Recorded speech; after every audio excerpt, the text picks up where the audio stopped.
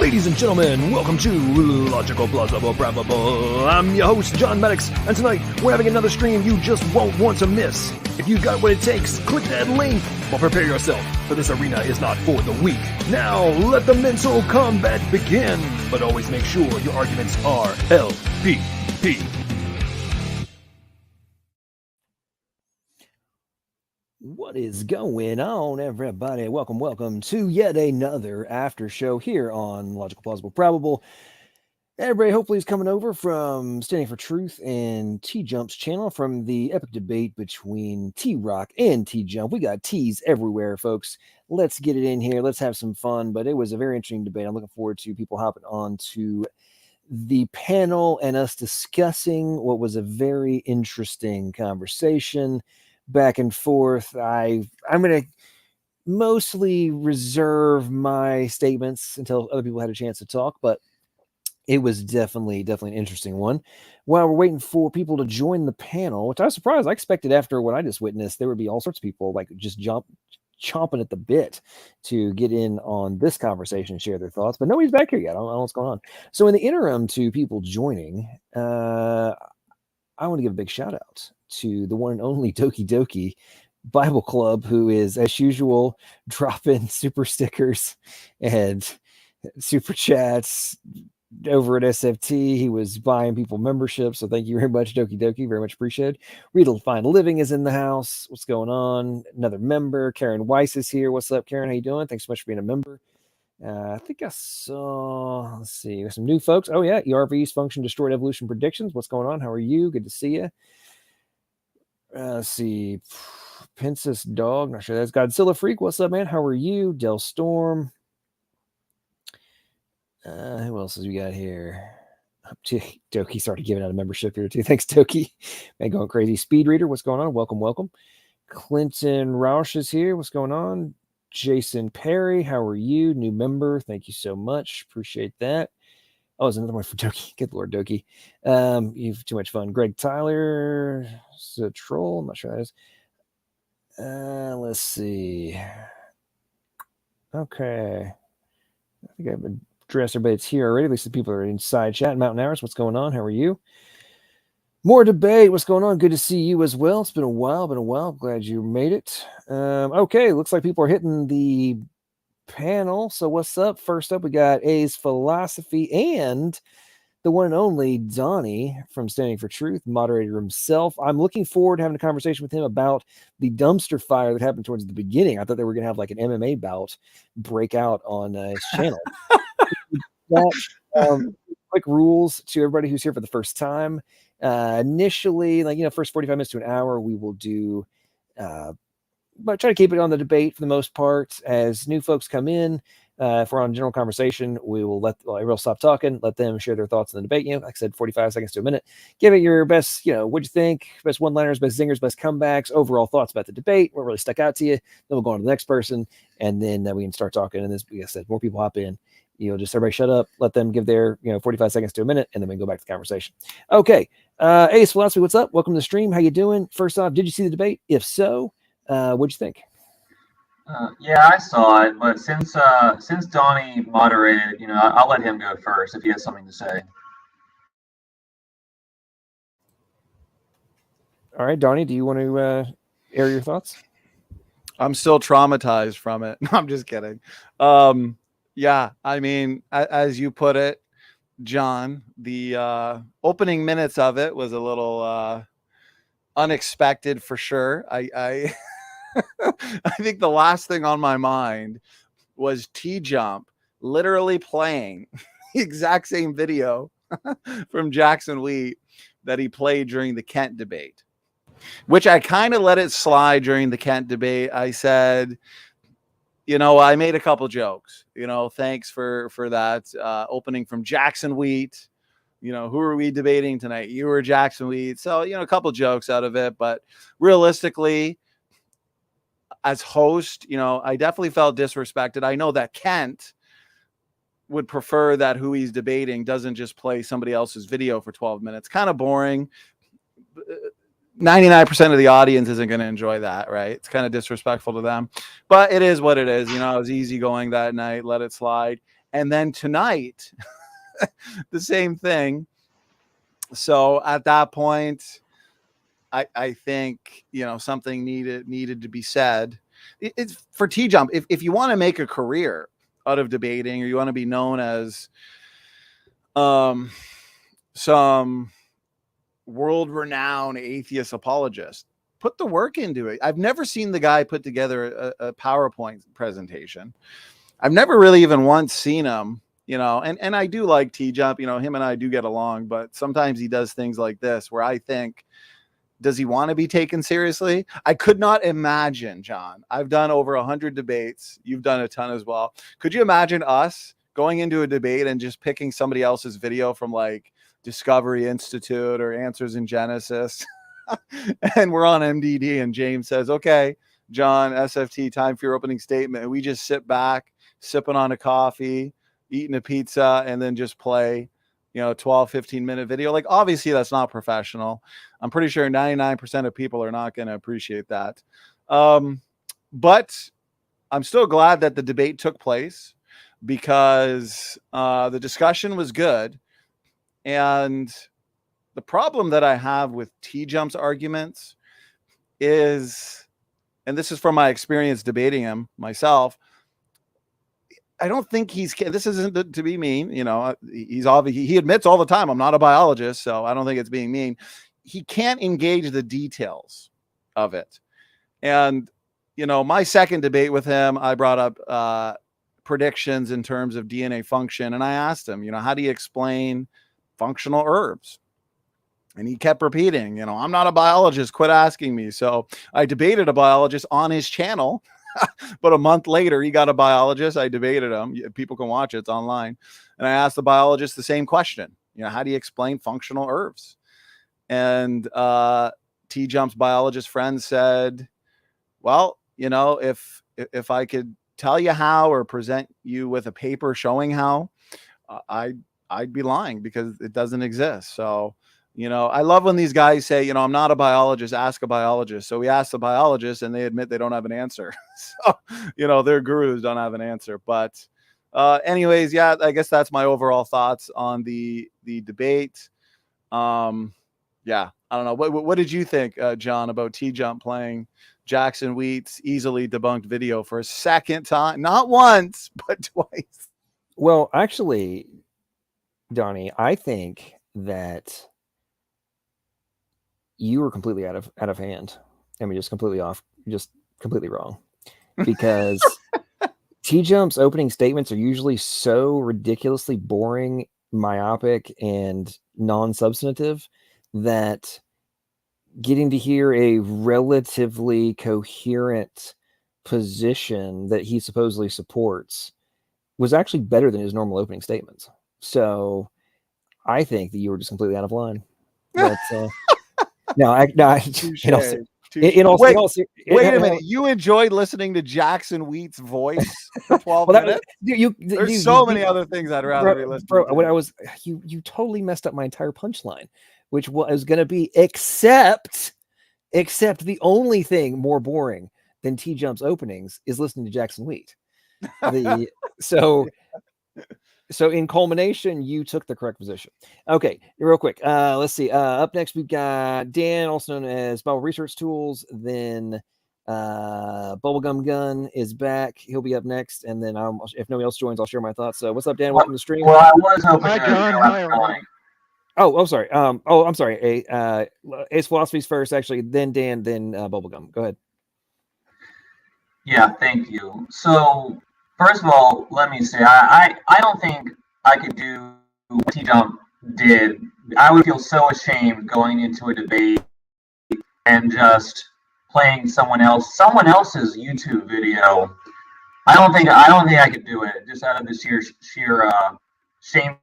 I'm glad Donnie said something. I was almost kind of hoping the debate would end just so to make a point, but actually, as other people noted, it ended up being actually a pretty productive meeting discussion. But maybe instead of debating, maybe we figure something out. Just everyone comes to the debate and we just play our favorite YouTube videos. Maybe that's how things should go. Maybe that's what T-Jump's trying to say. YouTube video debate, yeah. Yeah, exactly. But listen. Go ahead. Sorry. Well, I'm going to kind of go on a string here. What were you going to say, John? I was just going to issue a smart-ass comment. Go ahead. Finish your point. Well, I was going to say, regarding the stuff on the video, I think Donnie mentioned, almost everything in the video has been debunked for a long, long time. I mean, the thing with the Darwin seeing the flower and there must be a butterfly and Tiktaalik. Tiktaalik is just a fish. It's just a fossilized fish. It's not a transition form.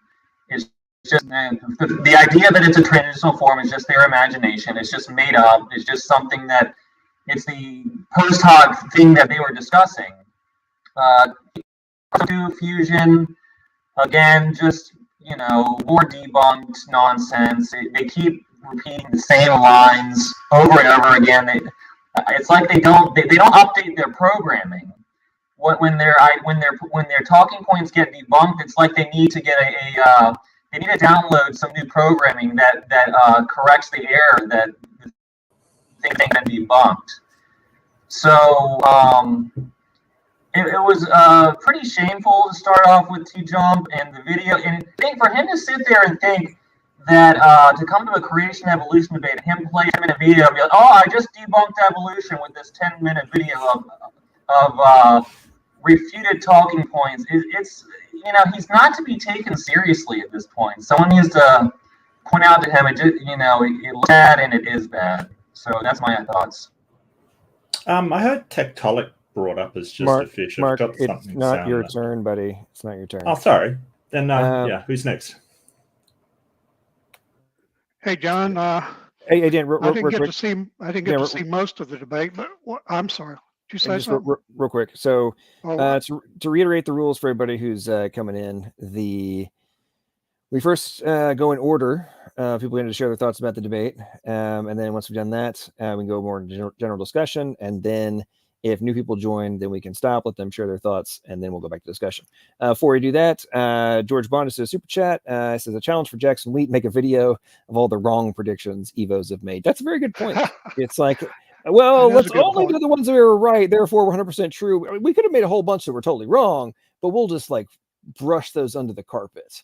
And then be like, well, if the opposite side didn't make 100% correct, wasn't 100% correct on all their predictions, therefore all of their predictions are false or didn't exist. The other part that cracked me up about this, well, I'll share my thoughts later. Okay, Dan, your turn, then Bubblegum, then Mark Reed. Go ahead, Dan. on that same point, I call that kind of science where you make a million predictions and hope a few of them are right, and then you emphasize those predictions. The Jeannie Dixon science.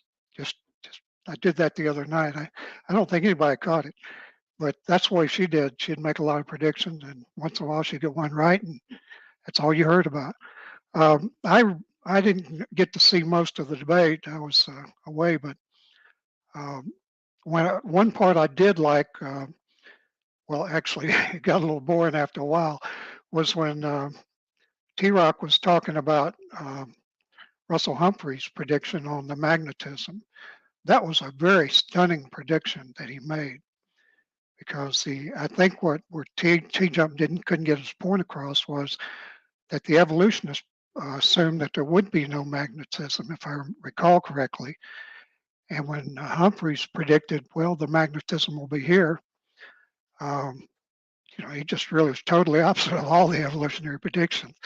But anyway, T-Jump just couldn't understand that. T-Rock tried to explain it over and over again.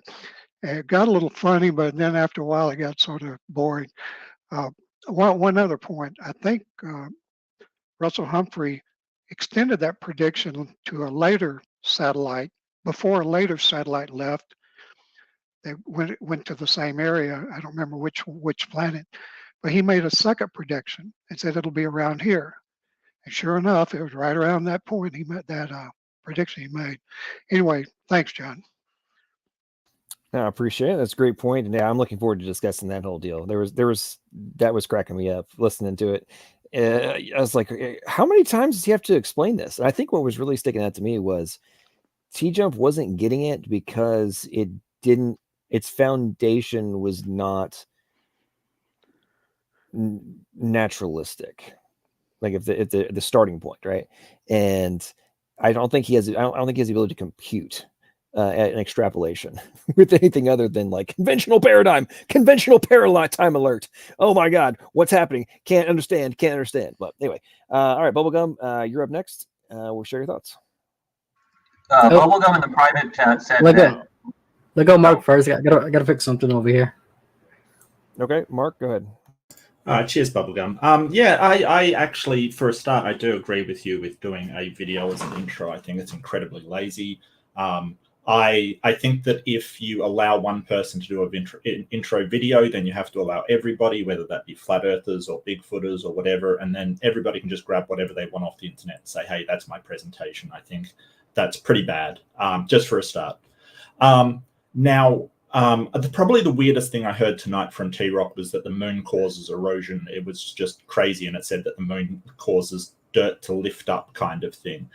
He didn't seem to understand accretion disks and sort of want to misrepresent the sort of stellar formation and the planetary formation model. A lot of his stuff was just misunderstandings of the actual science. I just want to quickly say Tiktaalik wasn't just a fish. It was a fish that could actually walk around on land. It had stiffened fins that allowed it to walk on land, so it's not really just a fish. It's a land fish, which is awesome. Yeah, and I'll leave it there, and I'm very happy to get into the open discussion. It should be great.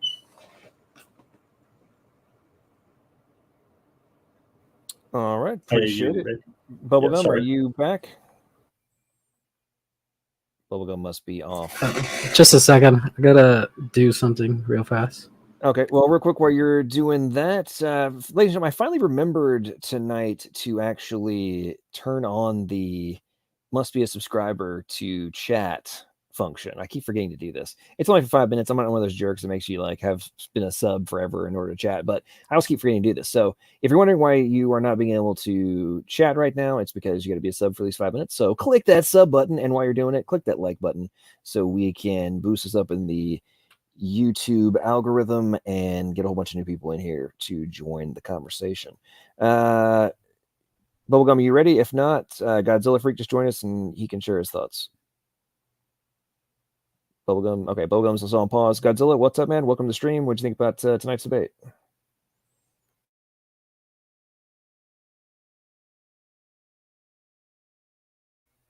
Godzilla, if you're talking, I'm not hearing you.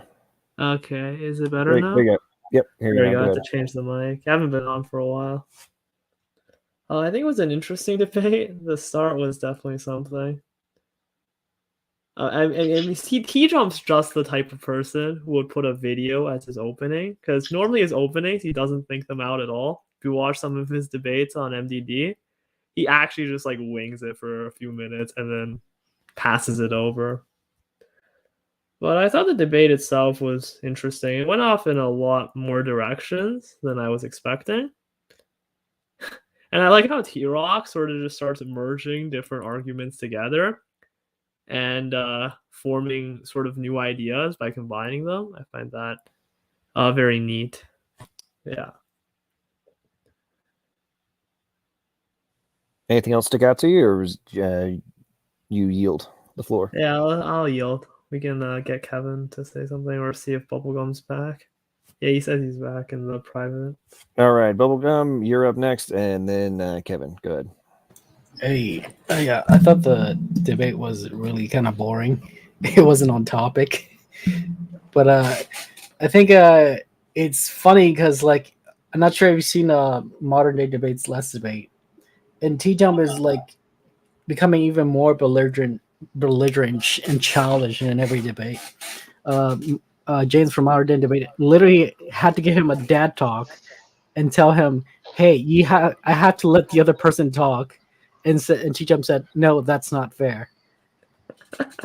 I was watching T-Jump versus Haas a bit ago. It was interesting. That debate was rather interesting. I was pretty blown away at that. I know exact point you were talking about. And what's really funny to me is there have been, I forget the atheist, like Dark Messiah or something, did a little short clip acting like somehow Daniel was the one being unreasonable.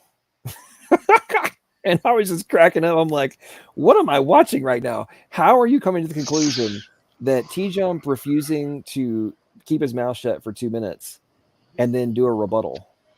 I didn't see that one. Was that T-Jump and Daniel Hikachu? Was that Hikachu? Yeah. Okay. All right. I'll watch it. Oh yeah, T-Jump like goes into full meltdown at that point. It was pretty crazy. James had to step in and do like a literal dad talk. Like, hey, time for me to be. It's like, T-Jump, this is how debates have been forever.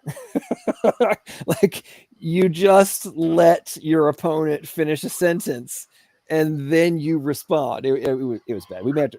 So hey, somebody and Bubblegum, if you know where it is, find the timestamp for that, and we may have to play that. Okay. Up next is, let's see, we got Kevin, and then Steve has joined us. So Kevin, what's up, man? Welcome to the stream. What are your thoughts on tonight's debate? Hey, John, Donnie, Godzilla, how you guys doing? Yeah, I'm doing well. Yeah, I think T-Jump is an arrogant, smug, demonic scumbag. And I think any atheist is a brain dead moron. Bubblegum Gum, you're a disgusting, filthy polytheist, and Ace Philosophy, you're a filthy heretic Unitarian. Why don't you go crawl back in the dirt? Okay, Kevin, let's keep this on. Listen to that Christian brotherly love, Kevin. You're not my brother. You're a twofold child of hell. Okay. I didn't say I was. I just don't said how loving you Don't are. make me mute everybody. I'm muting you guys. Man, I tell you what, StreamYard needs a blanket mute button. I just need to be like mute room button. Okay, Kevin, I'll let you talk again, but this is about the debate, not your personal feelings about everybody in the room. So go ahead. What are your thoughts about tonight's debate? Well, I don't really enjoy listening to T-Jump too much because he's really arrogant. You can't really talk to him. So no, I was in favor of T-Rock. All right. Anything about the debate stick out to you? No, I listened to like the first 30 minutes and then I turned it off. Well, here's what I have to say. I think, ladies and gentlemen in the audience, we can now confirm that at the 26-minute mark, right, it's actually for the 25:45 mark, we officially have made it. Oh, whoops, wrong one. We have officially made it to dumpster fire. It happened 25 minutes. I don't know if it's a new record, but it's pretty close to the last one. But okay, up next is Steven. What's up, Steven? Welcome to the stream. How you doing? And welcome to the conversation. And what are your thoughts about tonight's debate? Stephen Tibet, good to see you, brother. Yeah, one of these days, Donnie, you're going to do it with an American accent instead of your Canadian one. Stephen Tibbetts. There, I got it. Yes. There we go. See, You'll forget it. You'll forget it every time. Accent the first syllable, not the second. Well, for the most part, it looked like I was watching a debate I'd already seen before in the opening because, like you said, he reused the same thing, and I thought that was kind of cheap. But somebody was in the side chat screaming about how Donnie and T-Rock were trying to cheat by not allowing him to play the video. Evidently, they didn't understand that he'd already done that on a previous debate. But I wasn't really that impressed with the argument at all because it wasn't him making the arguments. Yeah, setting the format is cheating, actually. Okay, you're not allowed as the moderator to decide how the debate should be organized. I don't know if platform should be allowed. Sorry, go ahead. I don't know if I'd class it as cheating, but it isn't a good look for you when you do it. You've just gone to the internet and gotten a video instead of putting together a body of facts to present. It's not a good look. So I think it's sort of counterproductive if you are doing that kind of stuff. So yeah, my point is that's a host. In defense of T-Jump, he probably was inspired by me, just because in the destruction of Godless Engineer, I recorded myself. Had a schedule to have a very streamlined 15-minute opening statement, and then I edited in Godless Engineer himself into the conversation, as well as a little interview segment of some people that were, high-level academics who were directly contradicting his primary point. So maybe that's what happened. Maybe T-Jump was just so impressed with what I did that he decided to copy it and then just failed in the actual insertion of himself into it. And that may be what happened. My thoughts on the debate were, wow, that was an interesting dumpster fire of ridiculousness. What was really fascinating to me, and so everybody knows, I've actually been listening to quite a few of T-Jump's streams this past couple weeks, and it's really been fascinating to me how he usually in those conversations with like PhDs and such, he starts off pretty good and they're having a good conversation, high level, intellectual back and forth, and then at some point it's like he flips a switch and goes into his juvenile mode, and the person he's talking with starts being like, what? That doesn't really make, I'm not following you anymore. That's not making any sense. And if you've ever taken the time to like actually dive into T-Jump's like moral model, it is weird. I mean, he admits that it's weird, but then it's really fascinating to listen to like PhD philosophers like try to like twist their brain into the mental pretzels that is T-Jump's worldview. And then, long story short, to me, if you start to realize the very fractured prism through which T-Jump is viewing existence, it kind of explains where some of these debates go. But that's a sidebar. Anyway, let's okay. Anybody else wants to join? The link is pinned in the side chat. Come on in. We'll stop talking and let you in. Till then, let's do a little bit of open conversation. Donnie, why don't you start us off with a topic, and then we can discuss stuff, and then we can go in round robin and get into more conversation. By the way, I linked the video on the. Yeah, I see it. I'm about to pull it up. Okay, Donnie must be off getting his caffeine coffee IV hookup. Yeah, probably jabbed in there. Yeah, So good idea. if everyone wants to toss in a subject, we can start talking, and then we'll go back in a round circle. Go ahead. I just want to add the point that basically, like, the person hosting a debate has the authority to decide what kind of thing is allowed. So whether a video would be allowed, obviously the person hosting would get to decide if that's. Yeah, kind of. I think that what would happen is you'd sort of have an agreement on the rules or understand the rules beforehand, ideally, and the moderator would leave it up to the people debating. But yeah, if you're sort of, my channel doesn't do videos, yeah, you would expect the person debating to say, well, that's the rules of the debate. I agree for the most part. Yeah, I think what I'm going to do from now on, because I think the more the channel has grown, more requests that come in almost daily, is I'll add that to I've always kind of just assumed that debaters knew, not to play someone else's video. Flashy, you kind of assume that somebody wouldn't do that because it's just, you see flat earthers do it all the time and it's just so bad. It just makes them look terrible. So you kind of assume that nobody would do that, right? It's just right. Yeah, no, but yeah, if you just put a sort of advisor saying, hey, please do not post videos as introductions. Well, because technically what I could do is do one debate and then do an opening presentation and then just agree to 100 more debates in the next few months, and it'll be so easy. Every time it's my opening statement, I'll just play the one opening statement I did before. I'll record one and then just play the same one all the time. T-Jump does a lot of debates, like a lot of them. His numbers are up to something massive, but yeah. I don't think that's not an excuse. It's just, I think that's probably the reason, is because he's done that many, and maybe he feels like he's repeating himself. But as I said, it's not an excuse. When you're doing a debate, you do your introduction, present it. I think that any video introduction is just lazy, and also it looks bad for your side, is what my real problem is with it. Yeah, Donnie, what you're missing is, he wouldn't even record himself doing an opening statement. He'll just find someone else's opening statement and play that instead. Yeah, if you're gonna do your own video, I mean, I could see where there'd be some allowances for that, but just to outright rip somebody else's video off as your opener is very uncool. Okay, so one of the many things that really stuck out about the debate, right, that really just got me, was T-Jump dismissing points that T-Rock was making and then claiming that the polar opposite of what T-Rock was saying was true, right?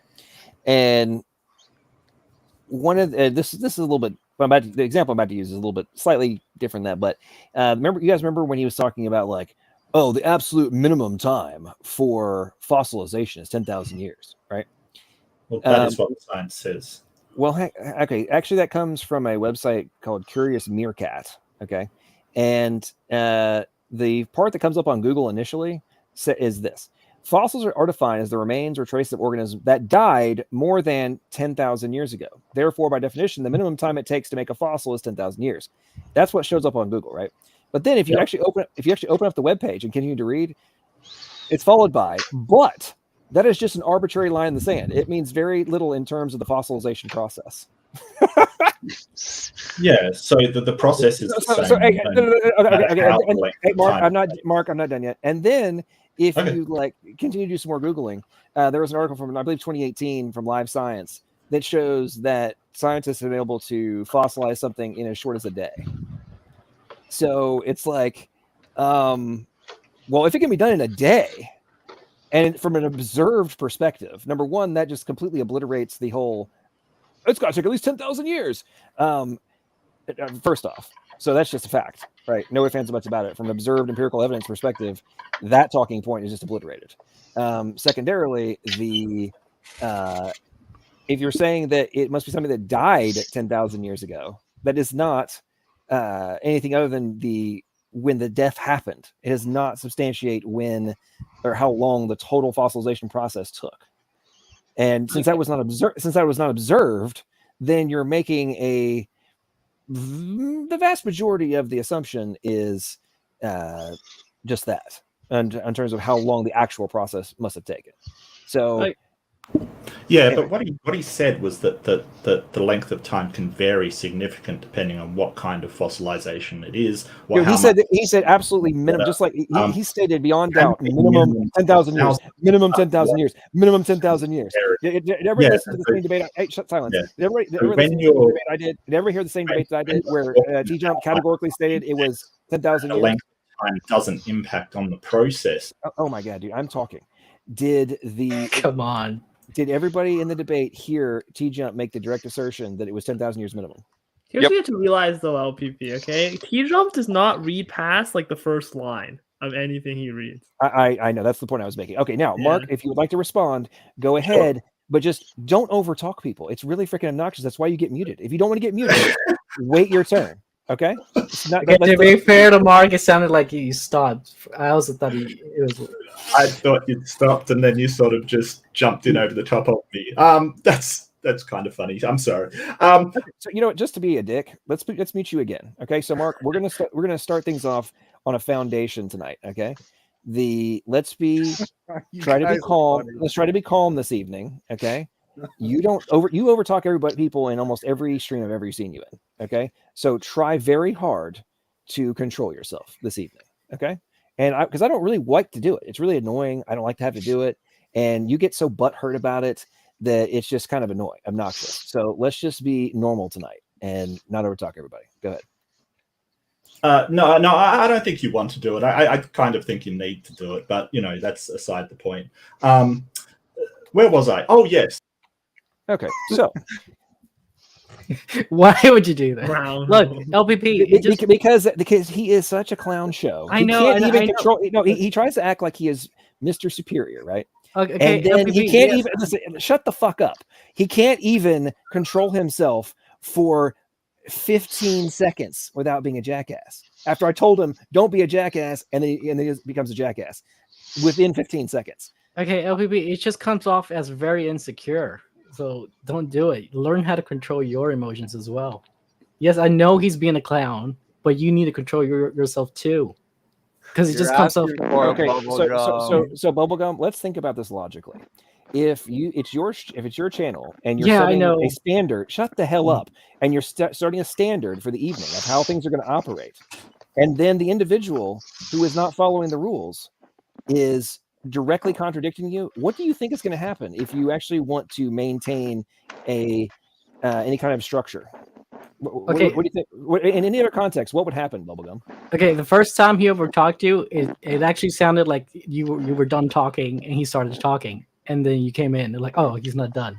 The first one was dude, and then I established, okay, fair enough. Here's the rules. That's how we operate. I say now, go ahead, your turn. Okay. And then he's a jackass. So now Mark can come back in if he wants to. All I did was I didn't ban him. I just kicked him out of the room. He can come back in if he wants to, but he just needs to know that he needs to not be his usual jackass self. Go ahead. I agree with that. Let's be honest, but let's be I don't want to defend Mark here. Okay? Exactly what he was doing. Mark knew what he was doing. He was trying to set off LPP. That was his whole goal from the get-go, and he knows it. He knows it. Yes, but it comes off as insecure when LPP takes the bait. Dude. Okay. I'm just kidding, Mark, by the way. Bubblegum, I think that you must have no understanding of actually setting, like, drawing lines in the sand. Like I said, Mark can come back in, okay? He can come back in if he wants to. He's not banned. He just needs to know he's got to behave. That's it. So you ever like experience that in any like? Do you ever play sports, Bubblegum? Whoever's no. making a bunch of noise in the background, mute yourself, please. Did you ever play sports, Bubblegum? No, I just work out. I don't do sports. I You just never played. Have you never played sports in your entire life? Well, yeah, but like it's high school. But after that, Oh. I just lift weights. Okay, so in high school, if you like were being a jackass, you ever played by basketball? What sport did you play? Volleyball, dodgeball. Dodgeball's a sport. John, tell Andrew to join. I want to talk. It's the most fun Women's sport. 1-2 fusion with him. Okay, well, anyway, tournament. For the people who have played sports, if you were like, if the coach told you to do something and then you did the exact opposite, very often they would yank you and sit you on the bench, and then be like, "Okay, are you gonna like behave yourself and follow the rules this time? Do what I tell you?" And then if you say, "Yes, coach, I will," they let you back in and play. Okay, so in this context, on my stream, the panel is the floor and I'm the coach. So I let you get away with a lot of stuff generally because I like dumpster fires. I let people go with a lot of stuff. But when I tell you do not do X and then you do X, I'm going to yank you and onto the bench or to the side chat, whichever context you want to put it into. So anyway, let's continue. Let's get off of this. We can get into additional conversation. Mark is backstage. I'm about to let him in. Mark, when you come in, you are not allowed to talk. I will tell you when you're allowed to talk and we'll give you an opportunity. You can raise your hand if you want to. And let's see if you can behave. And if you can, then we'll let you get into more open dialogue. All right. I just wanted to add another point to what you were saying about fossilization, which is basically that sort of the observable thing is the mechanistic process of fossilization, which we can know is very quick. But on the website, it'll still say it takes 10,000 years because they think that the geologic column's 100% true. So they think that like from a historical level, it must have taken 10,000 years in nature, even if mechanistically it can go way faster than that. No, that's a great point. That's a great point. Okay, Mark has raised his hand. Mark's going to get a chance to talk. Mark, I'm taking you off mute. Go ahead. I think you're on mute, man. I don't have him muted. He must have muted his microphone. Extra mic. Yeah, it's my bad. So what I was trying to say is that fossilization can take a variable amount of time due to the things that I mentioned.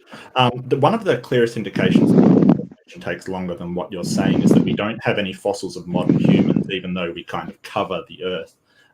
Fossils don't form of very modern animals. They only form of animals above a certain time. And there's multiple different types of fossilization. So when they're sort of saying 10,000 years is the earliest fossils we have, but the process doesn't change how long it is, it doesn't mean that it's saying that, oh, it doesn't take 10,000 years, because that's not what it's saying. That's not what you read out.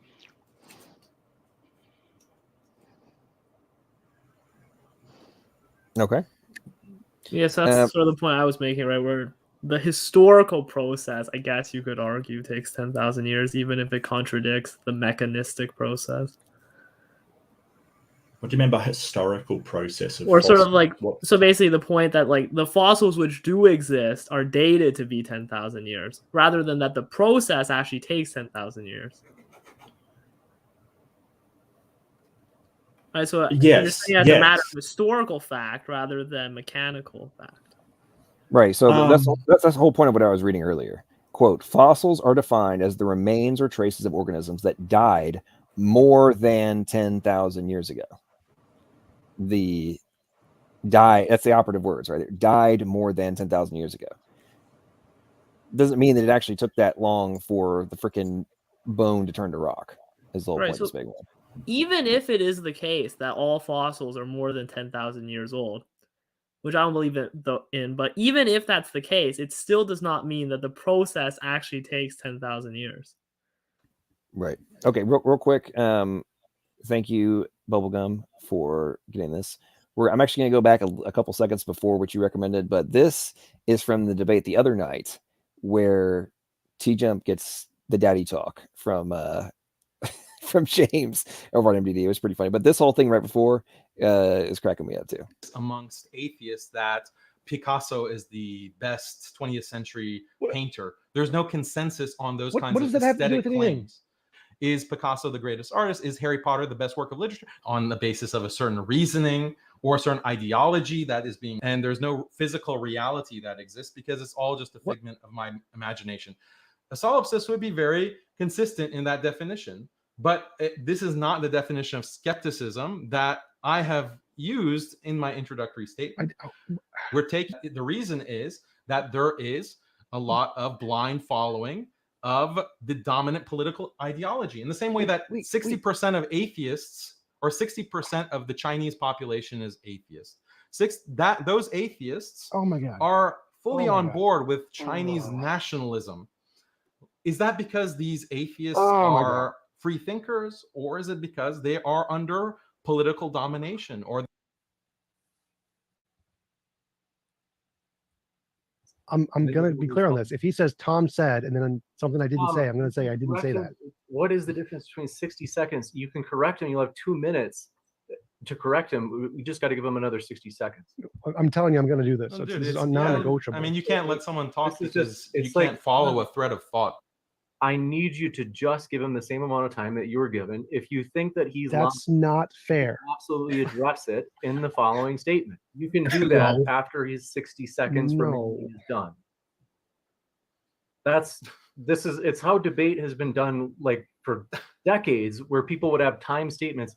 It's how they typically do them still. It's not unreasonable. You'll have as much time as you need to rebut him, but I got to give him the same amount of time you just had. That's fine, but I'm still going to, if he directly lies about something I said, I'm going to stop him and say, no, I didn't say that. Sure. Why don't you show respect to someone who agreed to debate you? I am, by correcting your mistake. No, so that you can make the correct you point. can show respect by shutting your mouth when someone else is No, talking. no, according to the moderator. If the moderator is telling you to shut up. He has to it's explain to you a debate format. No. I do want to make sure that everybody hears both of you. And so if we just break it into 60 seconds, not minutes. I'm just ignoring you. I need to answer the question. I'm focused on the question. The question is, he's claiming. I know that, but I don't want to get distracted by irrelevancies. I need to answer the question. This is the entire point of the debate. At the same time, it is reasonable for him to be concerned about being interrupted too much. Just the same way that you wouldn't want to be interrupted too much. I'm not even saying anything. I'm asking a question. So I'm making 0 points. Then when I give an answer, you interrupt because it's not answering the question I'm asking. He summoned me was I'm asking a question, and if you answer a different question, degree of that. So here's the question. Here's like what? Well, let's just let Daniel finish the last point that he was making, and then we'll come back to you for that question. This one from Bubblegum Gun says, if the Harry Potter book gave you cancer, that would be a utilitarian fact. Books don't give you disease. Sexual promiscuity can. Awful argument. Jump. You soy boy. I added the last part. Okay. So, come on, Tom. I don't understand the argument there. Like the argument. Lol. I love that part. The millions of people who aren't starving. I'm not even saying anything. I just asked a question. I got to say, James is a really fair moderator. There's no question that he is one of the most reasonable and fair moderators out there. I don't think you could argue with that. I'd be hard pressed to find somebody in the YouTube sphere that does a more fair job than him. Oh, except for Donnie. I'm sorry, Donnie. I totally forgot about you up there. See, this is bad. This is really bad. So when you're cutting somebody off like he is to Daniel there and just won't let him speak, right? It looks like he just can't let something out. It's like he's making himself look like he's getting rid of someone because he can't stand to hear what they say. He's acting like a child, a literal child. And then James has been like a dad and literally give him a baby talk. Yeah. Well, I know MDD is better than that old show. Sorry, Godzilla, go for it. Yeah, what was that old one called again? SFT would know, like the non sequitur show. That's what it's called. Yeah, the moderators would start like ganging up on the debaters. It turns into like a 3v1. Steve, somebody. That was before my time. I don't. Oh yeah. Remember Steve, somebody. I can't remember his name. Yeah, something like that. They would actually just start like helping one side of the debate against the other for no reason. That's terrible. Yeah, no, that's not cool. That's not cool. But I think anytime that you're trying to silence somebody, all it does is make you look like you don't have an answer for what they're saying. Look, T-Jump could have just let him finish, then said, hey, that is not what I actually said. You've totally misunderstood. Here is what I actually said. And it's incredible that that's what you got from what I said, because you're completely and utterly wrong. And it would have been far more impactful. It would have been far better. And it moves the conversation along. This just is counterproductive, because you just look like T-Jump just, right? He looks insecure, right? Am I wrong? Yeah. And he does it like in every debate. He's a sophist. He uses a lot of sophistry. I'm not sure if you've seen his debate against Duff Arenas. I probably wouldn't agree with that. I think I caught some of that. Was that the T-Jump is an idiot debate? Yeah, he lost that real bad. I'm not sure. He I even admitted at the end, and like there was like a whole after show about it. Yeah, I think he jokingly said that he was an idiot for going into that debate and talking to Darth Arianis in the first place. So in the beginning, he admitted it all cheeky, like, oh yeah, I'm an idiot, and like I'll take my $50 and go. But later on, it was like, yeah, I am an idiot. Look, T-Jump is a good debater. He's really good. I don't think not.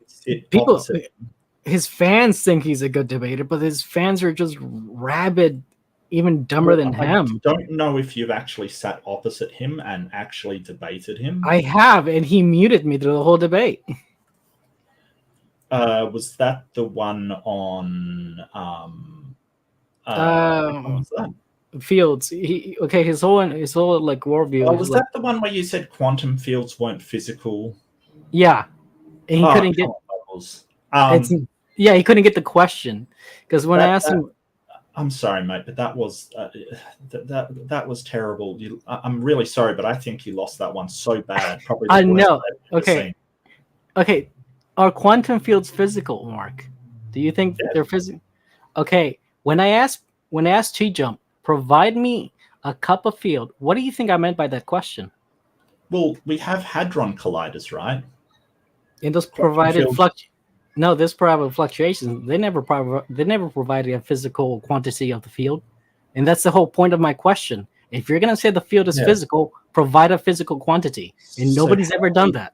How do we smash quantum particles together if it's not physical? I think a field's just an abstract concept we use to describe something. Someone said it was abstract, but nobody's provided a physical quantity, and nor could you. Because I'm not that big on field theory, but I know the physicists that study it and know all about field theory say that the field is physical. None of them they do. None of them has ever said that it's physical. Physical quarks that are part of quantum mechanics.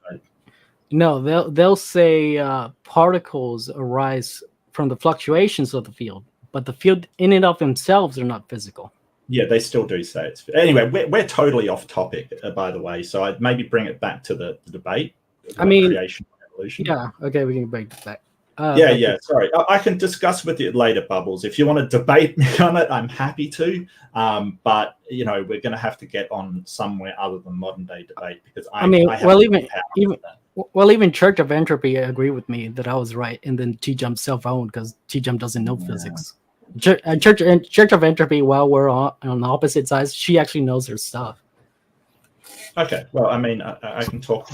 Yeah, well, even though she is crazy,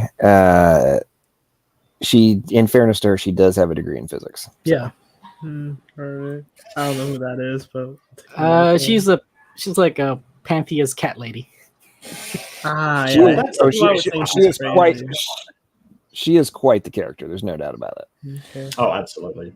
Oh, come on. Everyone loves Jen. Come on. She's really nice.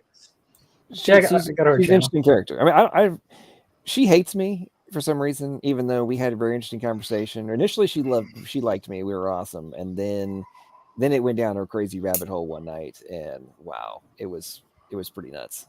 But in general, she's okay. Some of her debates have been fascinating. I think when she's not super high, she's pretty good. But when she gets stoned, it's like a whole. So nice and cordial. She gets high. That would explain a lot. Oh, have you ever seen her on camera? Dude, It's, have you ever seen her on camera? It's like full scale. Like she looks like she's living in I mean, I don't even know how to describe it. Like she looks like it's something that Bob Marley must have built. I'm not going to comment on anybody's, what anybody's doing. I think it's. But it's almost guaranteed that she is tripping balls at some point in that. Like guaranteed. Okay, so people that want to join, link is pinned in the side chat. Get in here. We'll stop the conversation. You can share your thoughts about the debate, and you can jump into the conversation. For folks who want to come in who aren't in front of their computer, that's not an excuse. The beauty of StreamYard, you can do it on your phone. So just click that link, get in here. You don't have to be on camera. Just have to have your microphone activated, and I can let you in, and we can get into additional conversation. Now, before we go on, I've gotten a message from George who says that timestamps prove Mark's denial about DNA being able to repair itself is true. Yeah, he sent me that message as well. I asked for the timestamp and he never got back to me. So do you have the timestamp there so I can look into it? So I just got it. I'm going to pull it up. All right. Okay. I know SFT is saying in side chat that when he gets back, he wants to talk about some of the arguments from Jackson's opening, but I don't know when he's actually going to get back from his coffee injection. Well, you never know how long it's going to take, because I think what happens is he goes to see his wife, and then she's like, well, I could inject you with this needle, or you could come and get in bed with me. And he's like, I guess I might get adrenaline rush, it might work. So I think that's what happens. And then when he gets done, he's about to fall asleep, and then she sticks him with the needle. That's why it takes him like an hour to get back. Okay. So George says I did send it to you. Yeah. No, I see where he said that. I responded, I never got it. We were talking in one of the comments of one of my, of the one on Standing for Truth, I think, or perhaps on yours channel. Anyway, we were talking comments somewhere, and he said, you lied and stuff. And I said, well, tell me the timestamp and I'll check it out. Because if I did say that, I was certainly wrong. But as far as I can remember, I don't remember saying that at all. I don't even remember talking about edites in that conversation. I don't think edites came up. So I don't know what. Well, I think George was specifically referring to like DNA repairing itself. But we'll get to that. I'll play it. I'm playing here in a second. Real quick. I forgot that Ray had done the super chat earlier. It says nobody has observed anything, let alone false formation. I think he's talking about evolution. So the time required is pure speculation. And then, and he says, left off 10,000 years. Okay, yeah. No, it's a very, very good point. Very good point. We have not observed anything 10,000 years ago. That's true. It's all supposition and inference. Okay, let's see. Let me get these timestamps here. Okay, this is... Okay, which one is which? Okay, I think this is from the other night. Okay. All right, so Tony versus Luca. Okay. So share. Okay. Let's see. Okay, so I think this is from when you said that no, but you had not said this. Okay, so all right, everybody go on mute real quick. Let's see what we got here. I know George was pretty upset about this. And right. And Mark Reed. So Mark, I got a question for you. I heard through the grapevine that you were denying the existence of the editase proteins. Is that correct? No. Well, so you agree that they do exist? Yeah. Why would I think they don't exist? Well, I mean, last night you were arguing that they weren't, is what I was told. No, I wasn't. So you do think I argued that mistakes in the genome are mutations and they're not necessarily fixed all the time. Which would you agree with that statement? Well, if you're talking about fixed as in like the population, we're talking about fixed. The word fixed here, this is another example of a hyperliteralist disorder, I think, because the term fixed in this context means being repaired.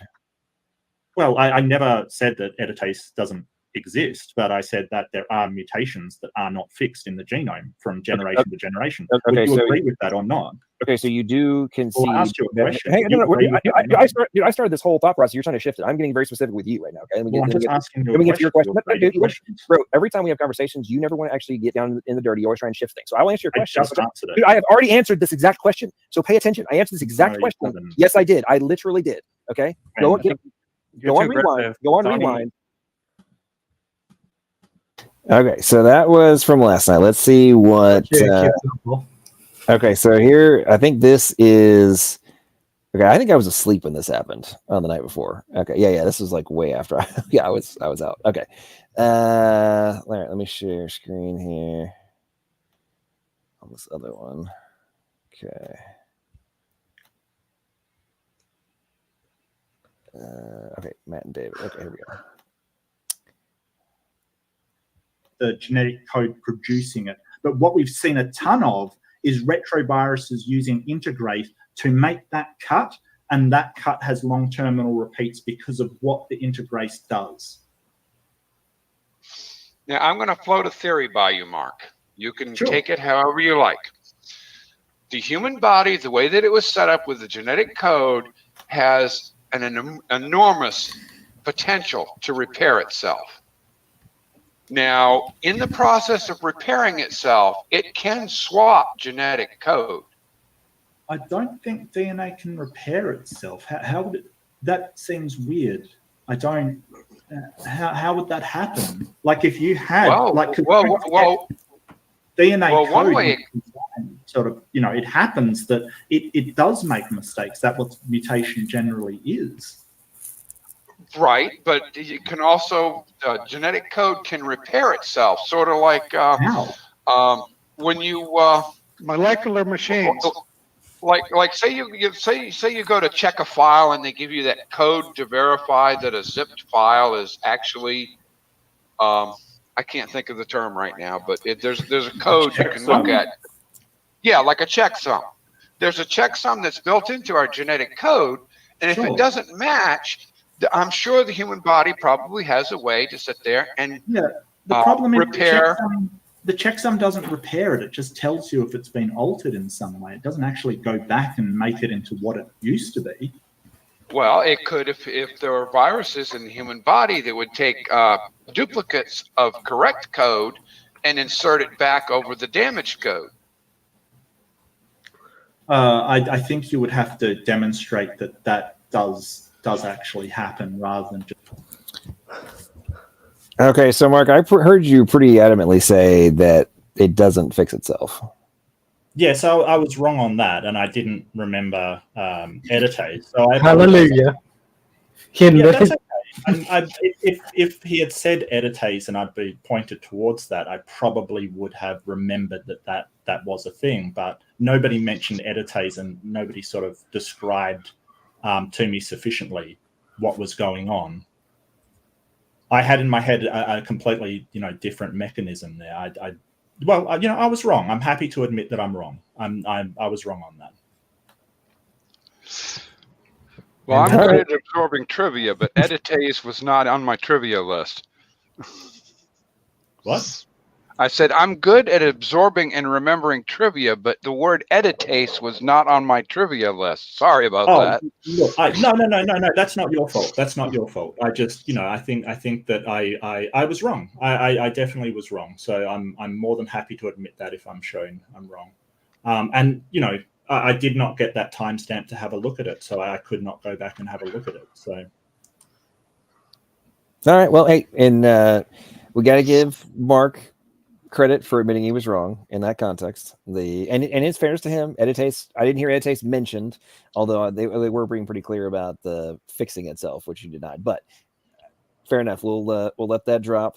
Mark admitted he was wrong, so let's not won't go any further. But yeah, George made editase is a DNA repair mechanism. I believe it's one of the endonucleases that.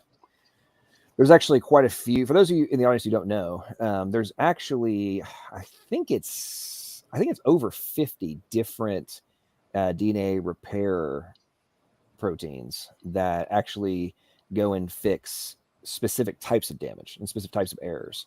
And there's different ones that work when the errors are in specific times, right? And like whether it's like damage or errors during DNA replication versus transcription, or just a general damage that's happened via radiation or whatever. There's a whole bunch of them. They go and fix specific types of damage, which is kind of interesting. And it's one of the things for me if you go and actually read some of the papers. And by the way, for all the atheists who think I'm making this stuff up, in my folder of shared papers for everybody, there's quite a few on the error correction codes in biological systems. And they have things, this is the checksum for this, and then this is the thing that goes and fixes it. And there's like direct comparisons to Hamming error correction codes and all sorts of stuff. If you ever take the time, or you're an information theory nerd like myself and find computation, all that stuff fascinating, go read some of those papers. It's very interesting. And the next time you hear atheists talk about how there is no information or it's not code, all these kind of things, well, just go read the papers and be like, how can you have a error correction code to fix something that is not a code? And then just ask yourself, anybody who makes that argument that is not the case, they must be either ignorant or they're living in denial. That there's no way around it, because it's very well established in the research. Anyway, we'll get back to the general conversation. Yeah, the scientists say that evolved over time. So if it didn't evolve, what was the process that it came about? It's like it's the same thing. It's like asking which organ evolved first. Because, for example, what would you say, taking a human being, which organ evolved first from your perspective, Mark? Which organ? Probably the skin, I would say. Well, that's the best of my knowledge. I mean, I can sort of say, hey, the heart probably evolved before the eye, for instance. Yeah, but you need nutrients to make the skin. So the skin needs a stomach. Mm-hmm. So the argument's even better when you single-celled organism. A lot of organisms don't have a stomach; they still absorb. Well, we never see we never see an organism that's just skin. Well, I'm not saying it's just skin. I'm saying that it probably evolved from a very simple, primitive organism that just absorbed nutrients around it, like some sort of thing, and then evolutionary advantage was to have some sort of harder skin-like sort of substance to protect it from. So just a skin organism that absorbs nutrients. How did you get that from what I said? Well, I didn't really say that. I said it was probably a more simple version, and then it evolved at the same time to have more and more like modern things over an incredible amount of time, just billions of years. Well, I'm trying to get as simple as we can. What do you mean? Okay, the first organism, was it just skin, or did it have other organs? The first organism. I don't know what the first organism is. Scientists say that it was some sort of very simple prokaryote that wouldn't have had skin. It does have a a lipid membrane. Yeah, membrane. There you go. That's the word I was trying to think of. Membrane. Thank you. Yeah. So it had a much simpler version that then has the potential to evolve into something else, but it's not. You would agree with that. But even that membrane still needs to get its nutrients from like a digestive process. There needs to be something prior to it. Yeah. So a membrane doesn't stop things from going through it necessarily. It's not something that prevents anything from passing a membrane barrier. Yeah, but it can't just let anything in. It also needs to regulate that. That's what the scientists say. So what is the other process that you're sort of putting forth here? I'm trying to see what is the simplest organism, because it's a demonstration of it's what's the word we're looking for. I'm trying to use the rat trap analogy. I can't help you, mate. I don't know. Yeah, so I think what Bubblegum's trying to say is basically that for an organism to survive, irreducible complexity. That's the word. Yeah, it needs many different components that all work. Irreducible complexity was kind of shot out of the water. That's the thing. It has went and sort of brought bacterial flagellum as a, I mean, that was Behe that brought bacterial flagellum as an example of irreducible complexity. But what they showed in, I think it was Kitzmiller versus Dover, it may have been another trial, the scientists showed that that bacterial flagellum performed another task that was simpler. And that's one of the reason why it just sort of, for example, can we take any organ out of the human body and say it'll function? Can we take any organ out of the human body and say it will function? No, I don't think so.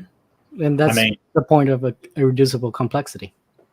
Because if you give the human being a less developed intestine or a less developed brain, it doesn't function.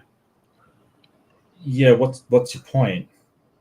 The point is irreducible complexity.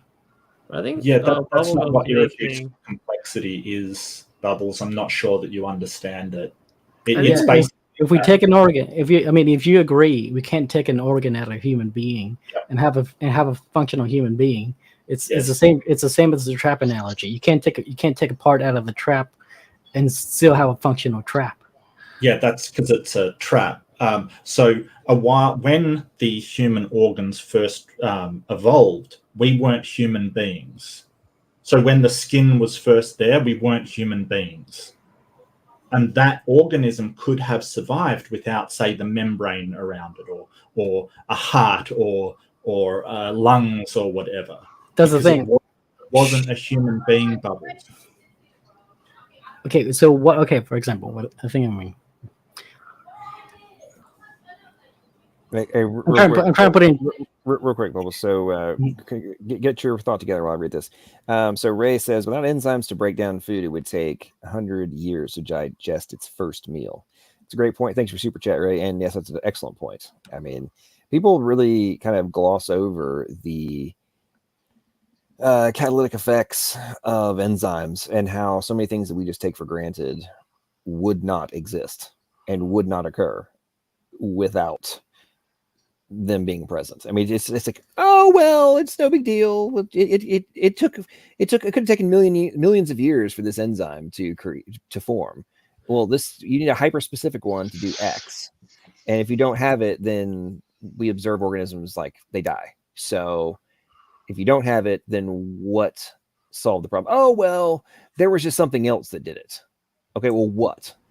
And there's literally millions of these types of scenarios that we're talking about, and 99.9% of them don't even get recognized as problems, and the ones that do just get hand waved away. Oh well, there was something else, and it's just like completely gloss over this, because if you actually had to go down the rabbit hole of coming up with a evolutionary pathway for all these things, we'd never get anywhere ever, because it's like, oh cool, we only have to account for millions and millions of different things. Yeah, that's not gonna happen. Okay, Mike. Just quickly say that I didn't say enzymes. I was asked the first organ, not enzymes. Enzymes have nothing to do with anything we're talking about. Mark, I wasn't saying that to address your point. I was addressing Ray's super chat. Go ahead.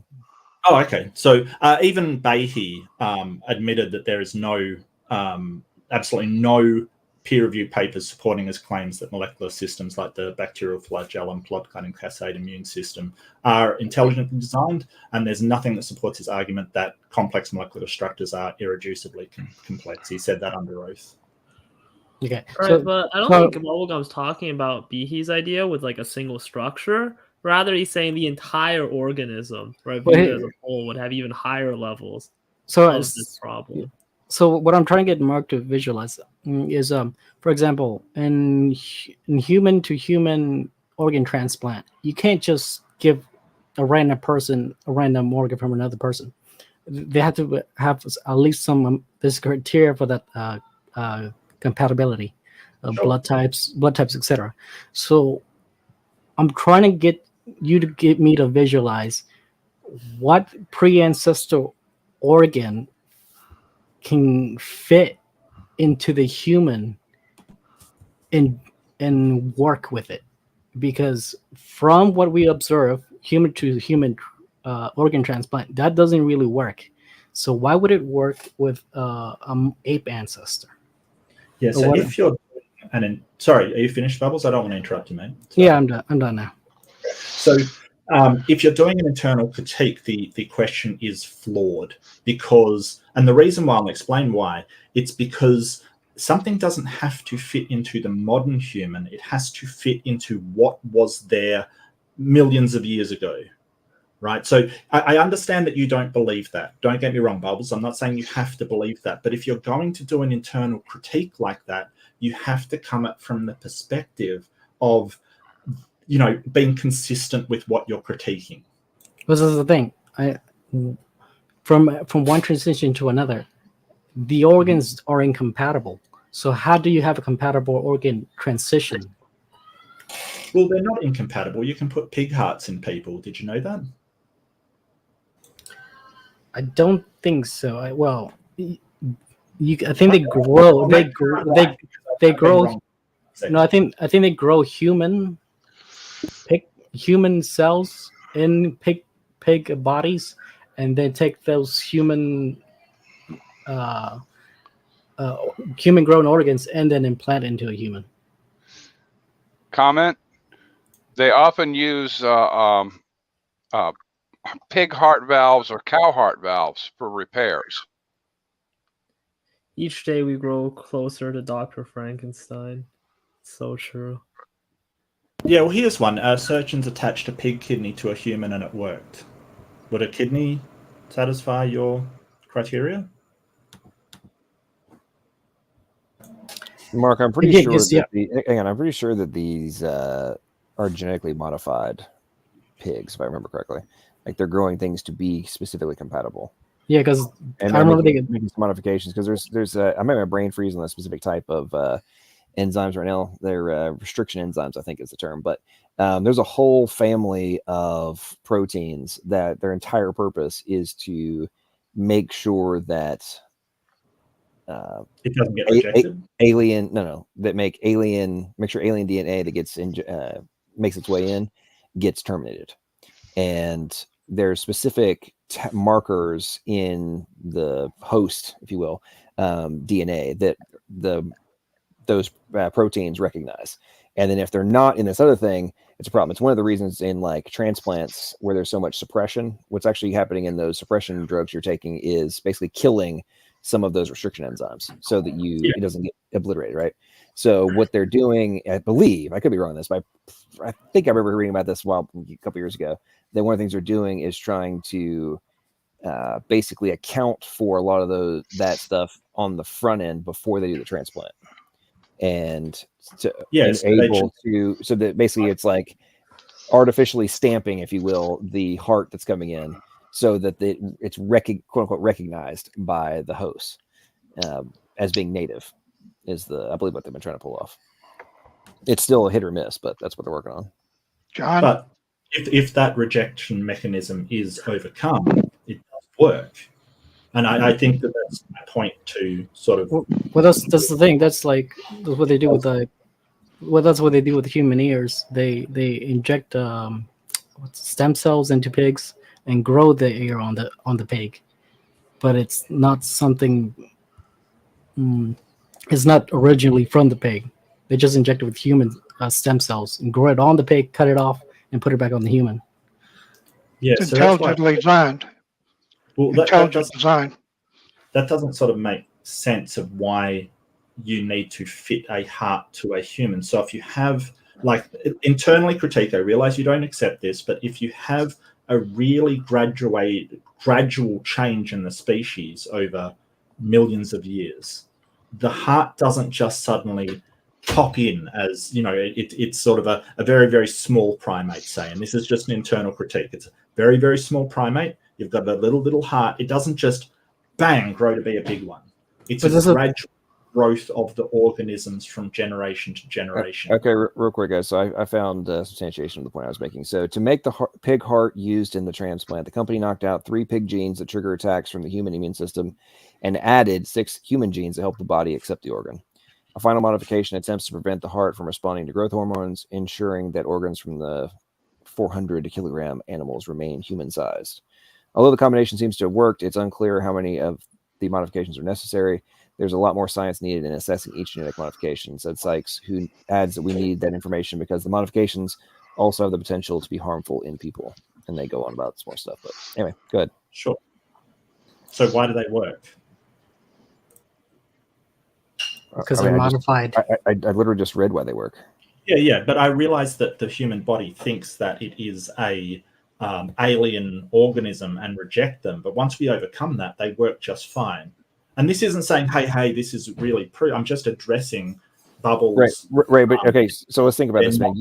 Okay, Mark, let's think about this. What I read was they had to edit 3 genes, or I think delete them, in the pig and add 6 human genes at the same time. Okay, so if you have to have all of these things simultaneously, and per your model, it's very, very minor changes. You don't have to have all these simultaneous things. And when you get into the how can this gene go to that gene, right? From a coadaptation, all that kind of stuff.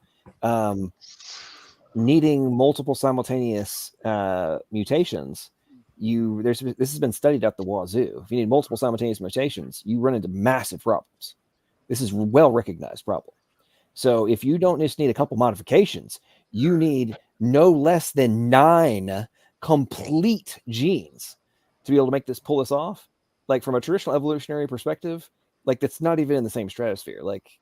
I mean, that's hilarious to think that would even be remotely construed as remotely plausible from a evolutionary perspective versus a necessity of intelligent agency. Yeah, because it sounds to me you're saying the organism as a whole is evolving rather than one spot individually, and that's not supported by anything in evolution. The whole organism evolving at the same time. Over the population, yeah, the whole, not the whole organism. No, because now you're invoking multiple lucky mutations, not just one mutation in one spot, but multiple mutations all across the entire body. If I could just finish, I think that 9 genes out of the sort of amount in the human body isn't a great deal. I'm just addressing Bubbles' claim that if they're so they're very, very different, and it seems to me if you have 9, you change 9 G's out of what 20,000, 20-something thousand, that's not a huge change. But the thing, it's a lot more than that. What you're going to need, because I think what you're proposing is that the whole organism changes as a whole rather than one part here over time and one part over here over time. But nothing in evolution has ever said the whole organism as a whole evolves simultaneously. Okay, so I think there's a misunderstanding of what you mean by as a whole. So it depends the length of time that you're looking at. So over one to the next generation, the changes may be very slight. To one leg a bit different, whether it's neck taller, very small incremental changes. But over a long enough time, if you're having bits, it's like if you've got a boat and you're just changing one plank, or you're just fixing the wheel, or you're just doing one little bit. Over the time, it can look vastly different than when it started if you're changing absolutely everything. But here's where the incompatibility arises. For example, if you start changing one part at a time, one plank at a time of the boat, for example, if you make that plank smaller, you're just gonna have a hole in the boat. If you make that plank bigger, you're just gonna have a boat that's not gonna sail as well, and it's gonna be eliminated by evolution. Exactly. You got it. No, that's the thing. That's the thing. You're not going to go in. No, you got it, Bubbles. So if that change means that it both very well, it dies. But that's the thing. Both that perform better, sail away and they survive. No, but the thing, both of these mutations, both of these examples are examples of the boat getting worse. What do you mean? Okay, the plant getting bigger and the plant getting smaller are both examples of bad change. Well, I mean, you can sort of replace parts of the boat and make it work better. Do you think that's? But that's the thing, replacing parts. It's that now you're saying the whole thing just comes in. Well, it's not. That's like saying scales just pop in, and nobody says. Sort of distracted there, Bubbles. You know, it's like I'm trying to think of an analogy that you'll understand, because nobody's sort of saying, hey. Something just produces something that's radically different from itself, and that's what you seem to be suggesting to me, at least. Well, I'm trying to visualize how the process of evolution actually looks like. For example, I guess you would maybe go to archaeology for that. If there's any archaeological studies that can pinpoint 1 million years ago or however long, and then it could pinpoint the different skeletons. But there is no time past 6,000 years, or I guess it'd be like 4,000 BC. What we know as BC, but like any other ancient cultures, when archaeologists go into ancient cultures, they kind of like they use their calendar systems to kind of like pontificate. Oh, we have years measured past 6,000 years. Look at this calendar of this. Aborigines tribe or Amazonian tribe, wherever that case may be. But they didn't actually measure in years like Earth rotating around the sun. They measured in days. And so they would get instead of like 100,000 years, they were actually meaning 100,000 days from the night to the sun. Because, they didn't have the Anno Domini calendar when they measured time. And so a lot of archaeologists like to kind of pigeonhole those calendars into pontificating, oh, well, this proves that we have life past 6,000 years that can be measurable. Not necessarily, because there has only been archaeological findings in the pyramids that have time that goes back 6,000 years ago. Other than that, it's just Aborigines, and all other calendars line up to the Anno Domini. I've got no idea what that's got to do with. All right, I just want to sort of that's not generally how we date things. We usually use a various combination of radiometric dating. It's not just, hey, we look at local tribal records or something. I've got no idea what that's got to do with evolution or creation, to be honest with you. Well, you're just speculating how old things are. Hey guys, real quick, time out. So this is gonna be the last thing on the George versus Mark argument. So Mark, Georgia sends me this, and this is regarding the timestamp. He just sent me this, so it's from 19 hours ago, and there. I did not get that. I guarantee. Maybe because it had a link in it. I don't know, but anyway, he just sent me that screenshot, so I don't know what's going on. Yeah. Anyway, so George did send it to you, but whether or not you got notifications, I mean, let's be honest. In the era of the freaking like Gestapo, YouTube, artificial intelligence overlords that delete everybody's freaking comments and whatever, there's no telling. Sometimes I've had on my own channel, I've had comments, my own comments deleted by YouTube on my own freaking channel. I've gotten that too. I know there's a word limit that I tell you about, because I've written some pretty big comments and suddenly they vanish, and I kind of worked out that it was the word count. Basically, it was too long, essentially. I also think that on some channels, your links, if it has a link in it, it'll just vanish. But the problem is that they don't tell you. That's the problem. Right? They don't tell you, and they also have started doing a thing where they like delete it for everybody else, but let you still see it. Yeah. And so people don't realize that it's been deleted. It's really obnoxious. I mean, YouTube, just stop being ridiculous, please. Come on. Anyway, okay, go guys. If you've got an algorithm to delete these comments, you can have an algorithm to send a message to somebody about it. I don't get. Hey, your comment has been deleted. That'd be nice. Exactly. And And for it would this take, reason, so you can fix it later. it would take like a dozen lines of code, if that. Are terrible, just lazy, but whatever. It hasn't evolved yet. All right, one second. I'd like to I- sort of simplify Bubble's just point wait from for earlier. AI will evolve. Sorry, Godzilla. Yeah. So I think the point he's trying to get at is basically that quality or improvement happens in a non-linear fashion. What this means is that basically it's not the case that a bunch of bad changes will make a thing worse and that a bunch of good changes will make a thing better in this cumulative sense, but rather that to create a good change, it may actually require sort of many bad changes to culminate together. And that's sort of the point he's getting at with the ship analogy, right? Yeah, very close. Because if all the mutations are just getting eliminated, then there is no evolution. So No, he needs not all. this thing. Sorry, that was not all. Yeah, but if you're just having these if you're saying you're just having these specific spot only mutations, those are just going to get eliminated. Because you can't just have let's say a frog with one bigger arm or a fin, just one fin. It's going to get rid of that. Generally not how it works. But just say the monkey does have a longer limb, for instance, and just say that its food source is it has to reach down holes. That longer limb may be an advantage to that monkey, and therefore it doesn't die as often as the monkey.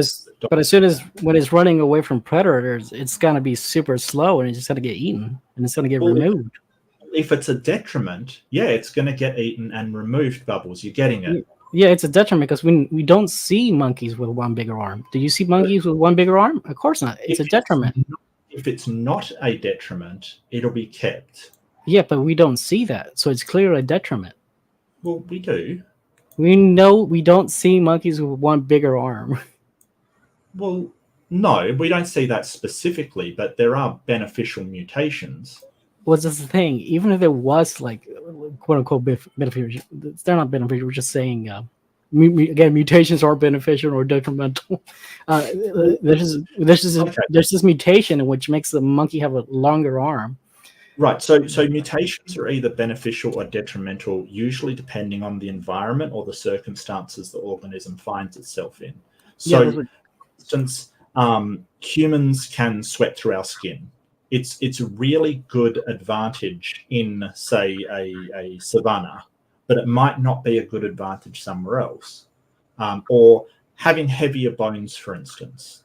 If you're in a landlocked area and you don't have to swim, that's a beneficial mutation. But denser bones is a disadvantage if you're a water creature because it's harder to float. But we're humans aren't aquatic. Yeah, we're not mermaids. That's why we don't have particularly dense bones. But I want to give this example of this specific spot mutation because you're saying this simultaneous beneficial mutations don't happen in which the whole organism is evolving at the same time, which nobody in evolution would propose. That would be ridiculous, right? The whole organism is evolving at the same time.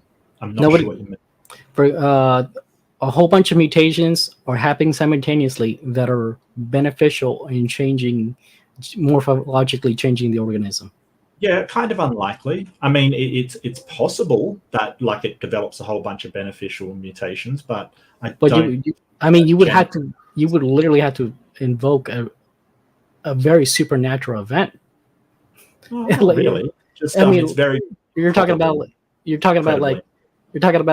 within one generation, a bunch of mutations happen, turned a chimp to a gorilla.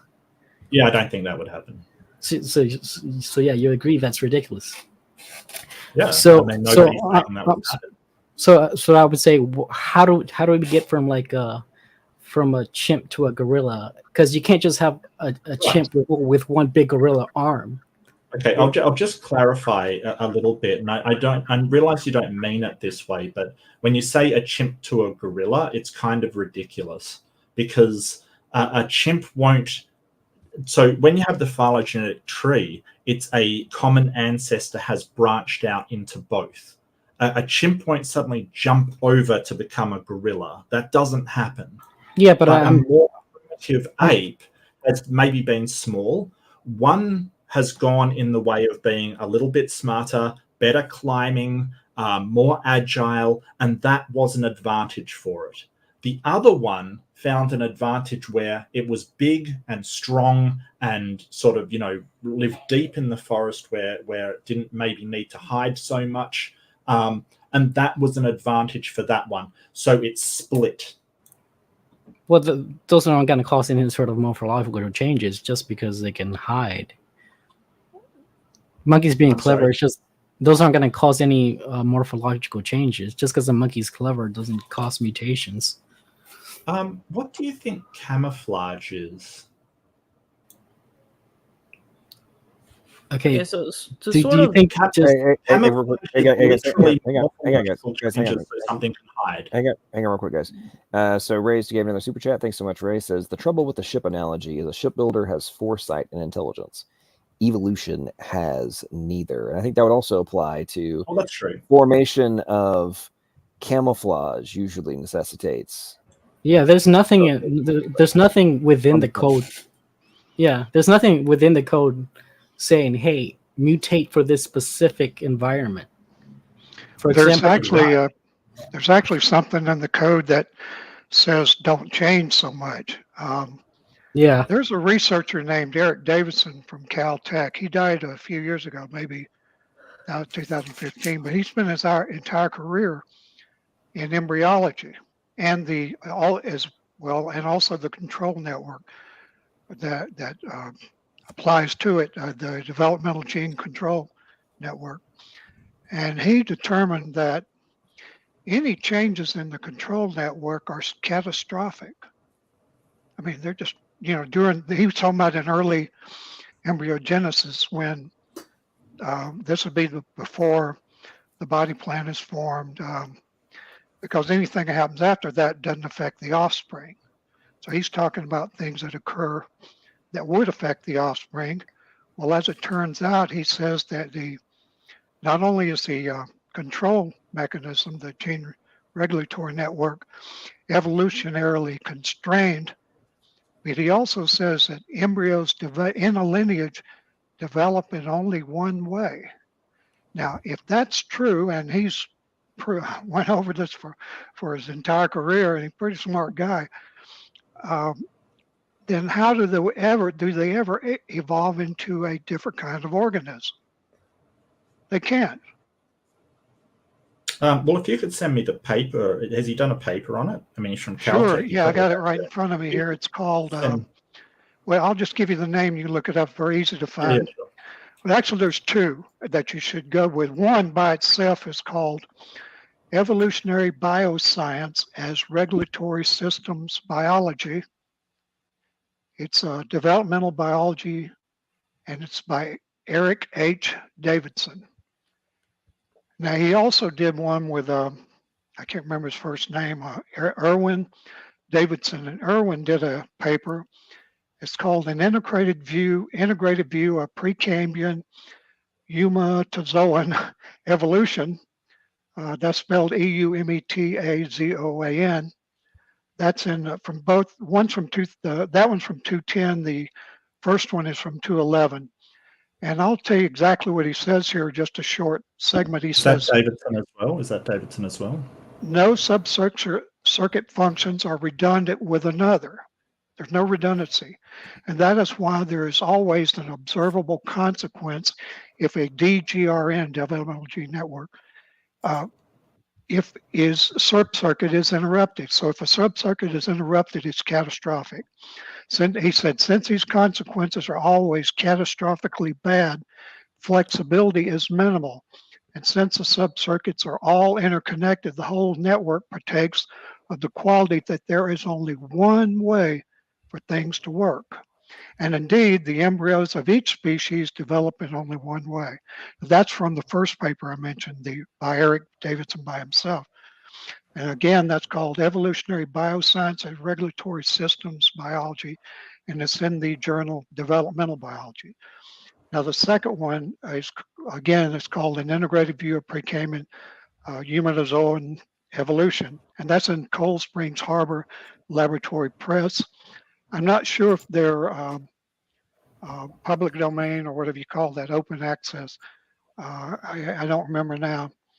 But the second one pretty much says much of the same things the first one says, although in this case he says canalization of developmental process in Eudemozoan lineages mean that the responsible upper level subcircuits, will be evolutionarily conserved in all descendants of the ancestor of that lineage. Now, how's there going to be any evolution if that's true? And I'm pretty sure the guy knew what he was talking about. He's an evolutionist, by the way, always was. Okay, so I want to address that. So this is from a person that believes in evolution, and isn't in his conclusion for the first one. Furthermore, we can deduce that the outputs of the subcircuits must have been polyfunctional rather than finely divided and functionally divided, as in modern group DGRNs. As a general result of these arguments is that considerations of evolutionary change in DGRN structure may at last provide a unified conceptual framework for understanding the stages of crown group evolution and the history of change that produce different hierarchical levels.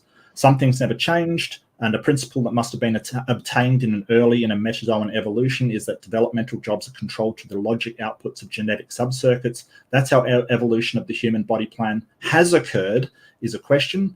Thus how the evolution of the animal body plan has occurred is a question. That, and in the end, can only be addressed in terms of transcriptional regulatory systems biology.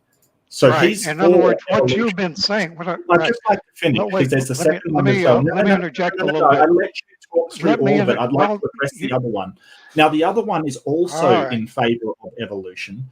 Basically, its conclusion is a strong conclusion is the evolutionary process generating the genomic programs responsible for the developmental formulation of basic, this word is beyond me, etemozoan body plans was in many ways very different from evolutionary changes that can be observed at the species level in modern animals. And that's his conclusion for that one. But he's all in favor of evolution. So how do you explain that?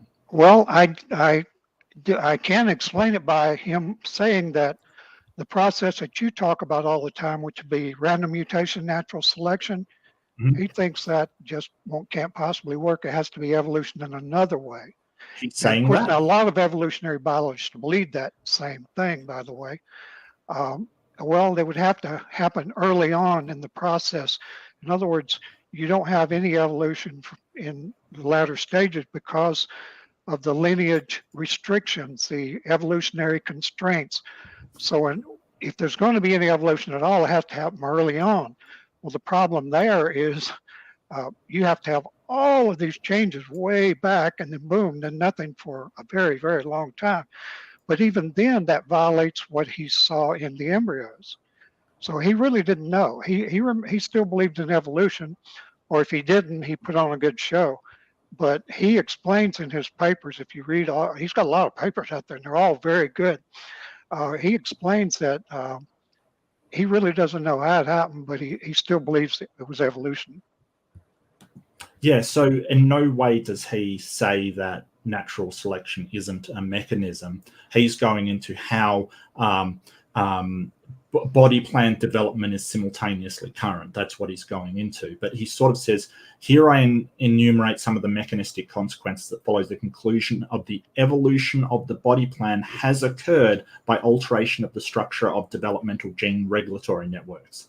He's not saying that evolution isn't a thing. And I think it's really dishonest to take somebody's paper, sort of cherry pick a couple of things that you don't really understand how they work in the paper, and then say he put on a good show if he wasn't an evolution, believed in evolution.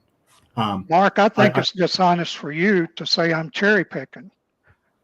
I quote, exactly I've read all the articles, and they all say the same thing, that the development of the embryo is really, really hard to change. I mean, really, you'd have to get unbelievably lucky. Sure. And he talks like that kind of luck is not available through random mutation, natural selection. And there he does say that. Let me just see if I can find which paper he says that in. Well, while you're looking for that, so real quick, so Dildo Super Chat says, I have heterochromia. My right eye is blue and my left eye is brown. Would this be a beneficial mutation? Question for anybody. Yeah, eye color isn't really, it provides you no real benefit unless for some reason heterochromia became super attractive or attractive, and then you would actually have sexual selection that somebody, people with heterochromia would get all the girls and leave them for the rest of it. Some parts no, some parts not. For example, I think it's in Africa. If you're like born with albinoism, which gives you like white skin and like blue eyes, witch doctors will kill you because they want to get they think you have some sort of magical properties. Wow. Listen, Bubblegum, only polytheist doctors who would think that you must be from their god's creation. Those guys are Satanists. Those aren't polytheists. Oh, okay. So, quick, George says the DNA contains prescriptive info that can only come from a sender. It also contains decision-making algorithms that takes foresight and forward planning. Forward planning requires a forward planner. That's a very good point. In any other context, that would be the immediate conclusion if you came across things that necessitated all of those factors in order to exist. I agree with 100% on that one, George. And but back to Bubblegum real quick. Actually, before we jump back to Dan and Mark, Slavic has joined us. What's up, man? Welcome to the stream. How you doing? What are your thoughts on tonight's debate? If you saw it, if not, what's on your mind? And then we'll go back to Dan and Mark. Go ahead, Slavic. I haven't actually seen the debate. You guys can hear me, right? Yep. Yeah, we're coming through. All right. My headphones are acting up. Anyway, I haven't seen that debate. I was interested in specifically asking the question between Bubblegum and I'm not sure who the other guy was talking. But probably me. But the reason I was interested is because the only way I think evolution could work is it has to only mutate the child before it's born. Because let's say I have like a black one of those, what are they called? It's like on your skin, you have a tag or whatever they call. It doesn't pass on to your children, even though that is technically a mutation on your skin. So how can, like, let's say that my arm got mutated somehow, let's say radiation, and there's some kind of cancer. We consider that cancer a mutation, even though it's a bad one. But let's say that a few cells got a little bit bigger in the heart, and it makes me a little bit more athletic. Those mutations can't pass on to your children. Just your heart is mutated, right? So the mutation would have to happen only inside. You're saying it has to be a germ line mutation, not a somatic. Yeah, so what you have to consider is that the mutation can sort of happen in your reproductive cells, and that would get passed on. Yes, that's the only thing. But then the problem with that is how do you account because the way the child develops, right? It's such a we're not even sure how the expression comes out to build the human. The cells are split. You're saying so many of the things that might be considered beneficial in this context might be caused from an epigenetic perspective, not a germline heredity pass on perspective. Therefore, the reason is because then it doesn't matter how much environment, it can't affect. It only affects what survives, not exactly to make it beneficial. So you just have the luck of the draw if there's some kind of mutation. Like, we had a child we lost because she had a mutation that she had like fluid in her brain, and she passed away. I'm sorry to hear that. So yeah, the problem is that the mutation was not specific. It was like a random, mutation. They had some kind of name for it, whoever the guy that discovered it. But the thing is that it's a random mutation on the genome, but it's not a beneficial one. And how many children people have born so far, we haven't seen a beneficial, something that like makes you beneficial. Like, yes, there's recombination or whatever you want to call it, from the mother and the father, but we don't see the actual environment pushing the changes, but more like I'm not even sure how would you guys explain that? Where does the mutation come from if it's not the environment directly affecting it? Yeah, so well, the mutation's kind of random. It just throws things up. Sometimes rarely beneficial, but it happens, and detrimental. The beneficial ones are selected for. I think I'm a bit confused because you sort of said if you worked out in your heart, that's not mutation like we're talking about. It's sort of when the genome changes. You can have mutations in your own genes, but yeah, we're talking about germline mutations where, and even if you have a germline mutation in the sperm, it doesn't necessarily mean that the child will get it, because of course there's two genetic sequences that we've got here. We've got the egg and the sperm, and so it might not be carried on to the children. It's why you get people with dwarfism, for instance, and their parents are short and their children can be tall. Yeah, I get what you're saying. So then the problem becomes the transmission of that to the whole population. Is there even enough time? Let's say there was some kind of beneficial mutation that, like, let's say that there was a hand that was 3-fingered, right? And some kind of random mutation happened that instead of 3 fingers, it copied the other finger a couple more times, and now you have a 5-finger, right? Will that pass on to the full population quick enough, or will it just die out? So the chances, like, you would have to be like a statistician to figure out the amount of time we have on Earth, the billions of years of evolution, right? Do we have enough time to pass on all those mutations from the single cell to a human, or to even, let's say, any kind of animal, right? The amount of genetic anomalies that would have to be happening would be like insanely quick and passing on insanely quickly. But we don't really see that happening right now. I don't think it's insanely quick. Sort of, if you're talking billions or 1.4 billion years odd, you're talking like, hundreds of millions of generations almost. Like, you're talking about a very, very long period of time. So the 3-fingered thing, because that's good. So just say we have a 3-fingered organism, and there's a 5-fingered gene mutation in there somewhere, right? The mother, for instance, just a sake of argument, they have a whole bunch of kids. Now they might have some with 3 fingers and some with 5, right? And it is more. What happens is that those 5 fingers, just say they've got a massive advantage and survive having 5 fingers, they're a lot more dexterous, etc., etc.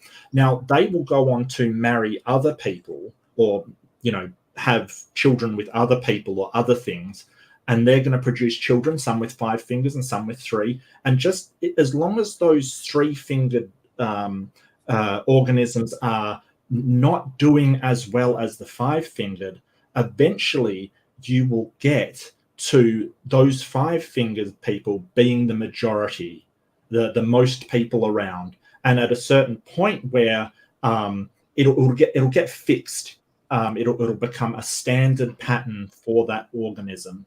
A really good example of this was in England, northern England, where they set up a whole bunch of coal plants. There was a moth that blended in with the trees. It was grey like the tree bark and mottled like the tree bark.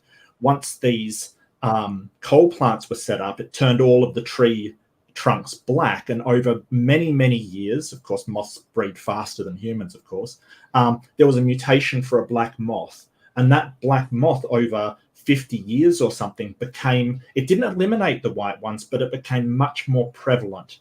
And then when they shut down the coal plants, it switched back to the white ones being more prevalent. I have to correct you on that, though, because it's not a mutation which produces the black moth, right? It's not this new thing that showed up that only exists in a few of the moths. Rather, it was a sort of rare variation that already existed in a meaningful, somewhat significant percentage, like 10, 20, maybe 30% of the moths were already black. So while it was a lesser part of the population that became more dominant, right? You can't really say that it was a mutation that created it, right? Because in the case of a mutation, you would only have like a single family.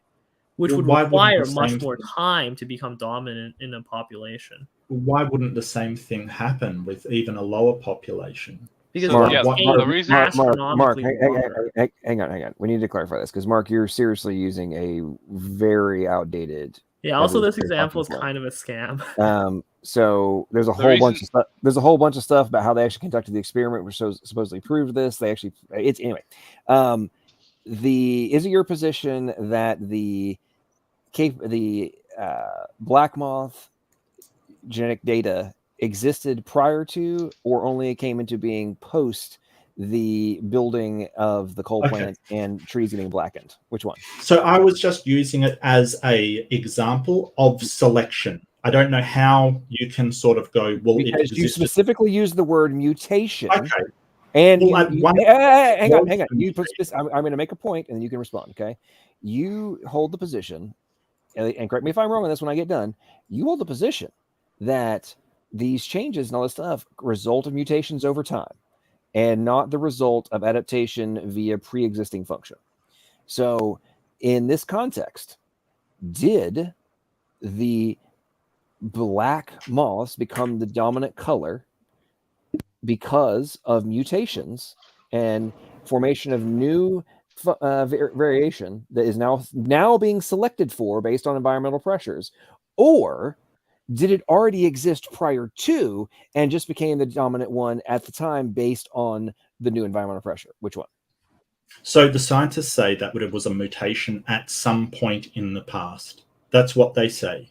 In the past, so they're just inferring. Okay, It's just so it was a pre-existing function to the pre-existing function. What, before the coal plant? prior to the coal? Because Mark, if you've actually read up on the moth argument, beyond the superficial BS that's spewed ad nauseum and has been for decades, the like this has been debunked for quite some time, right? So if it's a pre-existing function, right, that's presented as, see, this environmental pressure happened, and then there was a mutation, and then this became the dominant thing. This proves that new function comes from environmental pressures. Look what happened, right? This became the dominant. Natural selection just kicked in, and it just proves evolution beyond all doubt, right? But the thing that people forget is when coal stopped being the dominant, the white moths became the dominant color again. Yeah, and why did they become the dominant color again? Because they was a pre-existing function, and the advantage that had been in place based on the darkness that was brought forth and the camouflage that was formulated by the coal smoke was no longer the advantage, but the white moths already had to exist prior to the environmental change. Otherwise, they wouldn't now become the dominant color. And then if you went back to darkness again, it would be very logical to conclude that the black moths that existed prior to all of this happening would then become the dominant position. So does that substantiate evolution, or does that substantiate that pre-existing function enables adaptation to new environments? Which one? It substantiates evolution. And that is the No, it doesn't, Mark. No, that's the functionality. There was no mutation. They're just inferencing the mutation. They're inferencing. They're saying it happened, but they actually demonstrated it happening.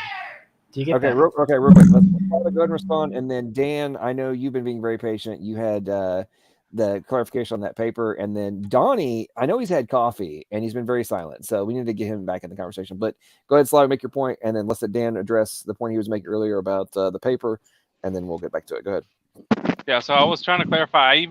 I use the finger analogy just to be as lenient toward evolution as possible, because it technically you already have a finger, so a duplication possible to like some kind of screw up, right?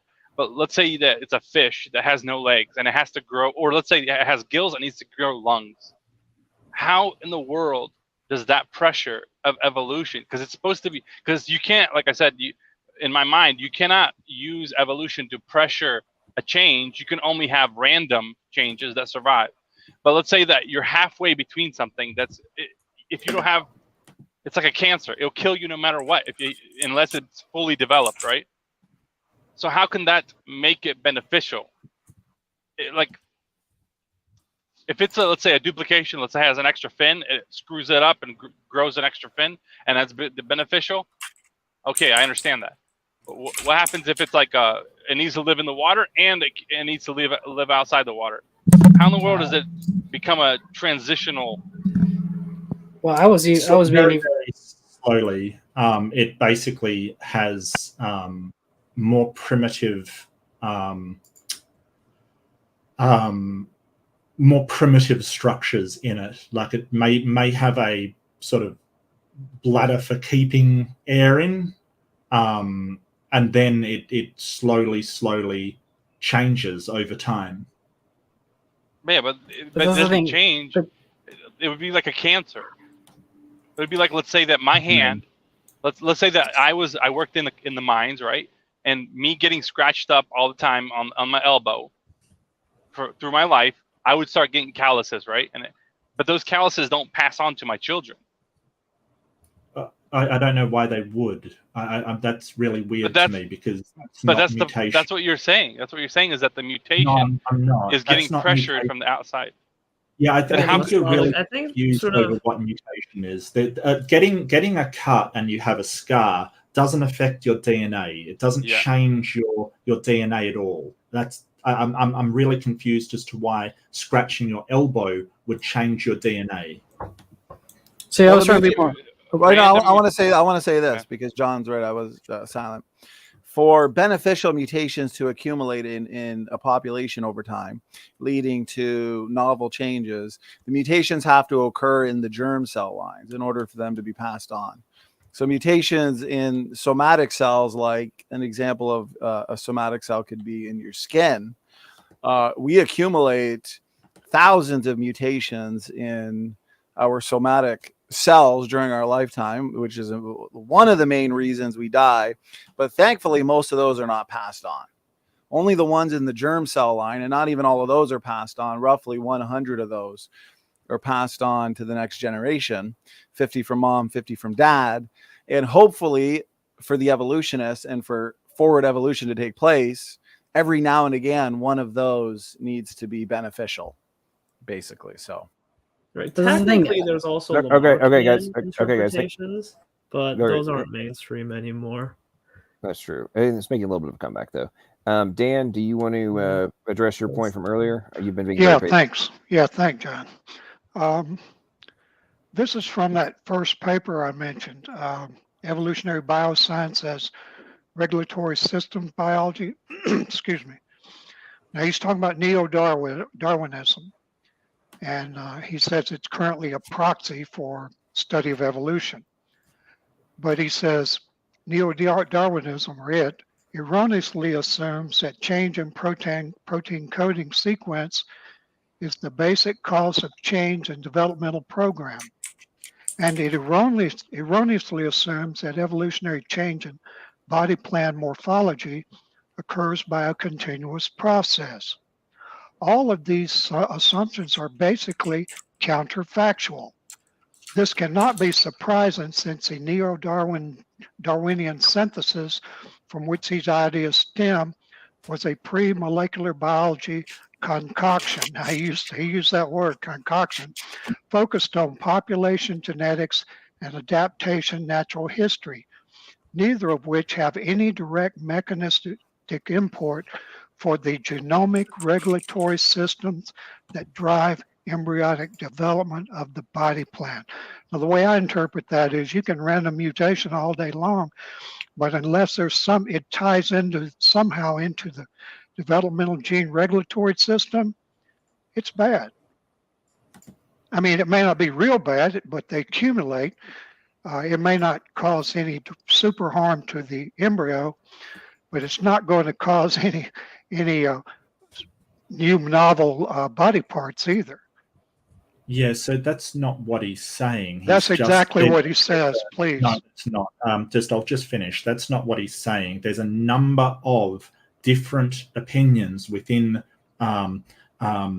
biological evolution that sort of puts forwards these different types and how evolution happened. He is not saying evolution didn't happen.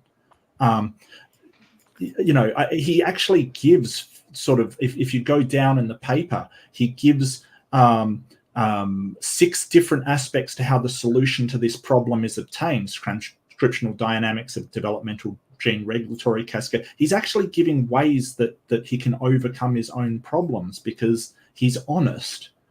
He's like, this entire paper is in support of evolution, not against it. And just because you sort of pick one thing out and say, hey, neo-Darwin, he says that neo-Darwinistic evolution has these problems, doesn't mean he's anti-evolution or saying that evolution. So Mark, are you neo-Darwinian Yourself. in your positions? Because the positions I hear you argue Mark, my point are was your neo-Darwinian. position. I can't hear a thing. I'm sorry, John. But that was my point all along, that what he's arguing has been neo-Darwinism all along. And I'm telling him, this guy says, that's a bunch of junk. That's nonsense. He says, he even called it concoction. Now, but he is an evolutionist, no doubt about it. And he gives some possible mechanisms that would cause this. But if you read his papers carefully, they have to happen way, way back. You can't have some late blooming human or something like that. They have to happen way, way back, or they're just not going to set. They're not going to work. No, he's just saying there's a different mechanism at work. That's all he's saying. Yeah, And but aren't you neo-Darwin? I'm sorry? Aren't you a neo-Darwinist? No. What are you, like a original Darwinist? No, I think quantum evolution is probably where I would go. Quantum Darwin? Quantum. Okay. Okay. For people who don't know, I made this joke like a couple months ago that people would just shove the word quantum on anything to make it more scientific. So you should. So you saying quantum Darwinism? Do you know what quantum means? Do you know what quantum means? Sorry? Small. Quantum means like a discrete quantity. Yeah, so it means like it can't 1, 2, 3 would be quantum as opposed to like 1, 1.1. 100% no. I really I'm not an evolutionary biologist. I just listen to what they say because they're the experts in the field. So Mark, you're the jack of all trades. You know you are. Hey, Mark. Serious question. I just read what they say, and I don't. Mark, serious question here.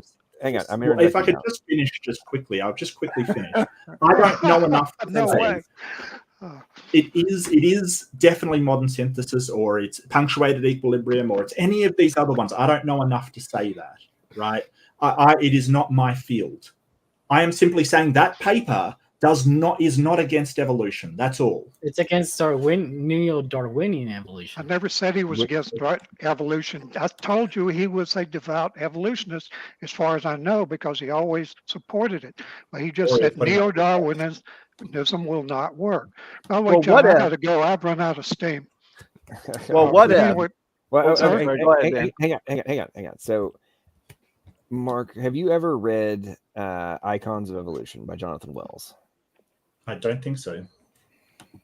I think you should read it because the entire point of that book is to go through the fundamental, most common talking points that are used by the evolutionists everywhere, i.e. things like the moth, and then just breaking each one of them down and showing why the way that they're used to supposedly prove evolution is just it's hilarious. And I'll look at it. I'll absolutely look at it. I promise. And hang on. I'm not done yet. And I would wager if you would like take the time to go read it, you would be like, oh, so that's why John was giving me such a hard time about the people using the moth as an example to like somehow prove this point. It's hilarious how bad it is in relation to like everything about modern evolutionary theory. Like, no, it's just this is why we like so many of these talking points have just been obliterated for years. They're still put, and this is why even though I don't agree with everything that like Ken Hovind says and stuff and the way he approaches things, it cracks me up how the like people claim that he's using the same talking points for 40 years, and it's like, well, he doesn't change his game plan. He just says the same thing over and over. It's like, yeah, because the people he debates keep using the same dumbass talking points that have been annihilated for decades. So why does he need to? He doesn't need to change his talking points because the people on your side keep using the same talking points to supposedly defeat the position he's taking. It's let's be honest for a second. Really, Kent Hovind thought that you needed two creatures with the same mutation to produce children with that mutation. You've got to be joking me. And his sort of thing of, elephants don't come from monkeys. That's not addressing anything that evolution actually says. I think that's a bit spurious. But this guy, I've just looked him up quickly. He's Jonathan Wells, an advocate of the pseudoscientific intelligent design from Discovery Institute. So this is a book, and I get that you're like pointing towards a book, but anyone can write a book.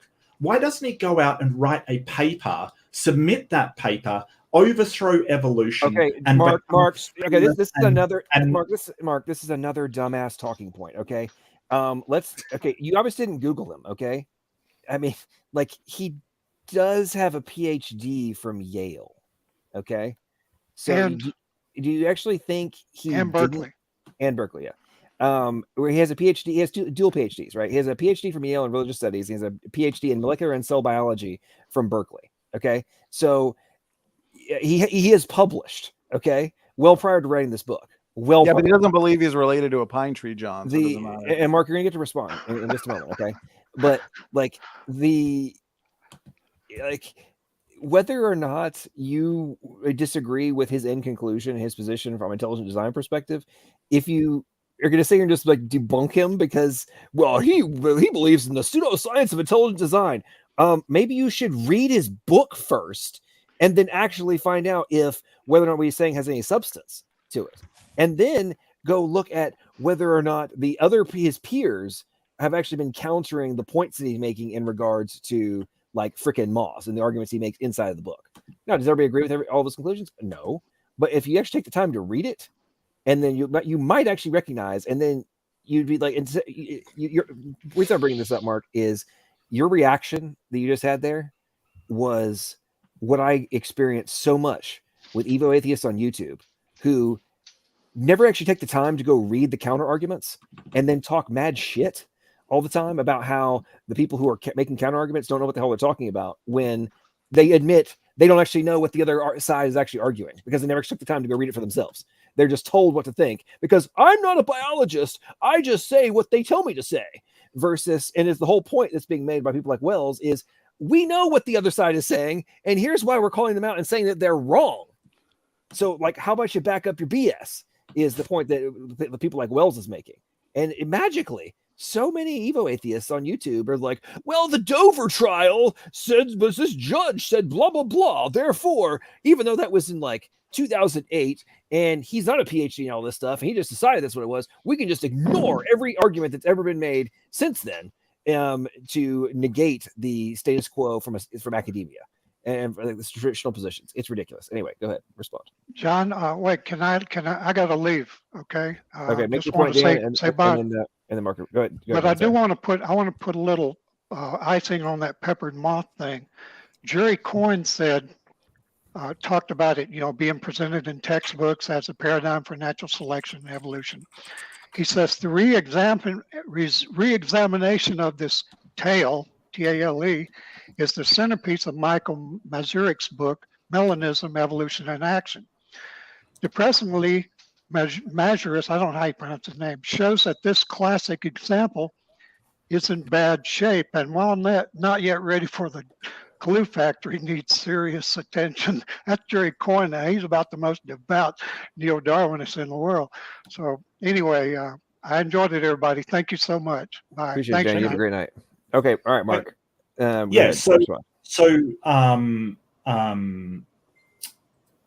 forgot where I was going with this. So a lot of scientists had a lot of big problems with this book, apparently. And anyone can write a book, as I've said.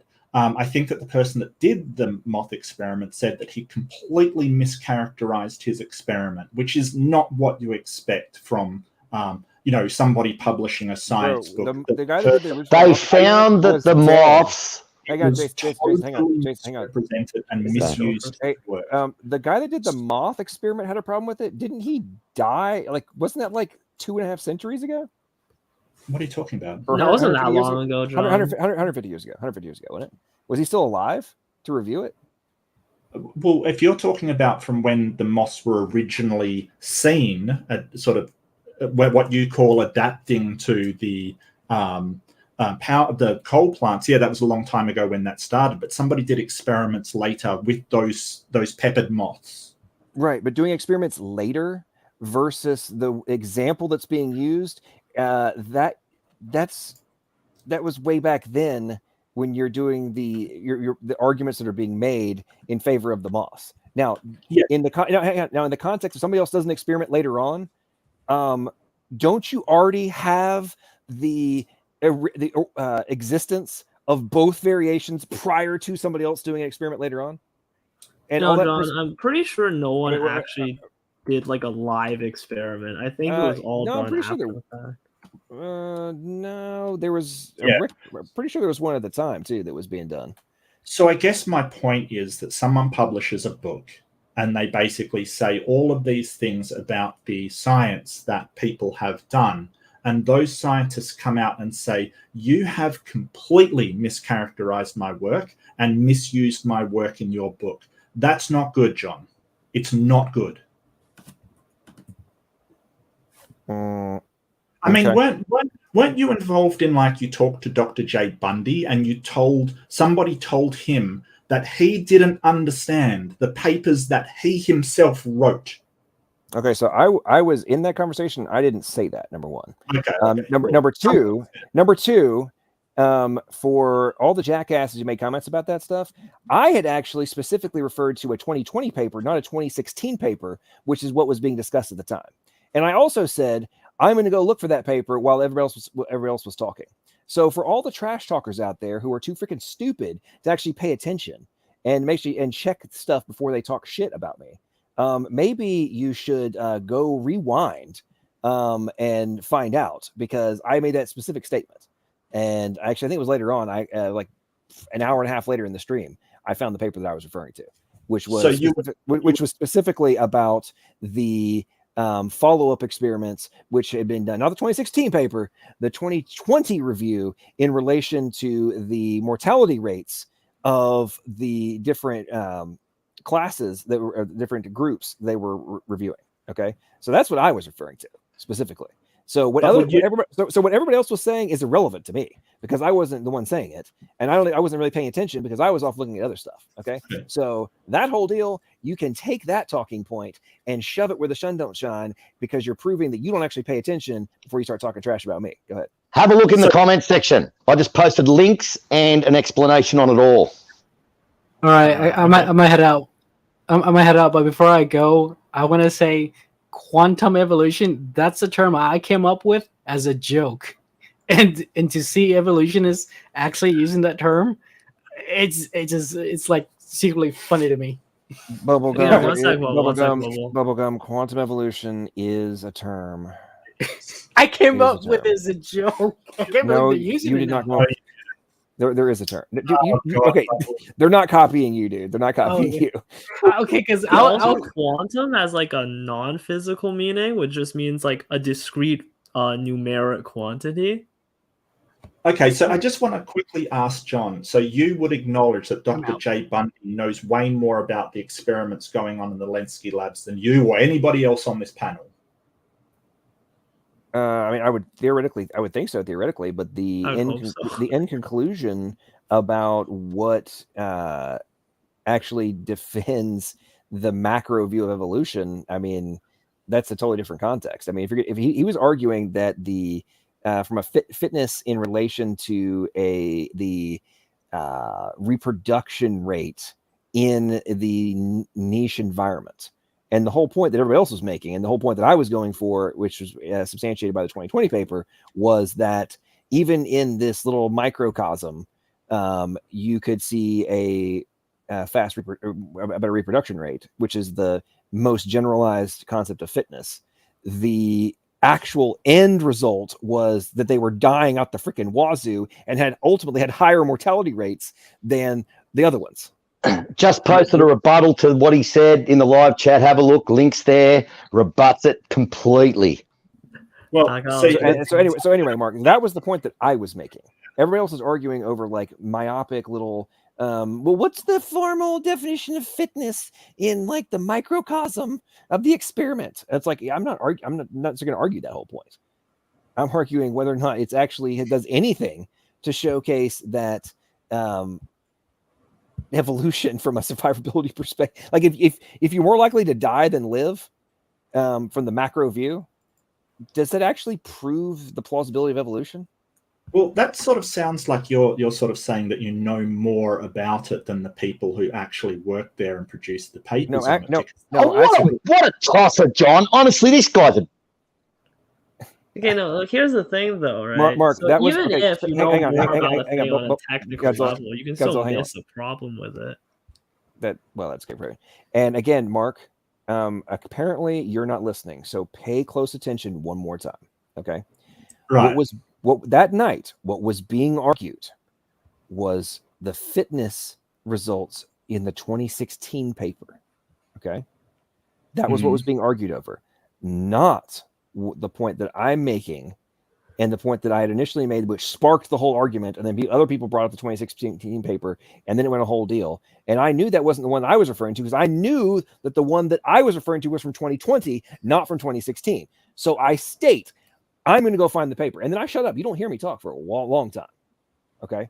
So the point you keep bringing up about, do you think Mark or that Bundy knows more about you and blah, blah, blah, all this stuff. I'm not questioning that in relation to what was being discussed at the time. Does that compute? Do you understand what I'm saying? Yeah, I do. It's okay. just Okay, cool. So cool. So I'm glad you understand that. So okay, dude, if you are continue to regurgitate this point about, do you think you know more than him, blah blah, in regards to the fact that I wasn't arguing, I wasn't the one arguing at the time, and I was arguing. My whole point was substantiated by something completely different that wasn't what was being argued at the time. What relevance does your point in relation to me have to do with anything? Or are you just too dumb to grasp that? I know you're not that dumb. So are you being that stubborn? Which one? No, I'm not being stubborn at all. It's just that I didn't remember. I must admit, Jay just told me about it, and I sort of watched it once. And I must admit, I skimmed it. I usually don't. It's amazing how often atheists just skim things and then have fully concocted positions that are extrapolated to all these different things. But you see, it's called being able to back up your bullshit. Okay, it's the thing that I end a lot of my streams with. The difference between confidence and arrogance is being able to back up your bullshit. Okay, so apparently here's the way I operate generally on online, right? In general in life. And I don't understand why more Evo atheists on YouTube don't do this, is for the most part, I don't take a dogmatic position unless I'm pretty darn sure I'm correct and have probably looked it up and made sure that I'm not way out to lunch on the position that I'm taking. But it's just fascinating how often individuals on YouTube, finally, when you drill them down, they're like, well, I just kind of skimmed. I actually didn't page, or they claim they watched something. And then I watched like 30 seconds. This is proven on a daily basis with the weather reports, with Speed of Pudding and the gang. They will go on these long-winded diatribes and literally play like 30 seconds of one of these streams. So hopefully Speed of Pudding is listening right now. Well, he's not listening to sleep. They'll do a transcript search to find interesting things to talk about. But if you go and watch their streams, it's hilarious because they watch like 30 seconds. And then very often I get huge amounts of humor because I know if they would they'll go on these long-winded diatribes about how horrible it is and how stupid it is, blah, blah, blah, blah. It's like, dude, if you'd have listened for like 45 more seconds, you would have realized how whatever you're talking about was completely addressed. And this happens on a freaking daily basis. So and congratulations, though. You are like channeling Speed of Pudding. I appreciate it. Go ahead. So now that you're finished with that long-winded diatribe, did I actually say that it was you, or did I say someone from your channel? I don't know who it was. Speed of cocaine. I'm pretty sure you mentioned me. I said I don't know if it was you. That's what I said. Do you want to rewind the tape and have a listen? Well, don't not right now. Not right now. But the last time you said you want to Sorry. rewind, last time you said you wanted to rewind. Do you want to rewind the tape? Was last night in relation to the editing of DNA. So you might want to like not play that. Yeah, card. I mean, I'm happy to be corrected, but as far as I know, I said somebody on this channel said this, and you know, so I love that you say back up your bullshit, because the problem is that the creationist books that are out there and these papers, they don't back up their bullshit at all. No, they do not subject themselves. How many have you read? How many have you read? In order to get around that, they've always got the citations as references at the bottom, mate, on those creationist things, which evolutionists never look at. They never look at the references below it. They're so stupid. It's incredible. Okay. We're gonna hang on. Real quick. Let's let Mark respond. Everybody go on mute. When I say it's Mark's turn. Okay, and we're gonna let Mark respond. First off, though, Mark, how many of these quote unquote creationist books have you read? And give me a couple specific ones you have read from cover to cover. A couple. I read a couple of things that were given to me, like the I can't remember what's the name. So it's been a couple. You only have to remember like one or two books, and you can't remember them. Yeah, I usually don't bother reading stuff that is, you know, not peer reviewed. Okay. So let's think about this. So you say not peer reviewed. So have you read any of Stephen Meyer's books? How many? I haven't read a lot of alien books or Bigfoot books either. Hang on. We're talking about a topic that you debate on a Mark. Let's think about this logically. Yeah. This is on a topic you debate on a regular basis, and you claim that the opponent's evidence and arguments are completely invalid, right? So. Have you read any Stephen Meyer's books, as an example? Yes, Stephen Myers. Yeah, I think so. I think. Which one? I can't remember. I was given a couple of books by somebody, and I've got them around here somewhere. Ladies and gentlemen, we're observing complete and utter bovine scatology right now. Mark is full of shit right now. Well, you think you read them? They're pretty damn substantive. Okay. But he's sure that they're all wrong, but he thinks he's read them. Mark, if you actually had read them, you would know beyond doubt you read them, because they're extraordinarily substantive. They go into exquisite amounts of detail, and they both make arguments, and there's whole sections where they address the standard talking points from people like you, okay, and directly address them in great detail. Okay, so if you'd actually read them, you would know you had read them. There's no ifs, ands, or buts about it. Okay, so just don't be full of crap. Okay, number one. Number two, in regards to peer review, the reason I brought up Stephen Meyer is there have been direct responses from his peers on the books. Okay, some negative, others, well, we don't agree with the end conclusion, but he makes good arguments. Okay, this is from all sorts of individuals, right, on your side of the equation. There's been articles about some of his papers in Nature. Okay, so, but I'm guessing you are full of crap as usual and haven't actually read any of this stuff. So has anything come to mind yet about a book that you know you've read, and what was it about? Yeah, let's say that I've read none at all, because I honestly cannot remember the names, and I probably can't find them anyway. Because they never existed. Well, let's just say I've read none at all. The reason why I don't count books as very, very good evidence is because anybody can literally write a book and put it out there. It means absolutely zero. There's books on aliens. It means zero, but all the citations and all the references and everything they give in there and the great detail they give means nothing. They give both sides of the argument, whereas you guys never give both sides of the argument. They give both sides and they rebut it. And you have not read it, and you've got no idea, mate. You're full of it. So the reason why I read papers is because it's been through a peer review process. And so when you are... There is peer-reviewed papers in those books, moron. Jason, stay silent. Let's let him finish. Sorry. Yeah, so it goes through a peer review process where the methodology of just reading books you find anywhere and just believing them is not a very good process for finding the truth.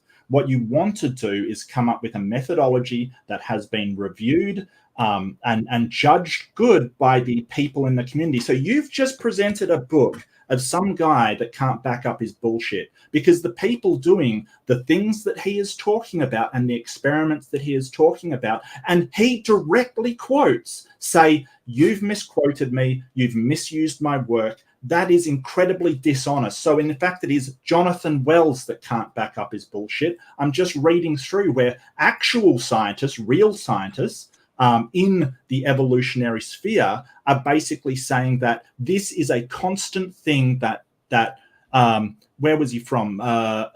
Discovery Institute is using, and he has absolutely misrepresented these people, which is deceptive, dishonest, and probably the reason why this man doesn't work in mainstream academia. Absolutely, Marky Mark. Absolutely. You don't think that any scientist has ever been butthurt if they get called out for being full of shit?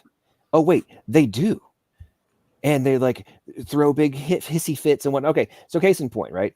A professor at Vanderbilt University a couple months ago, well, actually it was like a year and a half ago, they got hired to review a major study that was considered like a standard, a baseline in Alzheimer's research, right? And he went through it because there were some suspicions about it. And he got hired by this group to like, hey, will you please do a review for us as like an expert? So he starts going through it, and he sees like, I think that they literally photo altered stuff from their experiments that supposedly proved their position. And then they hired more actual photo experts on all that kind of stuff. And they came in and did a full scale analysis. And they're like, yep, pretty darn sure. Like this is straight up photoshopped out the wazoo in terms of the quote unquote proof of all their research and whatnot. So a couple, maybe a month and a half ago now, the whole story broke and whatnot. And finally they had to cave and admit that they had modified all this data, and this thing that had been like a foundation for all this ongoing work, and who knows how many millions, if not billions of dollars have been spent since then on trying to find a cure for Alzheimer's based on this research, has been like completely KO'd. And you don't think in that context there's pushback to, well, we weren't, because initially they tried to talk a big freaking game that none of this was not true and blah, blah, blah. And then finally when it was like, well, look, here's what, like, you're full of crap, they finally had to cave. Okay, so but that was hyper peer reviewed. There's billions of dollars being invested on this, on the substance of this peer reviewed paper. So in the context of inferences on evolutionary biology, where all this stuff that happened in the past and can't actually be proven one way or the other, you just have to ultimately come down, well, I think this is the way it must have happened. You don't think there's a heck of a lot of opportunity for amalgamation of like inferences? Come on now, really? Yeah, you actually take it that are you actually that naive? I think the amount of people that is writing on this, you mentioned Jerry Coyne, who's actually an intelligent design proponent. He wrote that icons of evolution rests entirely on a flawed syllogism.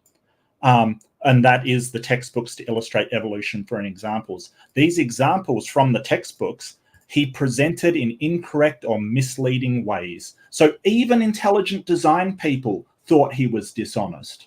Patricia Princehouse, professor at Case Western Reserve University, testified that Icons was full of fraudulent representations of materials in science books, and intelligent design scientists agreed. So when you say... are you talking about intelligent design scientists who are theistic evolutionists, by the way? I just wanted to know that. I did call him a scientist. I don't know. Hang on. Donnie, are you with us? Donnie, are you still with us? Yeah, SFT still there? Well, you know what? I think I will leave it there. Hang on, Mark, I want to make sure I don't misrepresent you. Did you say that Jerry Coyne is an intelligent design advocate? I believe so, isn't he? Yeah, that's what I heard. He's a Darwinist. Like, he was an active proponent of censoring intelligent design. He recently I think he conceded finally that it could be potentially reviewed viewed as as quote unquote science. Yeah, he But literally runs the Why Evolution is True blog. That one. Oh, okay. Right. Well, I've obviously got the wrong guy then. So, Mark, I guess this again proves my point that you, like T-Jump, don't actually go and look beyond the surface level for your dogma. Like, and correct me if I'm wrong on this, but I think No. I'm going to make an assessment of you. Mark, do you trust academia and consensus to the extent that arguments against are invalid on their face because they disagree with consensus? I think that if you are going to argue with scientific consensus, then you need to present your methodology, which gets better results than science. That gets better. How many times have you presented it tonight, John? I mean, honestly, how many times have you said to this guy, and he's not brought up one point from one book saying that where it's wrong? In the books, they present the citations, the secular citations that they're rebutting. They present them. They give them in the books, and then they give the explanation. Then they give the evolution. First, they give the evolutionist side. Then they rebut it, and then they give the citation. I mean, how much more honest can you be than that? This guy is the most dishonest person that I've ever heard in my life.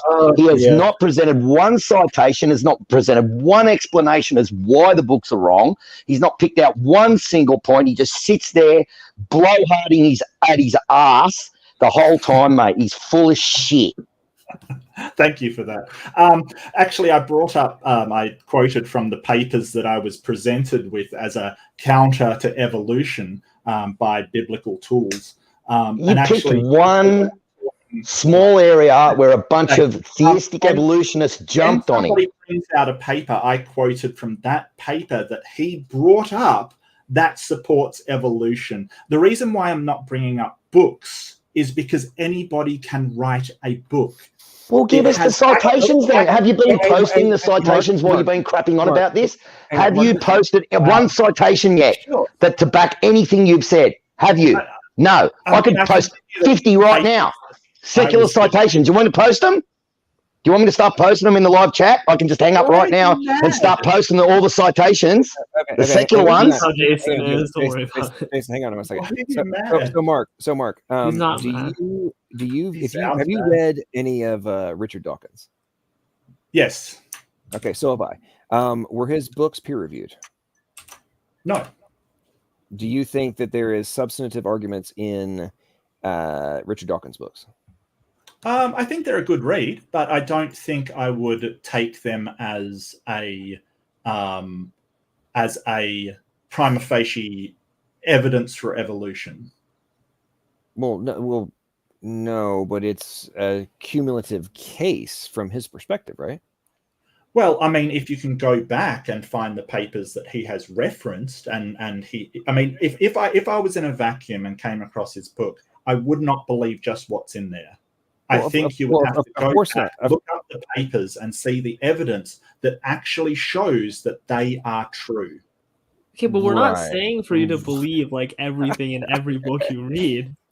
No, I understand. What I'm saying, here's my point I'm making, Mark, is I have read, I think all but one of Dawkins' books. Okay. Right. Okay, great. I've read a plethora of books from the opposition. Like right now, I'm reading Nick Lane's latest book on abiogenesis. I've got his last one. I've got Jeremy England's book on abiogenesis. I've got a whole bunch of them, right? I go and read what the opposition says, and to my perspective, because I want to see the substance of their arguments, make sure that I am not missing out on something, and if I'm wrong, ultimately be able to be like, okay, I'm in my current position, modify it. Because I try to keep an open mind about my position that I go debating and having discussions with. But per your own admission, you don't even want to know what the other side's arguments are and what and the substantive evidence in favor or against their positions. You don't even want to go and read the citations and find out if there's actually substance to it. You want to just be told, oh, well, these guys who are on my side claim that, oh, these guys, what these arguments are just complete crap. Okay, so yeah. You do realize that's a very science. Hang on, Not you know that's bullshit, dude. Okay, so you're again proving my entire point. You're proving my entire point that anything that disagrees with consensus must be bullshit by default. Is your perspective? Yes, you admitted that earlier, ladies and gentlemen. Did he say that earlier? Did he say that earlier? That was pretty much his position. Results, and that is by putting it through the scientific method. If you have, I've been asking all night, if you have a better method for finding the truth, give it to me. But what you're not saying, John, is that, hey, a better method for finding the truth is read the books of your opposition. No. Hey, Mark, I just want to say this just before you go, Mark. I just want to have 1 minute to say something to you before you go. That's all. I'll shut up from now on. Give me a better methodology. Mark, methodology. I'm Yeah. not questioning the scientific method. We're talking about whether or not the starting point assumptions are correct. Whether or not evolution and only natural process is the only thing that must be accounted for in the starting point, or if there is something else that's necessary prior to everything else happening. What do you mean by starting point? I'm sorry, I don't understand that. What do you mean by starting point assumptions? Okay, this is the okay. Mark, whenever you this is the whole point in the you have to have some things at the start, obviously, right? You can't just start from nothing and create a paper. You have to have some things you already know, which inform your research in some way. So methodological naturalism has a certain criteria that it must fulfill. John, did you ever find out the difference between methodological naturalism and ontological naturalism? Yeah, I already did, buddy. And I'm actually kind of glad that you're bringing that up. So you're talking about that there is, okay, so ontological naturalism, right, is all about the metaphysics, right? And the view that the supernatural doesn't exist, right? Correct, yes. Okay, cool. Correct. So that's all about strong atheism, right, from the philosophical perspective, right? Methodological naturalism has a more limited view, which is what I said last night, by the way, that the supernatural cannot and should not be used in the scientific methods. Okay? No, that's not what you said. You said that it precludes from concluding that the supernatural. No, Mark, you apparently were not listening again last night because I specifically was talking about. Hey, Mark, listen. I specifically referred to, and remember me saying this is literally written down as the start, as how things should be done in academia and in science, that you have to exclude everything that is not purely naturalistic methods. Did I not say that? Not to my knowledge. You said it can't really include. Yeah, really. So, I didn't say. Okay, I could be wrong. I could be wrong again. Mark, you honestly, bro, I know specifically that I said that. Are you actually this full of shit?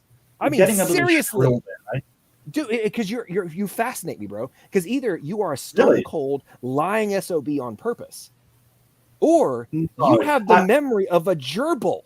Because this was last night.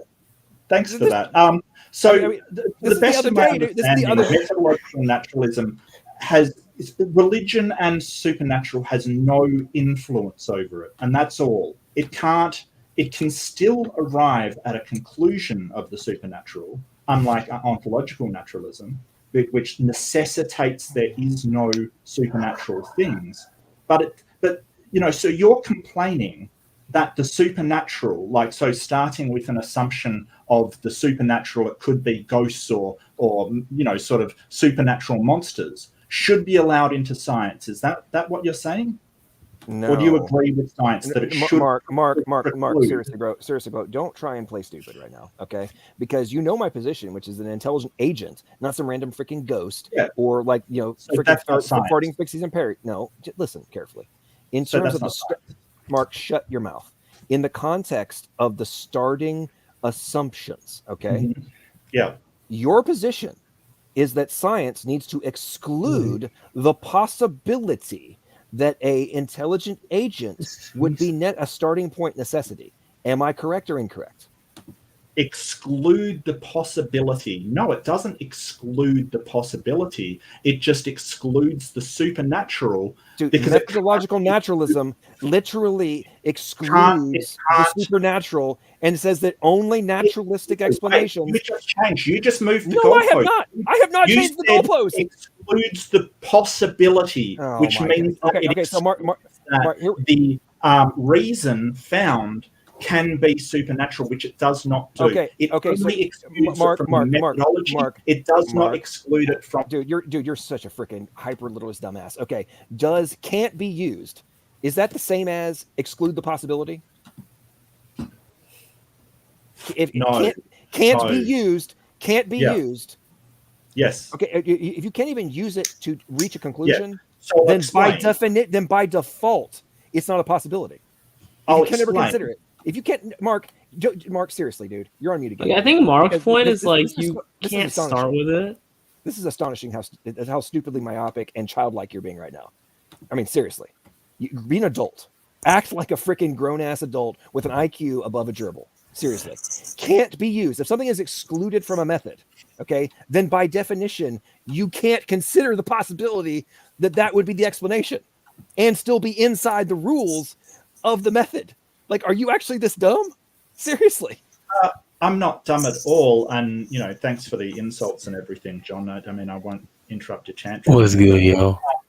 So when you say exclude the possibility, it means that you cannot reach this conclusion. You're excluding it completely as any possible explanation. What science says is that you can't use it as a method. You can't start with that and incorporate it into your experiments. It has to lead through natural steps to that That's what conclusion. I've said that over and over and over again, Mark.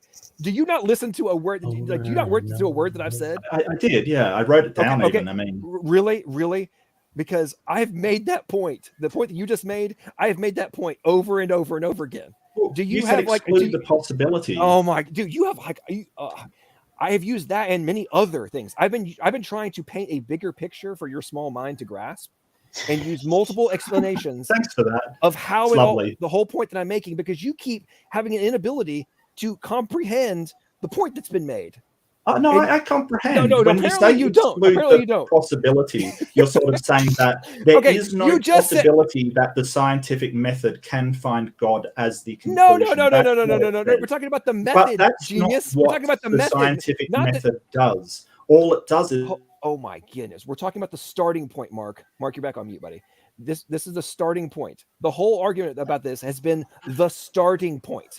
The starting point of methodological naturalism. I have made that point in terms of what is allowed to be the starting point over and over and over again. Okay, whether or not through the methodological naturalism, or you might end up being able to find the evidence for the supernatural, is not the point. We're talking about the mental starting point.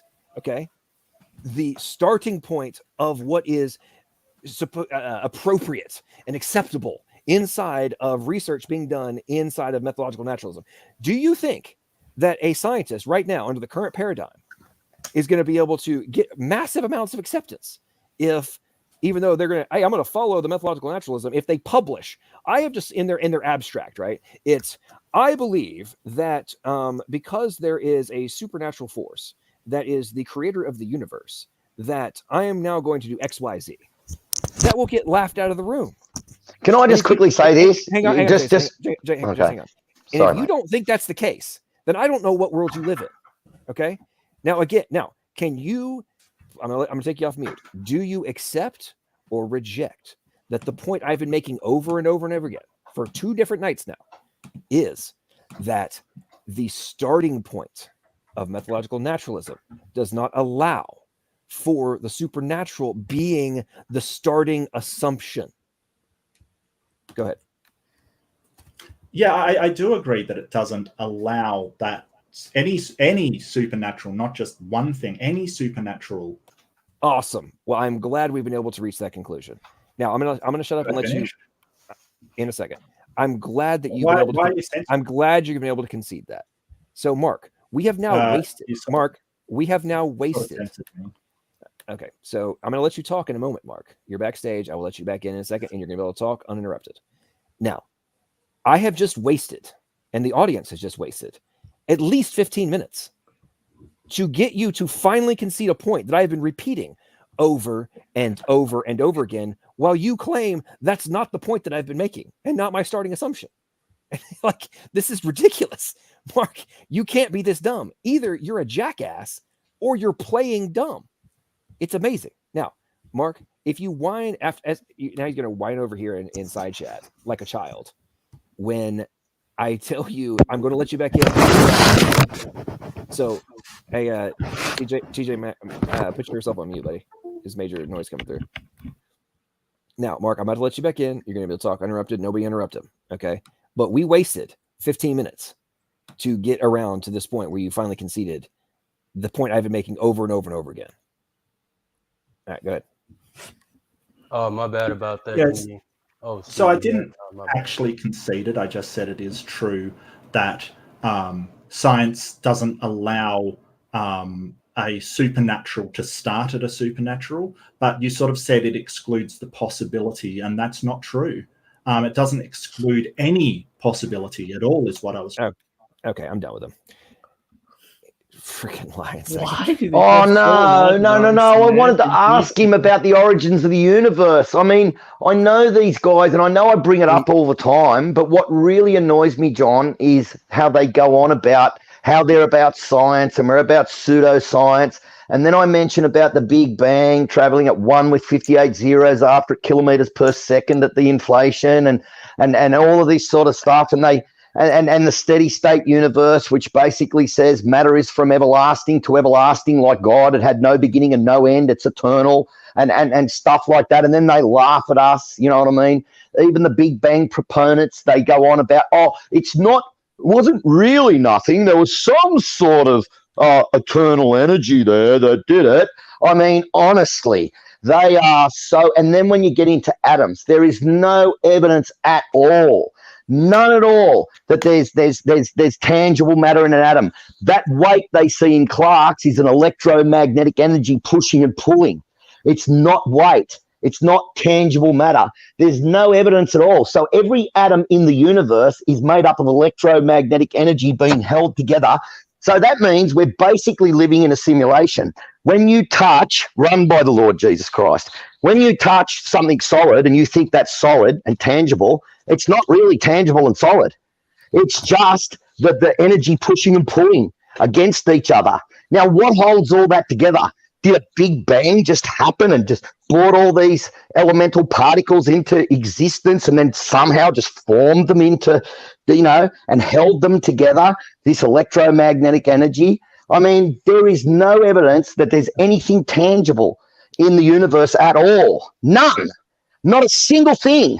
And yet they turn around and they say that the beginning of the universe has nothing to do with evolution. That's the non sequitur. That's just rubbish. You cannot have evolution without the beginning. Bro, it's totally possible, right? Check this out, right? So you have the explosion, right? Then the explosion evolved into like an expansion, right? You know what I'm saying? Then the expansion, you know what I'm saying? Okay, I get it. It evolved matter within itself. You know what I'm saying? And then after all that evolved, you know what I'm saying? No. First of all, it evolved the subatomic particles and then they came together. Remember, it didn't evolve matter, it evolved the subatomic particles. Then the subatomic particles came together somehow into atoms and then somehow formed, hydrogen and helium and all this sort of stuff, and then formed everything else. You're right. I missed a step. That's my bad. So after all that good stuff happened, right? Then all the planets and whatnot and the stars and galaxies and the nebulas, I guess, which came first. I don't be remembering. But all that, the universe just it evolved that into itself because it's like it has a mind, bro. It can just do that. You don't hear them saying like the world universe these days. You know what I'm saying? So like it did all that good stuff. And then the life came, and then that one single cell turned into like every living thing ever, right? Because the science says so, bro. Like Charles Darwin, he was such a great guy. Like he definitely like couldn't hold a job or anything. Like, nah, bro, that's Charles Darwin was completely insane. Even Charles Darwin admitted that he was completely insane. Do you know that? Actually, I'm going to post a link in the live chat right now. We don't talk about that. If Charles Darwin, I got a question. I got a quick question. Can I just make a point? If Charles Darwin was completely insane, he wouldn't be able to admit that he was completely insane, because he would be completely insane. You are talking so much amount of bullshit. Hey, so I don't know about that, Wildheart, the real question is, how drunk are you right now? I'm not drunk, so. I've seen drunk people say they were drunk as shit. Well, no, I mean, I've seen Wildheart literally be downing bottles. Go look at the link in the live chat now, smarty pants, and have a look. The reason I Go on. Charles Darwin was insane, mate. All right, hang on. Slavic had a question, and then Steve was very quiet for a long time. I know he had some stuff to say. So go ahead, Slavic. Ask your question, then Steve, go ahead. I got a question. I was wondering if they actually have any direct experiments to show evolution, not de-evolution, or like they lose information, but actually new functions or new information gained. From my understanding, there isn't any, and it would be fairly simple to do, at least from my understanding. Maybe it is hard because I know let's say even those moths that they say they are black and white ones, right? Knock out some genes that give them the color, right? And then put them onto the trees or whatever however you guys want to do the experiment, and see if it will evolve that color back after they knock out that part of the genome, or if they will just keep dying for the rest of its, Some of the things. Brilliant idea, actually. In terms of origination of at least seemingly new information, what they have observed is real-time rewrites of data, right? So and this is not across the board. This is like in controlled environments, right? Instances, the cell in real time will go and reorganize a sequence, right? And then until they find something that works to solve a problem in real time. So in no way, shape, form, or fashion is that evolution from the evolutionist perspective, right? There's something new happening, right? But it's not random in any way, shape, form, or fashion. It's happening in what appears to be AI level computation that's going on to find a real-time solution to a problem, which is freaking badass, right? But that in no way, shape, form, or fashion would substantiate the if you need AI to be able to make new modifications, then evolution is, from the traditional sense, is a freaking joke, right? This random mutations did this stuff and create all this new function. What we observe when that happens, well, it's kind of badass, and it's full scale, AI level stuff that's superior to human tech to be able to pull it off. I mean, come on. Yeah. Can I just point out with the moth thing, they weren't dying because of anything genetic or anything wrong with them. They were dying because they were easier to pick off by predators. Correct. So doing all that stuff you said would have no effect whatsoever. Well, yeah, but they use that. They use that to kind of look, therefore evolution. Everything, therefore evolution. There's no actually experiment to show evolution. They just kind of see, this little part works, therefore evolution. What I'm trying to say is, but there's no actual experiments that direct evidence of evolution. Well, you see, the people were hunting the elephants for their tusks, and then the elephants evolved to not have tusks anymore. Proven, slam dunk, I win. Yeah, just those are 99% of the examples you find. That's just something getting deleted. Okay, real quick. So, Steven, Steven, do you have anything you want to say? Sorry. Okay, well, the one thing I wanted to ask you about for the past 2 hours or so was off topic, which is one of the reasons why I get involved in it. I was just wondering if anybody had noticed in the private chat what was going on with Wesley last night. I know you let him speak briefly. I did not really see it, to be honest. What was going on? Okay. I through Facebook, I sent all the text to Donnie. I don't know if he has had a chance to see it or not, or if he's even awake in here or whatnot. But when I left, I wasn't trying to take a dig at you, John. It's just lately this channel seems to be, one person with two other people constantly attacking the one person and the one person taking snipes back. And it's not the Roundhouse Forum that it used to be. And it was just getting late was the reason why I decided to leave. Wasn't anything directed at you. Excuse me, sorry. Yeah, don't worry about it. No, that's all good, man. No, I mean, I know things have been not as fun. Part of it, I think, it stems from the fact that way fewer atheists would come on when it was like it used to be like much more even sided, right? There'd be Yeah, like you feel like 5 on 5, you know? 3 or 4 or 5 atheists. Right, And, they knew they you know, could 3 or 4 there were many times when I was in the minority, like, especially at the beginning, right? Like there'd be 4 atheists and me or whatever, or maybe one other person, and I don't know, the atheists just stopped coming. I don't know what the deal with that was. If I could say something interesting, I feel like it's because I'm not saying like necessarily they're coming in there. I just feel like in general, because I've been kind of going around the net a little bit. I don't see a whole lot of atheists just like actively trying to debate. I'm not saying they don't do it. Like obviously they still do, but you just feel like it's less in general. Like I don't know what's really like going on. Like maybe I'm bugging. Sorry to cut you off. Once again, look at the chat for the peppered moth. That idiot just brought up the peppered moth like a complete moron. Have a look at the chat. We've got a quote there from a scientist from Nature magazine. Have a look what they say. Look at this moron. He is so outdated, mate. He brought up the peppered moth. He should be just kicked out of the fucking live stream straight now. He just has the flair, you know? Man. You want to do your point about the chromosome 2 thing that you've been waiting for like 3 hours? But yeah, I ain't been seeing too many atheists around that much, but maybe I'm just not going to the right places. Yeah, the whole peppered moth thing, didn't they actually end up finding out that they took dead moths and glued them onto the trees? That's right. Look in the live chat. I posted it with the Nature articles and the comment from Nature magazine. Have a look. Thing is that In the it's live surprising. It is in Because the guy said that he doesn't want to read the arguments from the other side because he needs scientific papers. That is what I posted is from Nature, Nature magazine, a science, an evolutionist magazine. Sorry, man. Calm down. He's not disagreeing with you. He's agreeing with you. I know that. I know he's agreeing with me, but he's saying the other guy was that. That's what I was responding to. Sorry, I didn't make myself clear. Yeah, but it's just funny. I mean, you would think like, if you're trying to learn something, you look at the other side because you already know your own ideas, right? And then you just want to compare your ideas to the other side.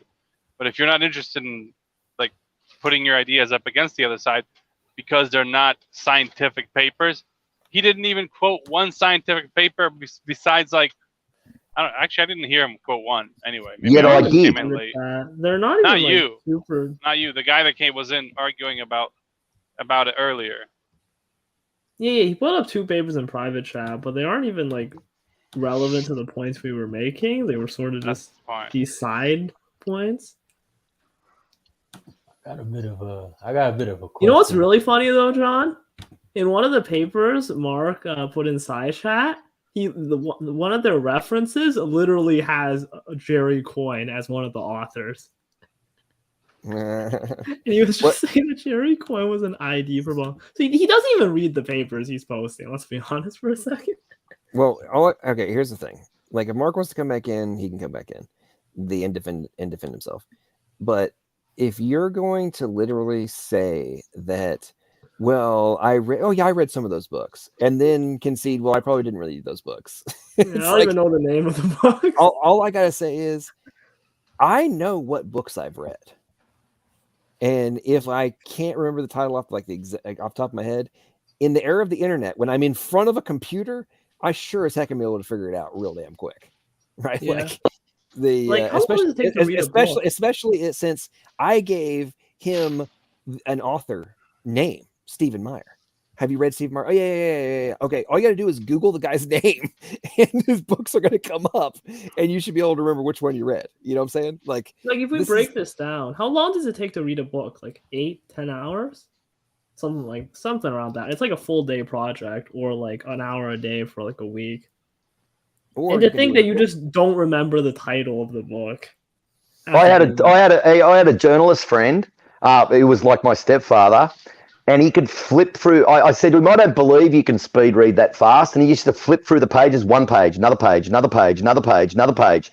And then he'd say, okay, he'd read 20 pages and he'd say, pick any sentence a beginning of any sentence out of any of those 20 pages I just flipped through, and I'll tell you exactly what it says. And I picked the first few words of the sentence, and he finished it every time. Amazing. He was a journalist. His name was Peter Bastick. I can say that. He's dead now. He used to work for the Australian newspaper in Sydney, New South Wales. He was an awesome man. Oh, that's very impressive, yeah. But yeah, no, for the most part, though, it takes quite a while to read a book. And, like, I think what these people mean when they say they read a book, though, is, like, they went through the introduction, and then they read, like, a chapter, and that's it. They just stop, and they've read the book. And they read the last page, maybe. Yeah, they read the last page, maybe. You know, they don't actually go through the whole thing in detail, study the reference. They don't do any of that. They literally just, they don't even read the whole thing. No, what you mean? Their prediction game is just that good. They're so good at reading stories they can tell the entire plot off of one chapter, bro. It's crazy. They're just A1 with it, bro. What you talking about? Hey, I don't watch movies much, but you know how much movies I watched? I read enough reviews that I guess I watched all those movies that I watched the review, or read a review on. Yeah, bro. I watched a clip from an anime. I watched the whole thing. Okay. Yeah, that's how this works. That's how that be. That's how that be. Now I was gonna say, y'all think atheism might just be like a fundamentally? Because I was thinking about it. Y'all ever notice that it might be like a fundamentally like kind of like crazy, what's it called, like viewpoint, or I guess maybe not atheism, but like the whole evolution, Big Bang thing, because they're trying so hard to like escape the idea of a higher power, but you kind of have to have some concept. Listen, guys, we got something transcendent to even make it work. Well, like I was just thinking about that. Like, well, we've got two atheists in the room right now. So, atheists, do you have a response? Yeah, let's listen to him. I love listening to him. Oh yeah, I know. I'm curious. No, if we got atheists, I'm down. Wait a minute. Who's the other atheist? Okay, we got Wildheart, who believes he's related to strawberries, but who's the other one? Oh, Standing for Truth's back. Oh, I'm back. I'm back, baby. Fully vaccinated and ready for a war. See, the Hey, problem. Donnie, check your Facebook. I messaged you. Steven, my brother. Here, bro. I want to hear. Feel free to add me on my personal Facebook, because that one I check more frequently. If you'd like to, Steven. Oh well, I don't know what it is, but you can send me a thing, since you know what mine is. Okay. Okay, we'll Y'all do. can shut me up. Shut me up, bro. Like See, I really wanted to, because in the debate tonight, T-Jump, one of his arguments from Jackson Wheat. Yeah, one of Jackson. One of Jackson Wheat's arguments was the chromosome 2 fusion as like just this irrefutable example of a confirmed prediction, when in fact it's just another example of a prediction that didn't come true, but also a retrodiction that failed, because before they even made the quote unquote prediction, they knew from genetic sequencing that humans have 46 chromosomes and the great apes, or to the evolutionist taxonomists, the non-human great apes, have 48.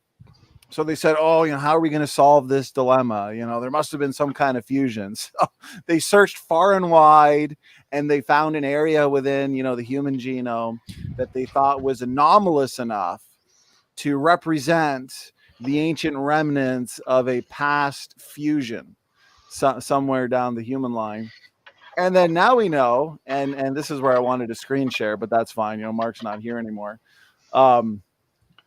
Firstly, we could use Dr. Tompkins' argument that suggests that so-called fusion site is actually an active promoter inside the DDX11L2 gene. So you don't get highly essential genes by slamming together two chromosomes.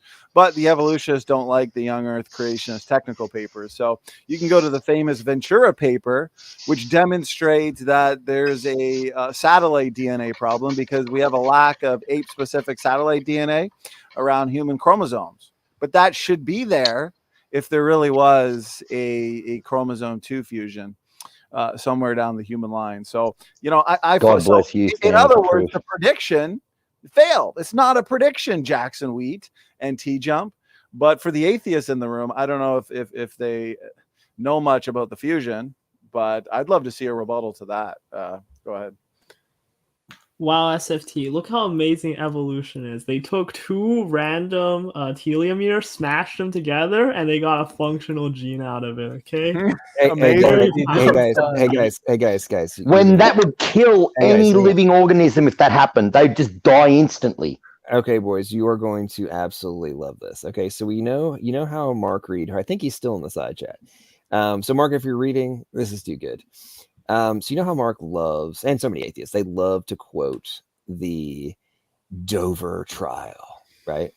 Okay, so my whole point about methodological naturalism and stuff, really, right? Okay, so well, I'm gonna read the preceding paragraph and then I'll get to the point. Okay, so supporters of the scientific method defend methodological naturalism as describing it as effective, powerful, promoting successful investigation, and an essential aspect of the study of the natural universe. They also view the history of science as showing a progression from supernaturalism to naturalism. These supporters consider the creationist alternatives as positively ineffective and counterproductive in attempts to understand the natural world. Okay. This question was given detailed attention during the Dover area school district trial in 2005. And in his memorandum of findings, United States Federal Court Judge John E. Jones III concluded that methodological naturalism is a ground rule of science today. This ruling sets a federal district judicial precedent in the context of legal restrictions on the teaching of religion in U.S. schools. And more broadly, the memorandum sets out an impartial assessment of the evidence and arguments relating to the use in science of methodological naturalism as against supernatural explanations. Well, ladies and gentlemen, I would argue that beyond all doubt proves my point. The methodological naturalism forbids the starting assumption of supernatural anything as the beginning point of your hypothesis. Wow, am I misreading that? Did I misinterpret it? Is my reading comprehension not correct? Panel, did I misinterpret that? And if I did, please tell me. Here's the thing, John. What you have to realize is that the atheist will like make a distinction. So Mark, for example, distinguishes between make the starting assumption and like the final conclusion. And they don't ask if you actually agree with this distinction or if you're using it in their way. They just sort of assume that you're on one side of their made-up distinction and then that they're on the other side. And then they'll say you're wrong because you're not on their side, even though they never confirmed with you which side you were actually on. They do this all the time, though. It's just a thing. They just make up distinctions and then pretend that you agree with them. Sounds like a feminist. No, I'm playing. Okay, so our two atheists have been very quiet. So Wildheart, are you alive or are you drinking? And I forget how to. Our German friend. Yes. Nunk. Just Nunk. No, how are you? Wildheart is back. I still want to know what he thinks about the whole unavoidable transcendence thing. Yeah, there were many questions. Like, what point, or what do you want to talk about this naturalism thing, excluding supernatural beings as starting points, or? My thing was like, I was just curious because like anytime you try to make an answer as like the origin of the universe and stuff, and you try to use just naturalism, it kind of like the only real way to make any like logical sense of it is to use some form of like higher means, meaning some form of something beyond, the conventional 3D universe. So like basically you have to use some form of a higher power to make sense of like the origin of the universe, whatnot. It's pretty kind of simple. I was wondering, like, do you have like a copium for that? Is there any way for you to like come to that conclusion? Do you have any like debater man logic here for me? Because like every time I hear most, atheists or, new age spiritualists, which are just like sugar-coated atheists, talk about it, it's like they always have to go to the higher power kind of thing, at least in some shape or form. So like, what's your whole thing on the naturalism thing that would make reasonable sense as the origins of the universe? Like, you say atheists also have to refer to some form of higher power in explaining the origin of In order for it to make sense. I mean, they don't necessarily have to, but when they don't, it doesn't make sense. Okay. Well, my point of view would be, for me, the origin of life, I don't know. Therefore, it doesn't make sense. I don't have an answer that makes sense because I don't know. And I mean, I get you, but it's like over here, you know, like religions like, you know, Judeo-Christianity and whatnot, and, you know, Buddhism or whatever, you know, even though it's not quote unquote scientific, it still has some form of an answer as for the origins of all things that makes, you know, more rational sense in the grand scheme of things, other than something from nothing, which is what people usually fall back on, or the, you know, I don't know. So basically, you don't have an answer. The only real way to make sense of an origin or like, you know, the beginning of creation is to go to some form of a higher power, unless you give an answer that's just completely illogical. What do you mean to make sense? Okay, so like when you say the mean Big Bang, right? If you say something literally came from nothing, like a magic trick, I mean, you could tell that to a freaking 7-year-old and it wouldn't make sense. But if you say, oh, hey, X deity, or, you know, something outside of our reality gave forth, you know, to this reality, then that makes more sense, at least as far as human comprehension is concerned, which is how we make sense of everything. We don't, you know, so that's what I was saying.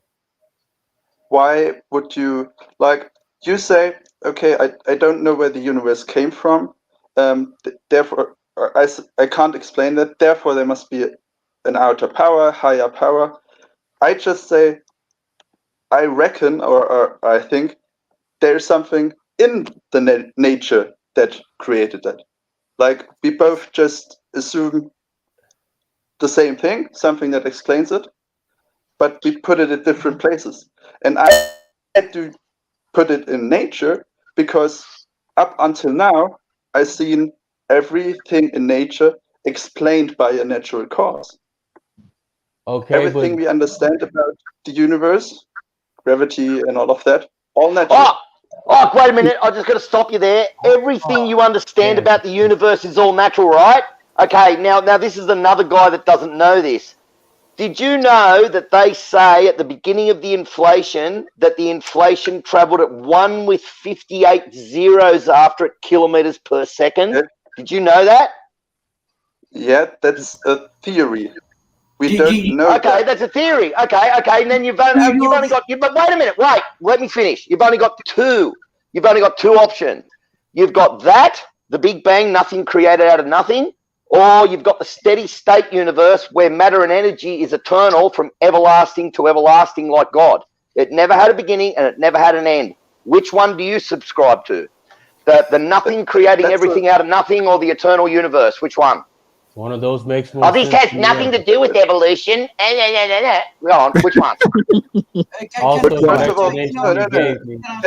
Are you an abiogenesis? Can I answer the question? Like, okay, we changed topics really quick. Yeah, go ahead, answer the question. Let's do one topic at a time. So yeah, where do you believe time, matter, and energy came from? Basically, that sums up my question. Yeah. Where I believe they come from, I don't know. But I have theories. I thought everything we know in the universe is explained physically. You did say that. Richard Dawkins, Hawking, and Lawrence Krauss believe that universe was created out of nothing. That nothing just popped a magic dot into existence. Now, wait a minute. Now, they say that there was some sort of eternal energy there, but there was really nothing in the beginning. Now, I've watched them say this on about 20 different videos. I've watched them from beginning to end. I have listened to them ad nauseum, so I know what they believe. So they believe nothing created everything from nothing, or the only other option that an atheist has is the steady state universe where matter and energy is eternal from everlasting to everlasting. That's a false dichotomy. And it's a false dichotomy, is it? His answer was he doesn't know. It doesn't matter what Dawkins or Hawkins says. his answer, you asked him a question, and his answer was that he doesn't know, which is a perfectly valid answer. No, he didn't I say mean, I that. don't know doesn't Hawking was explain the origins of specific. life. His I know M he theory, doesn't which explain it, M but that stands was his for answer. magic. It M is a stands valid for magic. answer. Did you know If you that? don't Did know you know that something- M theory stands for magic theory? Did you know that? M stands for magic theory. Now he believes in that. Truly believes in it. He believes that there could possibly be a God, but he doesn't. God is not necessary for the beginning of a universe. Is what he said, and that is what you're referring to. Who believes that? Hawking. What? Hawking I don't said give a that shit he what believes Hawking there thinks. could be a You God, asked- but there is you asked no need for a God for a beginning of a universe. That is what Hawking said.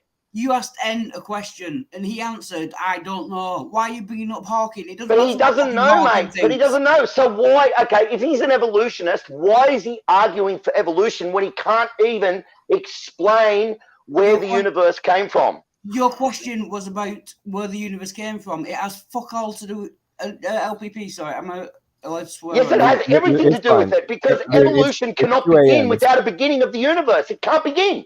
It can't Can I start. answer? So please Can I- explain it. I'll shush. Sorry. Okay, You Jason, asked me for my. hey, let's keep it calm. Let's keep it calm. Let's keep it calm. Let Wildheart respond, and then we'll let Nunk respond, and then people can go back in. Nobody interrupting. Go ahead. Yeah, none. Sorry, I don't know how to pronounce your name. None can go. I was done. Cheers. Okay. Yeah, Why back do I to- think? Why do I have some form of confidence in evolution, even though I can't have confidence in my explanation of how the universe came to begin? I don't know how both of those things happened. I try to make from what I see a reasonable explanation. This explanation is something I think is most probably true. It's like a guess. It's a better guess than just guessing, yeah. But it's you could say an informed guess, yeah. In science, Informed you from work with what? probability. From what? Informed from pseudoscience. My belief from what I see, and in naturalism, science, and stuff, from what we as a human species So from what you see. see, so because Yeah. earlier you Let him told talk. me I want to hear that what he's got to say. Just let him talk. I want to hear what he's got to say. I'm really interested in this. Yeah, yeah. I said what I said. Like, because earlier you told me that what's it called? You believe that what you see from the natural, and you said that a natural cause did it. So basically, you're saying that nature essentially found a way to create itself, which you don't actually observe. You've never observed anything in the natural world make itself. I don't claim that. I said what we experienced when our knowledge is natural things explained by natural causes. Like when we look at gravity, we have an understanding of how gravity works, and its cause is in nature. You sound like that fish off American Dad. Okay, so for all knowledge, for all the things we didn't understand at some point, we found a natural cause. So why would I think that at some point for the origin of life, or for the origin of the universe, there wouldn't be such a natural cause? I think it's likely. I don't say there is no supernatural cause. I say from what I see, it's more likely. And can I just point out? But wait a minute, there's no super. Wait a minute, just let me pull him up on this. He just said there's no supernatural cause, but it's more likely. What's more likely? I said I don't say there is no supernatural cause. I say from what I see, I hold a natural cause for being more likely, because all Okay. the So things- just let me explain something. Let me explain something to this guy just quickly. All right. So the Big Bang happened. It created all these subatomic particles. They were all separated, and all of a sudden they just came together and formed atoms. And atoms, if you look at them, are nothing but electromagnetic energy, right? They're different types of electromagnetic energy pushing and pulling on each other and revolving around each other. So there's no tangible matter in an atom at all. There is nothing that says that quarks have tangible matter. They have weight, but that's an electromagnetic weight pushing and pulling on each other. They admit they can never see quarks. They can see atoms, If you Google it, you can actually see atoms. You can actually see them. You've said it before, but I have a question. How does this mouse work? If that isn't made of anything, and I put it down on the table, it's got that red light on the bottom. So you're saying nothing of this exists? Yeah, I put it down on that's the table. right. Yes. Yeah, yes. but I put it down on the table. Go and research atoms. If you blew up an atom, wait a minute. If you blew up an atom to the size of a football stadium, its nucleus would be the size of a peanut. Right, and the free space. Now, wait a minute. The free space in between the nucleus and its electrons orbiting the nucleus, if you removed all of that free space from a human body, you can contain a human inside of a grain of dust. Yes. Okay? Did you know that? Did you know that? Even if quarks had tangible matter, which they don't, but even if they did, and you reduced got rid of all this free space in the atoms in a human, you could fit every human on Earth in smaller than a sugar cube. In smaller than a sugar cube. But wait a minute, I'm getting to a point. Here's the point. Now, you guys go on about gravity, and gravity's so weak. How does gravity hold on to things? Jason, lower the tone, lower the voice. Okay, all right, okay. You're storming. Gravity holds on to things. Gravity holds on to things. Hang on, Slavic's about to leave. Slavic, any last words before you bounce? Not really. I mean, this is interesting too. I like physics, but I gotta go to bed already. I gotta get up early tomorrow. So. All right, man. Appreciate you. I've never said this before, and I want to get this out. See you, man. Goodbye. Listen. Okay, so you've got atoms. There's no you can fit. If you got every human on Earth and just removed all the free space of their atoms, you could fit them into less than a sugar cube. All 7.8 billion people. And you guys go on about gravity. Now, wait a minute. There's a lot of people going about gravity. What's gravity? How does it exist? How does it hold on to things? If you put up a rock, just a rock, go get a pebble out of your yard, put it in a room with completely still air, put a high-powered light on that rock, and film the dust. The dust is attracted to that rock. Right, now think about this. You can contain a human within inside of a grain of dust. So what does gravity have to hold on to? Not very much at all. And matter, there is no evidence at all that there is tangible matter. That matter you're touching and you can feel on your body, right? Anything you touch is not tangible. Shush. Right, so you're saying, right, that sugar cube, will that weigh something? The nucleus of an atom has weight. No, that's what they say. Look, listen. So even the nucleus and the electrons and the protons, I know what you're saying. Yeah, they're mainly nothing. You just admitted you didn't understand it. You said about the sugar cube. Let me explain it. If you took all the free space out of the atoms and of everyone on Earth, you could fit them into less than a sugar cube. And will that sugar cube weigh something? Billion people. Right, so my question is scientific fact. Now, my question is, you're saying nothing weighs anything. Would that sugar cube, if you did that, would that sugar cube weigh something? No, because I don't believe sugar cube wouldn't weigh anything. I don't believe that would only be tangible. What they said would only be tangible if there was a tangible matter in quarks. If you had tangible matter in quarks and you removed all the free space and just had the quarks, you could fit a human body with the inside of the smallest grain of dust you could possibly see. Now, I don't believe the quarks have any tangible matter. I don't believe that. I believe they're pushing and pulling on each other, electromagnetic weight and force that's giving the appearance of having weight, but it's not really weight. There is literally no evidence at all that there's anything tangible in an atom. So this is the point. When the Big Bang happened, they say that it created all these subatomic particles that were just floating around, and all of a sudden, somehow they just all came together, and then also electromagnetic energy. Yes, I do believe we're living in a simulation run by the Lord Jesus Christ. I do believe that. We know. Because scientific fact tells me that. Right, so you're saying you can weigh something? You can put something on scales? You can't weigh it. You can't weigh it. You can't weigh it.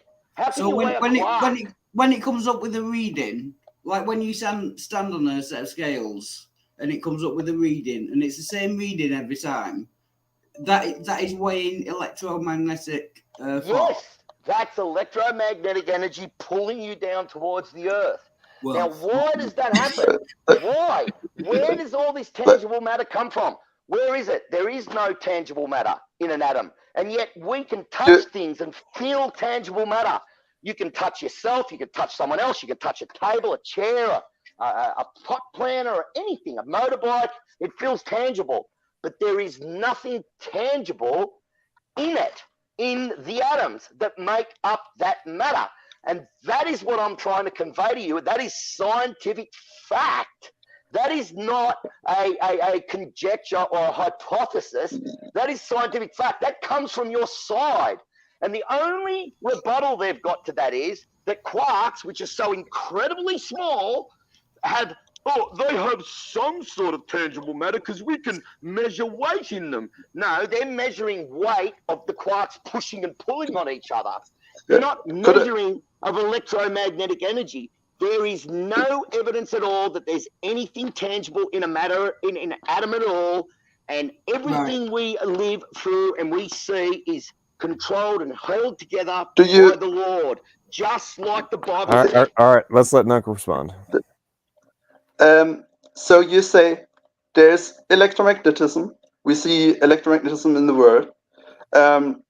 Therefore, we live in a simulation from Jesus. That's a point I cannot okay. I can't disprove electromagnetism to you, and if that's your conclusion from it, that's fine.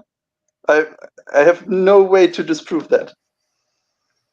It's like saying we live in I could also say we live in a computer simulation. I have no way to disprove that. I have no way. You could always say it's just simulated that way. Always. If that's your conclusion, you could fit it. You can make it fit to whatever you would see. And okay, that's your position. Welcome to Sims 9. Yeah. Steven's still here. That was fun. He's keeping it up. Bro, Sims 4 is peak Sims. What you talking about?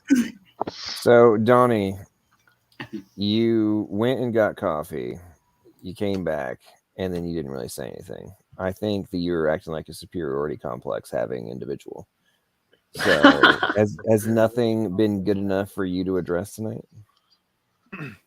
These evolutionists, I mean, it's the same old boring talking points over and over again. I need a challenge. I would like to point out, like, give me a we're not really challenge. talking about the biological issues very much either. Right now, we're talking about sort of a.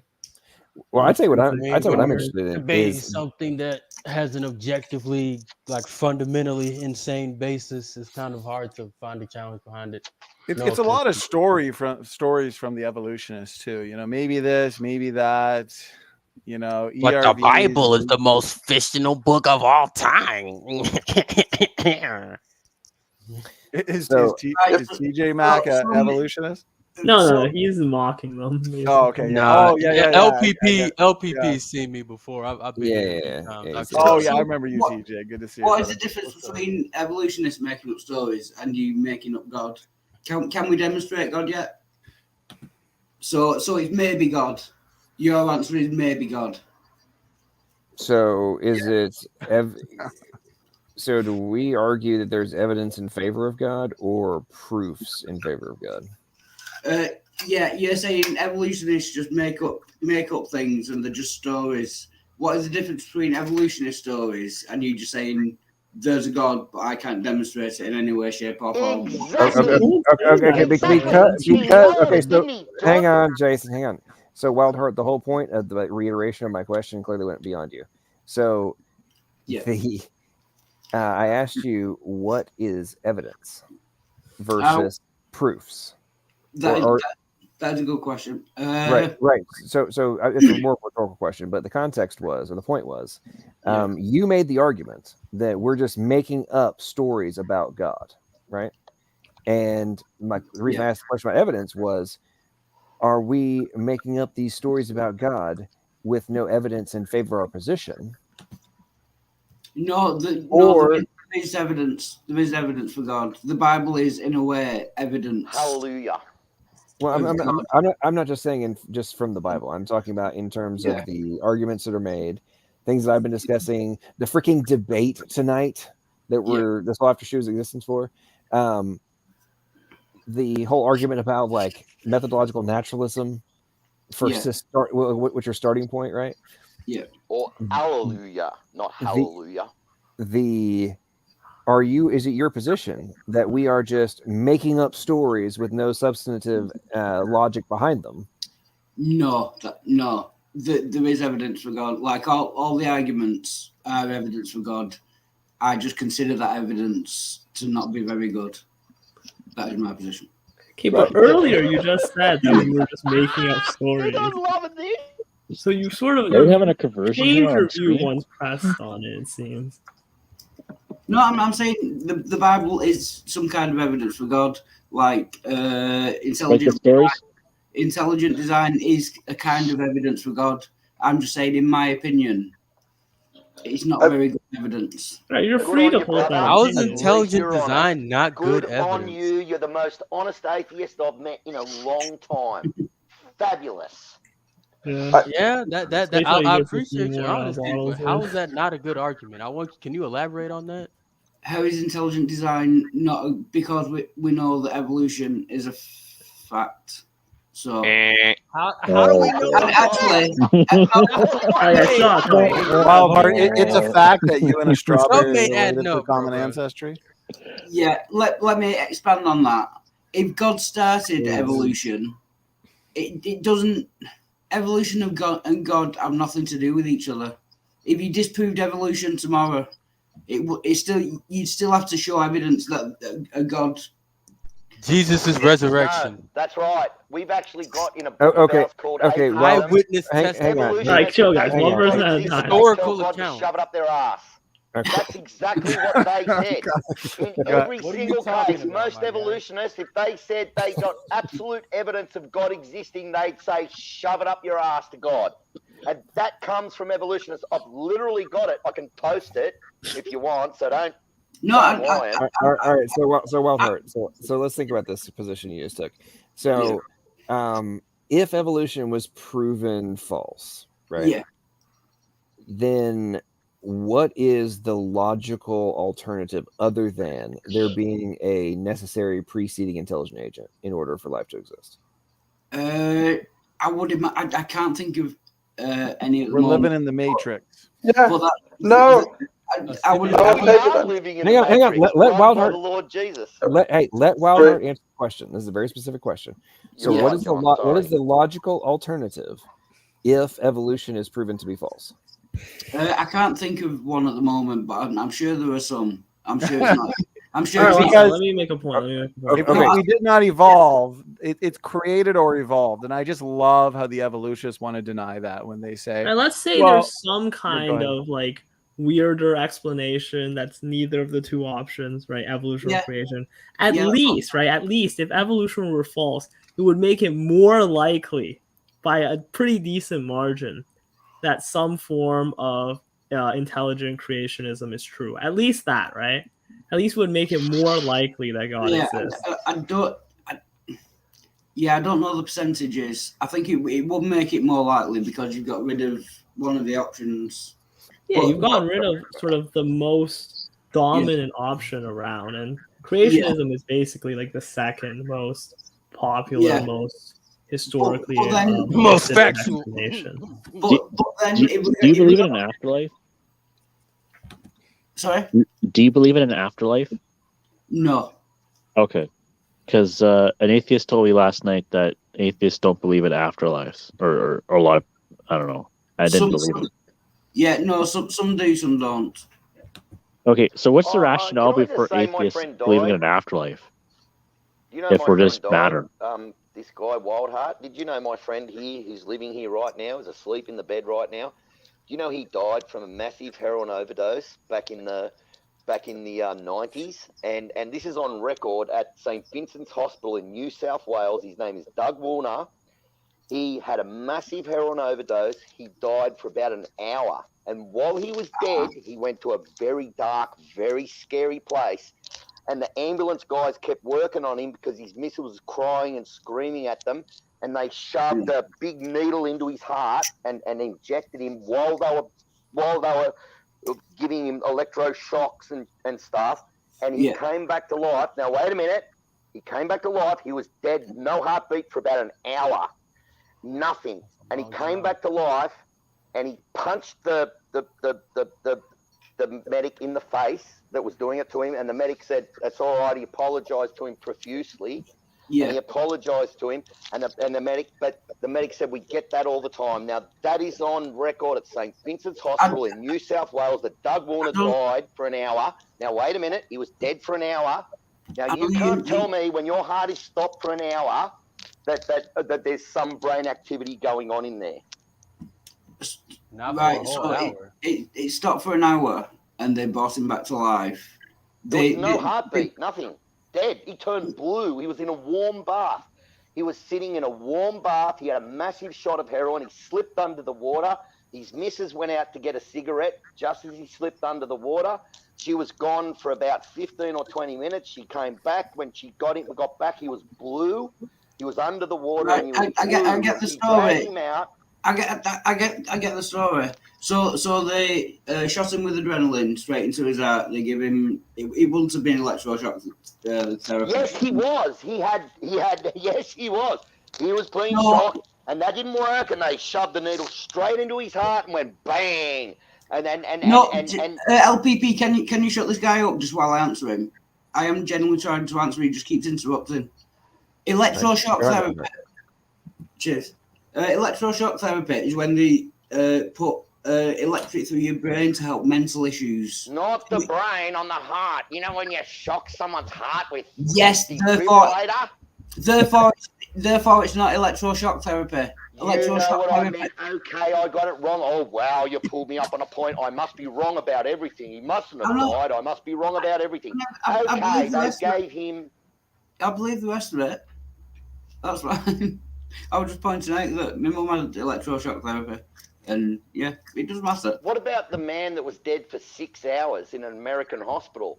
He was dead for 6 hours. They took him from... These were atheist doctors that did this, by the way. They took him from the top. They put him in a morgue freezer, in a morgue fridge. He was in a body bag in a morgue fridge for 6 hours, and someone that knew him, a nurse that knew him, came down and pulled it out and unzipped the body bag and thought, I'm just going to say goodbye to him. And she put her hand on him and prayed, and he came back to life, and she felt a slight heartbeat. And then they took him back up there. Now, he was pronounced dead in an American hospital by American doctors. He was dead for 6 hours and 45 minutes. Right. Okay? I would he suggest... was literally dead in a morgue freezer. And he was lying up in the hospital for an hour and 45 minutes after they had diagnosed him as being dead. Again, you just repeat it. I get the story. I'm trying to give an explanation. I can give you the link to it if you want. Do you want the link? I want you to shut the fuck up while I just answer what you fucking said. That's what I fucking thought, you prick. Shut the fuck up. Right, my possible explanation for that was that putting him in the freezer, it was a misdiagnosis of death. He wasn't really dead. He was dead for an hour and 45 minutes up in the hospital before they moved him down. Maybe to the his thing. heart He was rate. in there for 5 hours, sorry. All up, he was... Shut the fuck up, you annoying prick! But I'm just... I got it wrong, and I just clarified it. Maybe his heart rate or his heartbeat was so low, so soft. No. Can I explain what happened to this guy? He got hit with 50,000 volts through a main line. He was an electrician. He got hit with a 50,000 volts through a main line. It blew parts of his heart completely off. It blew holes all up and down his arm. He was blown off. He fell about 40 feet, landed on the ground. There was ribs puncturing his lungs, his heart, and everything. And they took him to hospital. He survived for 3 months. They kept him alive, and then he died. None of that. Dead. None of that. Mate, and now to this day, he's still alive. He's got a part of his heart missing. And None his, of and this his blood matters. pressure is normal. Wait a minute. His All right, blood pressure is mate, normal, and let's doctors keep the can't tone work out down. why. Let's keep the shouting down. My ears are Okay, starting to bleed. the doctors can't Let's keep work this out calm. why that there's a part of his heart that's completely missing. It's gone. It's been blown off by the electricity. None of this and matters. they can't understand why he's still alive.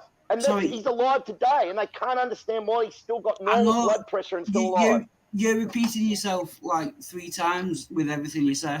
I got it the first time. My explanation will be none of that what you just explained changes my definition. You're not rebutting my explanation.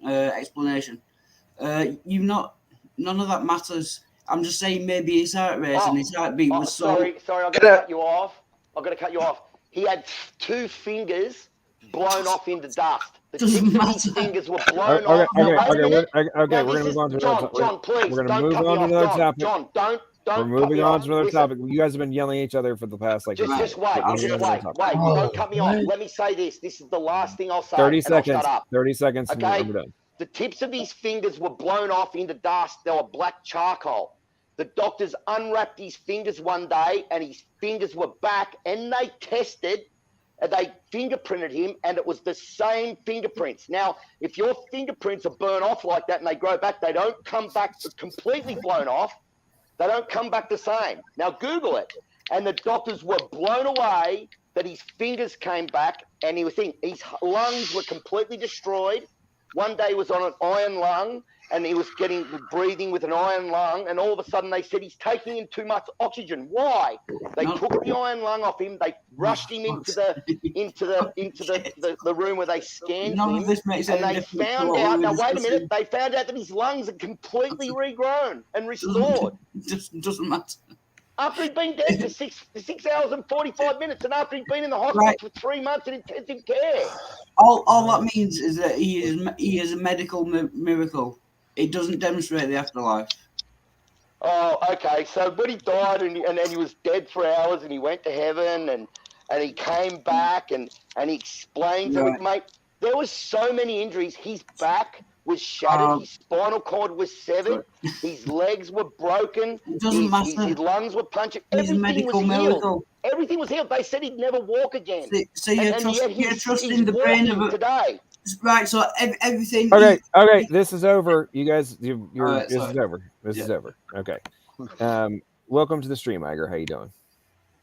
Pretty good, bro. Pretty good. So if you want to switch the topic, I came across this video about 2 years ago, maybe 3 years ago, where they go about this places like Devil Towers being giant petrified trees. I found pretty convincing. Perfect hexagonal columns. They say lava flows. I forget what they call those. You guys probably know real good what they call them. The name escapes me, the scientific name for basalt columns. So apparently the theory is that the lava breaks up and creates this perfect hexagonal shapes in these giant mesas. After considering the young Earth creation position where everything used to be bigger, even the trees, the mushrooms. There's some pictures of giant petrified mushrooms out there. It seems like to me now. And I like to debate this actually that these mesas that got these perfect hexagonal shapes in them are actually pre-flood giant petrified trees where the oxygen back then used to be more pressurized and things used to get bigger. Even the armadillos were as big as Volkswagens. The sloths were as big as elephants. So everything back then used to be bigger. So the whole are you talking about like a vapor canopy? I'm not talking about the canopy right now. I'm talking about the trees. The trees used to be bigger back then, and that these giant messes that all over the world used to be trees. Okay, because okay, that's interesting. Because there's also human giants in that time period too, right? Correct. Yeah, before everything was bigger, right? Correct. Yeah. There was bigger armadillos. So honestly, to me, a lot of the dinosaurs we got today, they're fake for the most part, where they find a tooth or a leg bone and they create a lot of these, because they needed this mythical time period of dinosaurs, millions and millions of years, Jurassic era, for evolution to even be considered. If there's only 6,000 years old, like creation is claimed, then evolution's more laughable than even if you believe in a old Earth, and it's still kind of laughable even then, but because everything is just evolving, everything's getting smaller. Yeah.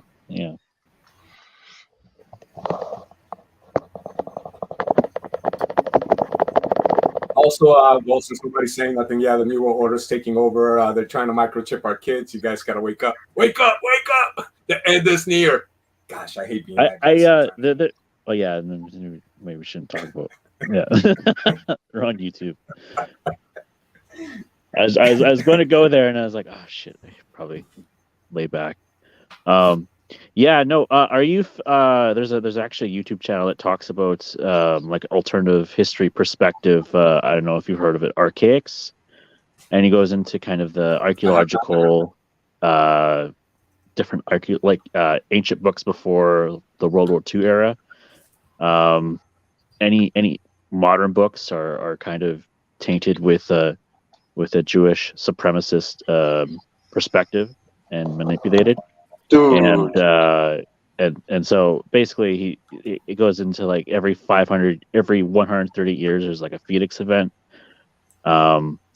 which would explain how they say that dinosaurs got extinct with the meteorites. Well, a lot of ancient cultures said that they had similar events happen to them, such as like Sodom and Gomorrah in the Bible, where it was burned into ashes, and there's actually archaeological evidence of just like people holding hands, like skeletons holding hands as they see their demise, and people getting burned up in their while they're laying on the bed. And yeah, so it's like a lava, like lava comes from the sky, red mud. I don't know if you've heard of like red mud coming out of the sky and falling, but yeah, those are the claims, and it happens every 138 years in some form or way, different ways, but it's really, yeah, there's a lot of details to it, but yeah, it's an interesting kind of look. And also after these Phoenix events, he describes a vapor canopy where there is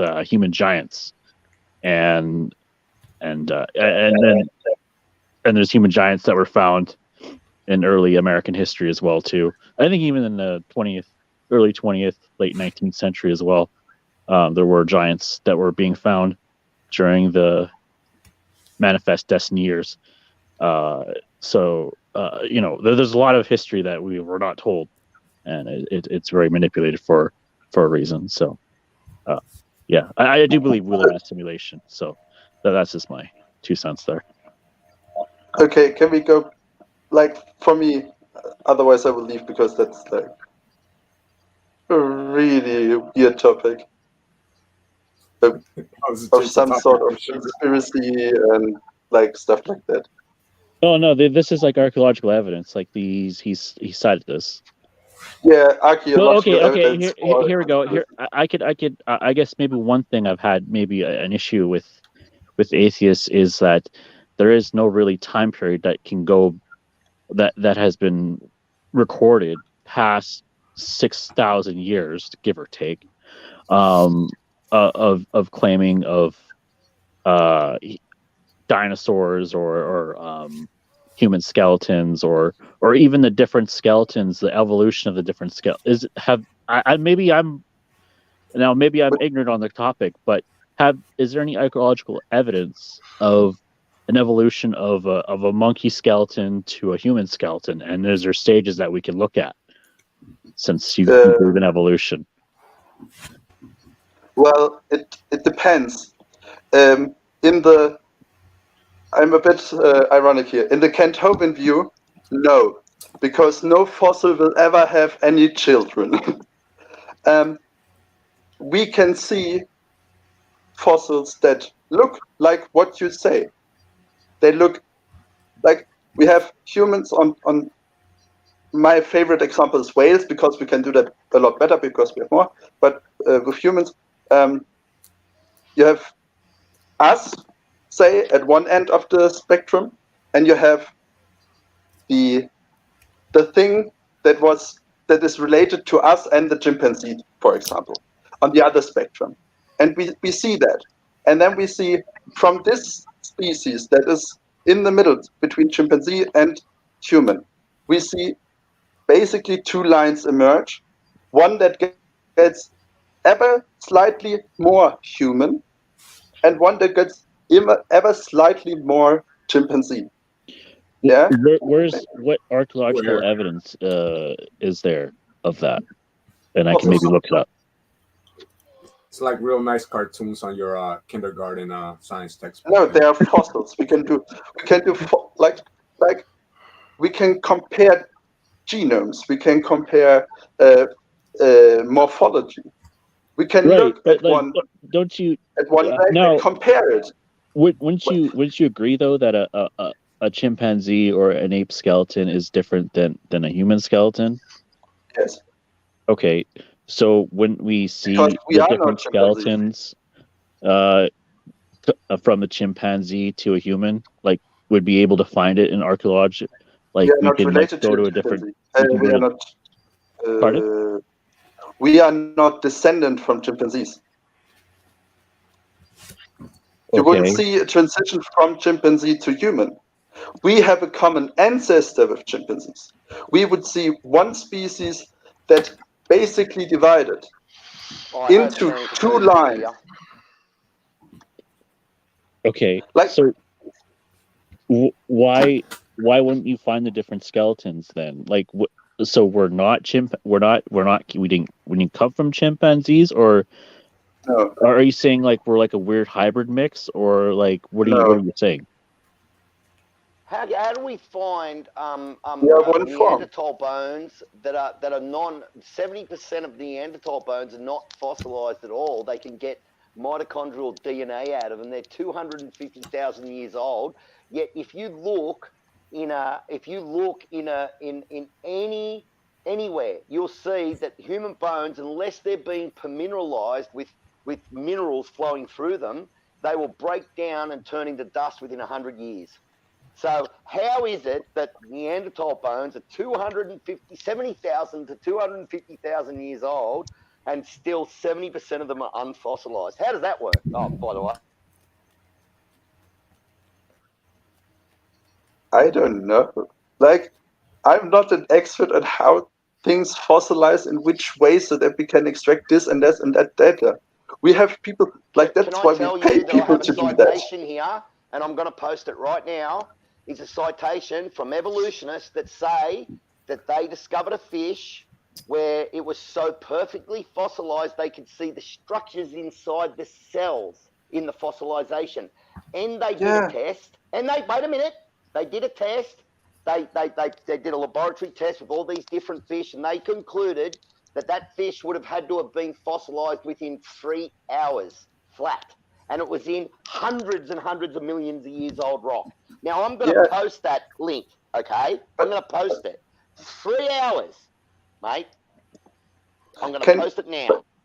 Why are you're talking about, I don't doubt, like, I can't disprove that. I'm not an expert in this. But you take a fringe case, because in most fossils, we don't see that. Like, you say, okay, we found one fish and there's this skin. How could that be? In most, we don't. How can you say you don't see that? How can you say, what do you mean you don't see that fossils fossilize quickly, that they fossilize slowly? Is that what you just said? No, you said we have a fossil, and on this fossil there's this, you said skin or something, there's this material. No, and all the cells, so that they could see the cones in the eyes. They could see the structures within inside the fossilized cells. They could see everything. And they couldn't work out how this fish got fossilized, where it preserved those structures. And they put the fish into a lab. They put all these different fish into labs, and they found within 3 hours that a fish cells would break down to a point where they couldn't be fossilized, where it would preserve those structures within the cells. So they concluded that fish had to be fossilized within less than 3 hours. And that is in a very old layer. I am going to post this thing now. I might drop out when I go to get it. I'm going to go look for it. I'm going to post it, and you can read it and weep. But even then, you're taking a really fringe case, because with most fossils, that doesn't happen. Like, just because we don't know how it happened is not saying, okay, now I can think up my explanation, and that one must be right. No, they know how it happened. They're not saying in this citation they don't know how it happened. They're saying they know 100% that this fossil had to fossilize within 3 hours. They don't say that. In the citation, this is from Secular Thing. How did it fossilize? Now remember, I'm going to Not how post this, and fast. you're going to look really stupid when people read it. Now, they said that this fish fossilized in 3 hours flat, and it was in an old layer, a very old And layer. how? I don't know how old, but I'm going to find out right now. I'm going to go post Okay. it. Because that's So the interesting stop question. crapping on, mate.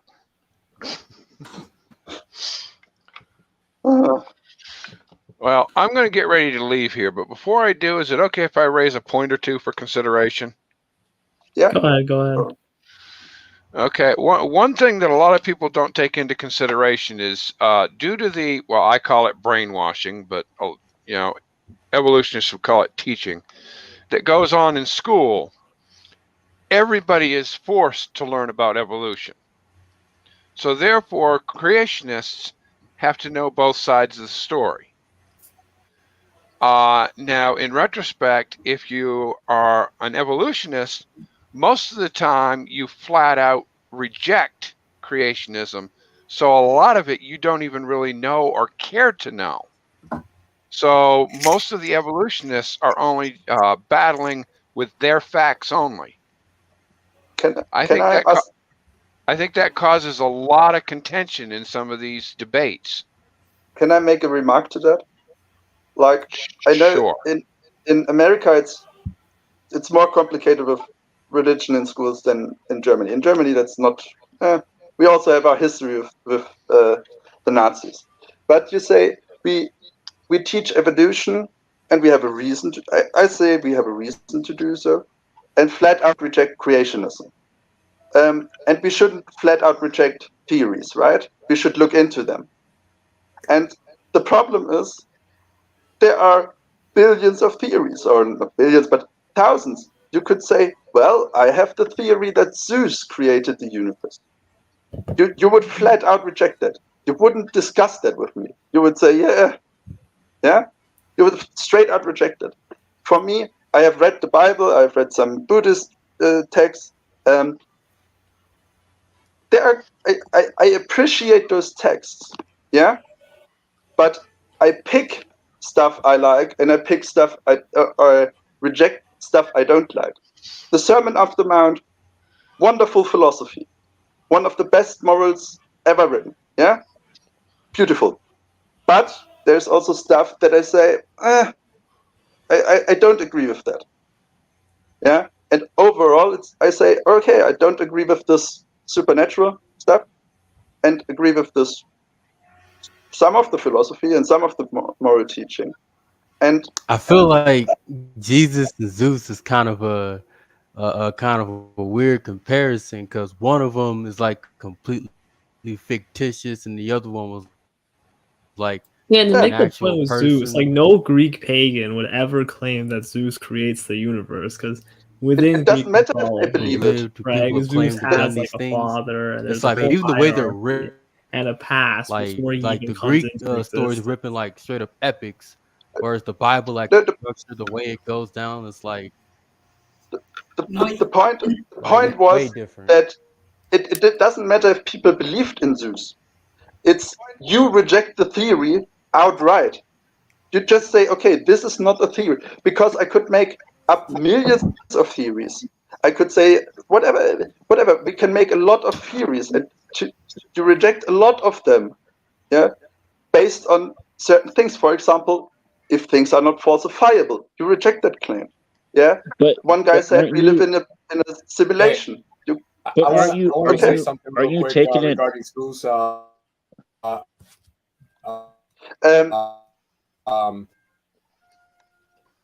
that regards to schools? Oh, you just blocked out there. Oh. Aren't you taking evolution though by faith though? No. Aren't you? But you haven't really cited anything at all. You haven't cited any archaeological evidence. You haven't made any. You haven't countered any scientific claims. I would ask you, what do you mean by faith? You basically, by faith, you assume that we evolved from monkeys or were some sort of hybrid, but like So you haven't really proven. You haven't really given hard evidence as to what that would be. That would look like. Would you say that I claim that evolution is true? Well, if you claim it, extraordinary claims require extraordinary evidence, and you haven't really made any citations. I don't claim that. I don't claim evolution to be true. Well, didn't you just claim it though? No. Okay. I claim evolution to be the most plausible explanation, or the most corroborated by data, or whatever you want to say. Yeah, but you haven't like mentioned anything about skeletons or genomes. Yeah. You haven't cited anything. So it's led to believe that you're just basically you're going off of faith. And I'm not saying that that's nothing wrong with that, but I'm just saying usually even there's this misconception of maybe a theological argument would be that God gives you to a sound mind because he gives you moral direction, like in Romans. You assume in your argument that's what I get. You assume that I come to my atheism via evolution. Well, I mean, it could be a myriad of things. I don't know. I just see you, but you just haven't really cited anything. So I'd led to the plausible conclusion that you're just taking it upon faith, or maybe it's just something. I mean, I guess we do that to some extent, but still, you should be able to kind of maybe something off the top of your head.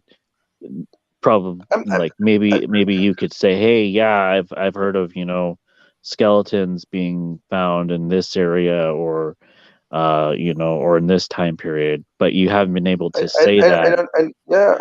I don't study that topic too much because it's okay. It's like, so what is God to you then? What is God to you? Maybe I'm curious. Yeah, what how I would define God, or what it means to me. How do you define God? Or let's go with that first. How do you define God before we get to Greek names or whatever? Yeah, I would say he doesn't exist. That would be my personal definition. But that's not a definition though. That's like something you believe about God. But we're asking, what do you believe is God, right? Because for a thing, for you to believe that thing doesn't exist, you must have some concept of what that thing is, and that's what we're asking. Nunk is basically proving my point. No, but again, that's philosophy. Okay, I would say usually when we talk about God, we mean an agent that has a will, that is omnipotent, although we don't know what that means. He's omniscient, although we don't know. We don't really get a grasp of that. He is benevolent, although we don't also. And that this person or this agent is the creator of the universe, and by his existence, basically keeps things running. That's, I think, that's the definition of God. You don't have to you don't have to it's not like you have to suspend the belief in science in order to believe in God per se.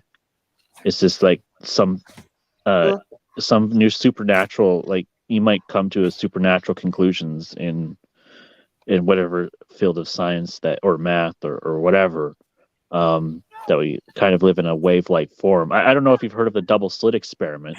Have you heard of the double slit experiment before? It basically proves that we're in a wave-like universe. Can I rudely interrupt? I've got something. No. Thanks, people.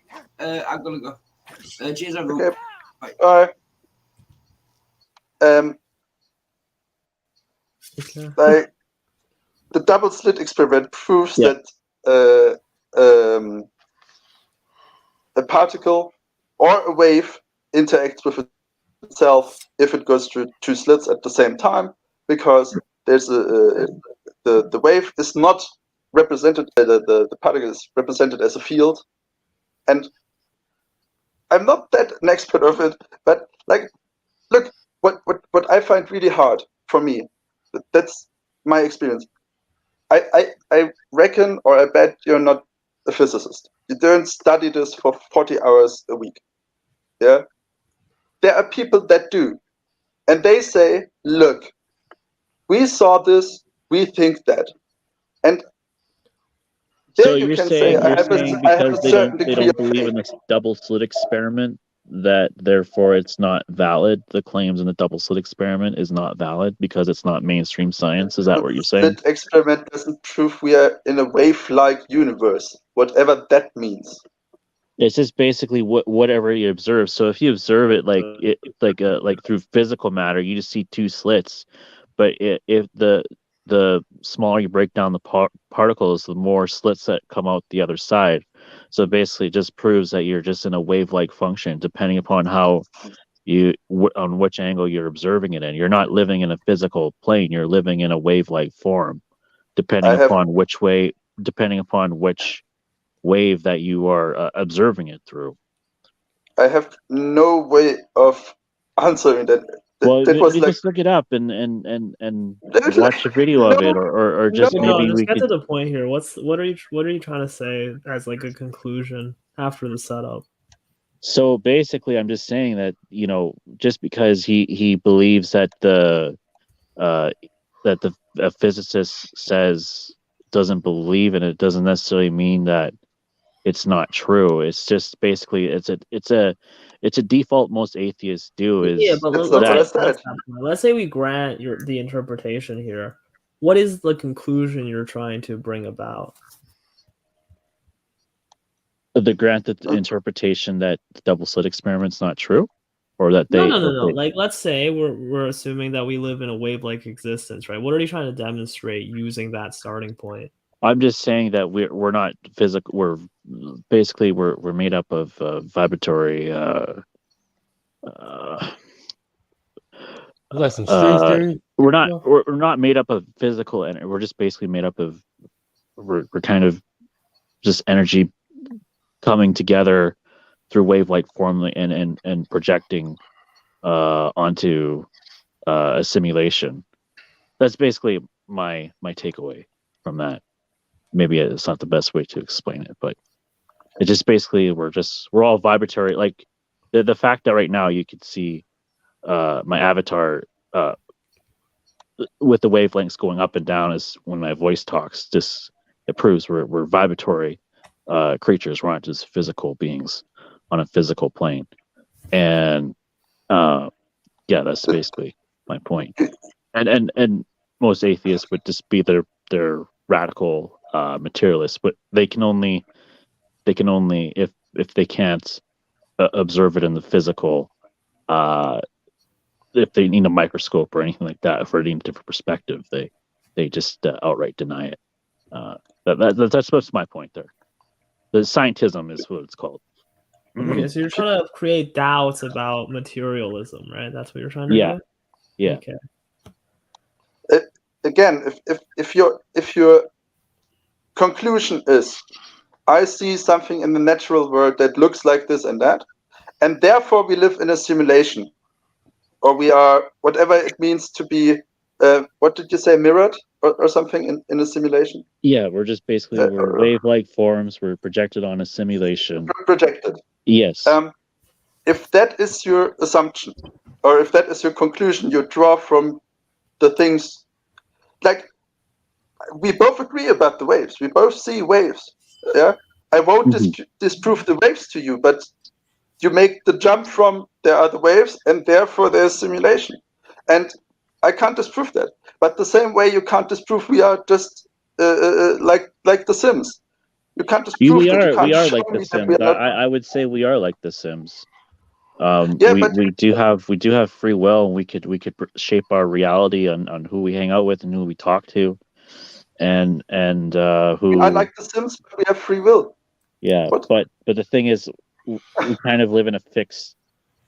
We're all in I would Skyrim. say, yeah, like we're all immortals in some way because we're just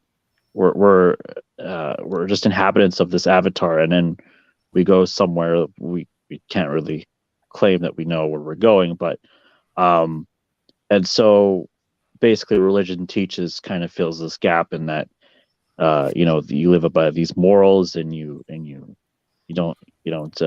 treat your neighbor as yourself, and so there's a moral aspect to it.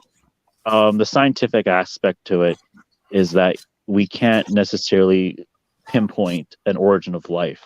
I guess that's the main crux of it. Do you know what's really interesting? That sounds really Buddhist to me. Well, we can't.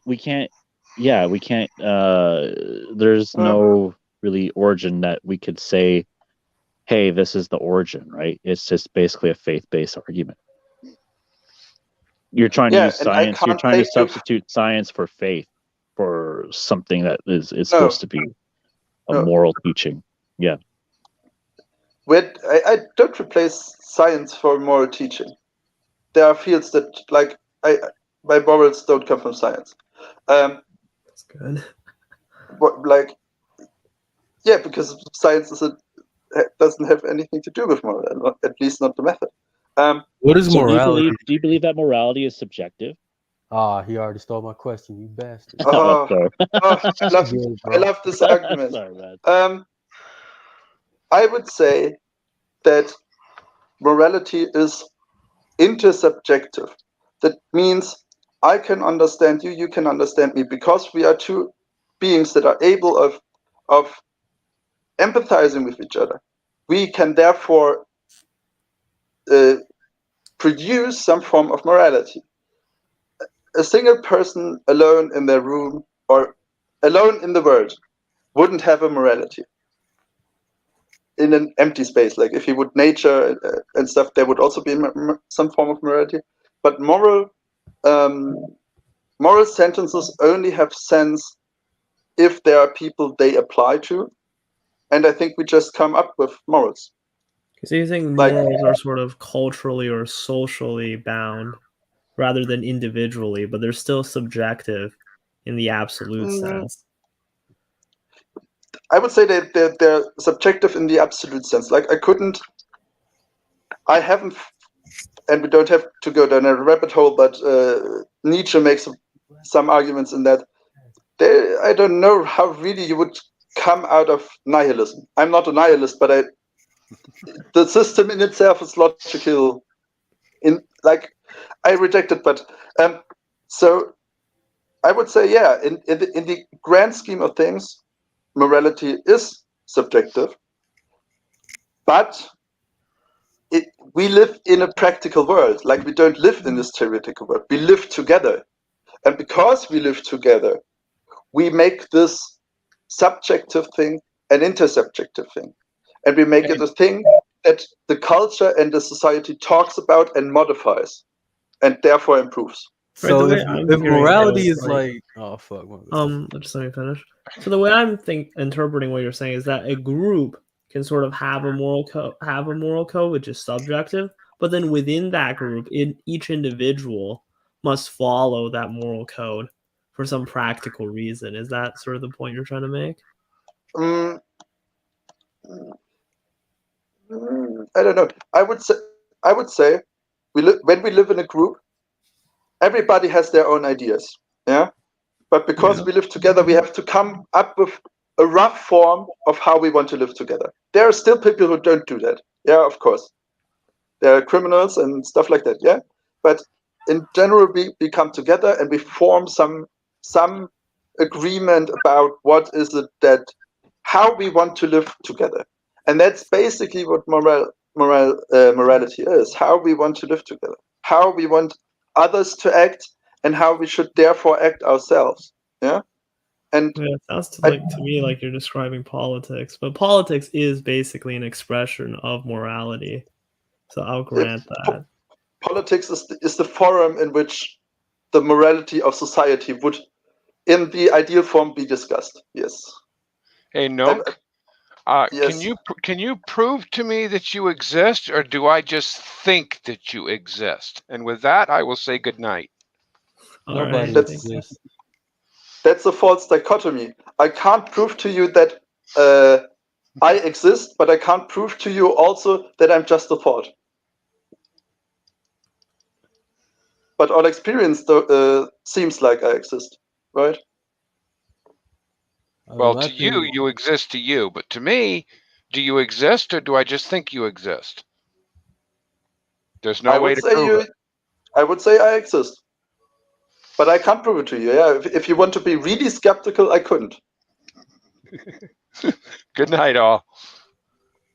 Good night. My thing is like, if you believe, right, that morality is like a subjective thing, so basically, right, off that belief, no one can do you any wrong, nor can you do anyone any wrong. Like, say I went up to you and I just like, say you had a kid, right, and I just like punted your kid 50 yards across the room, right? I didn't do anything wrong. That's just your opinion. So for you to get you did mad, something wrong in my opinion, and that's what matters to me. But like, but it's subjective, okay? But your opinion doesn't matter to me, though. It's subjective. What if my morality is like all guys that are like built like you gotta like, I don't know, I gotta throw them in the smoker, like. Yeah, but you use that in a sense to prove that you can't.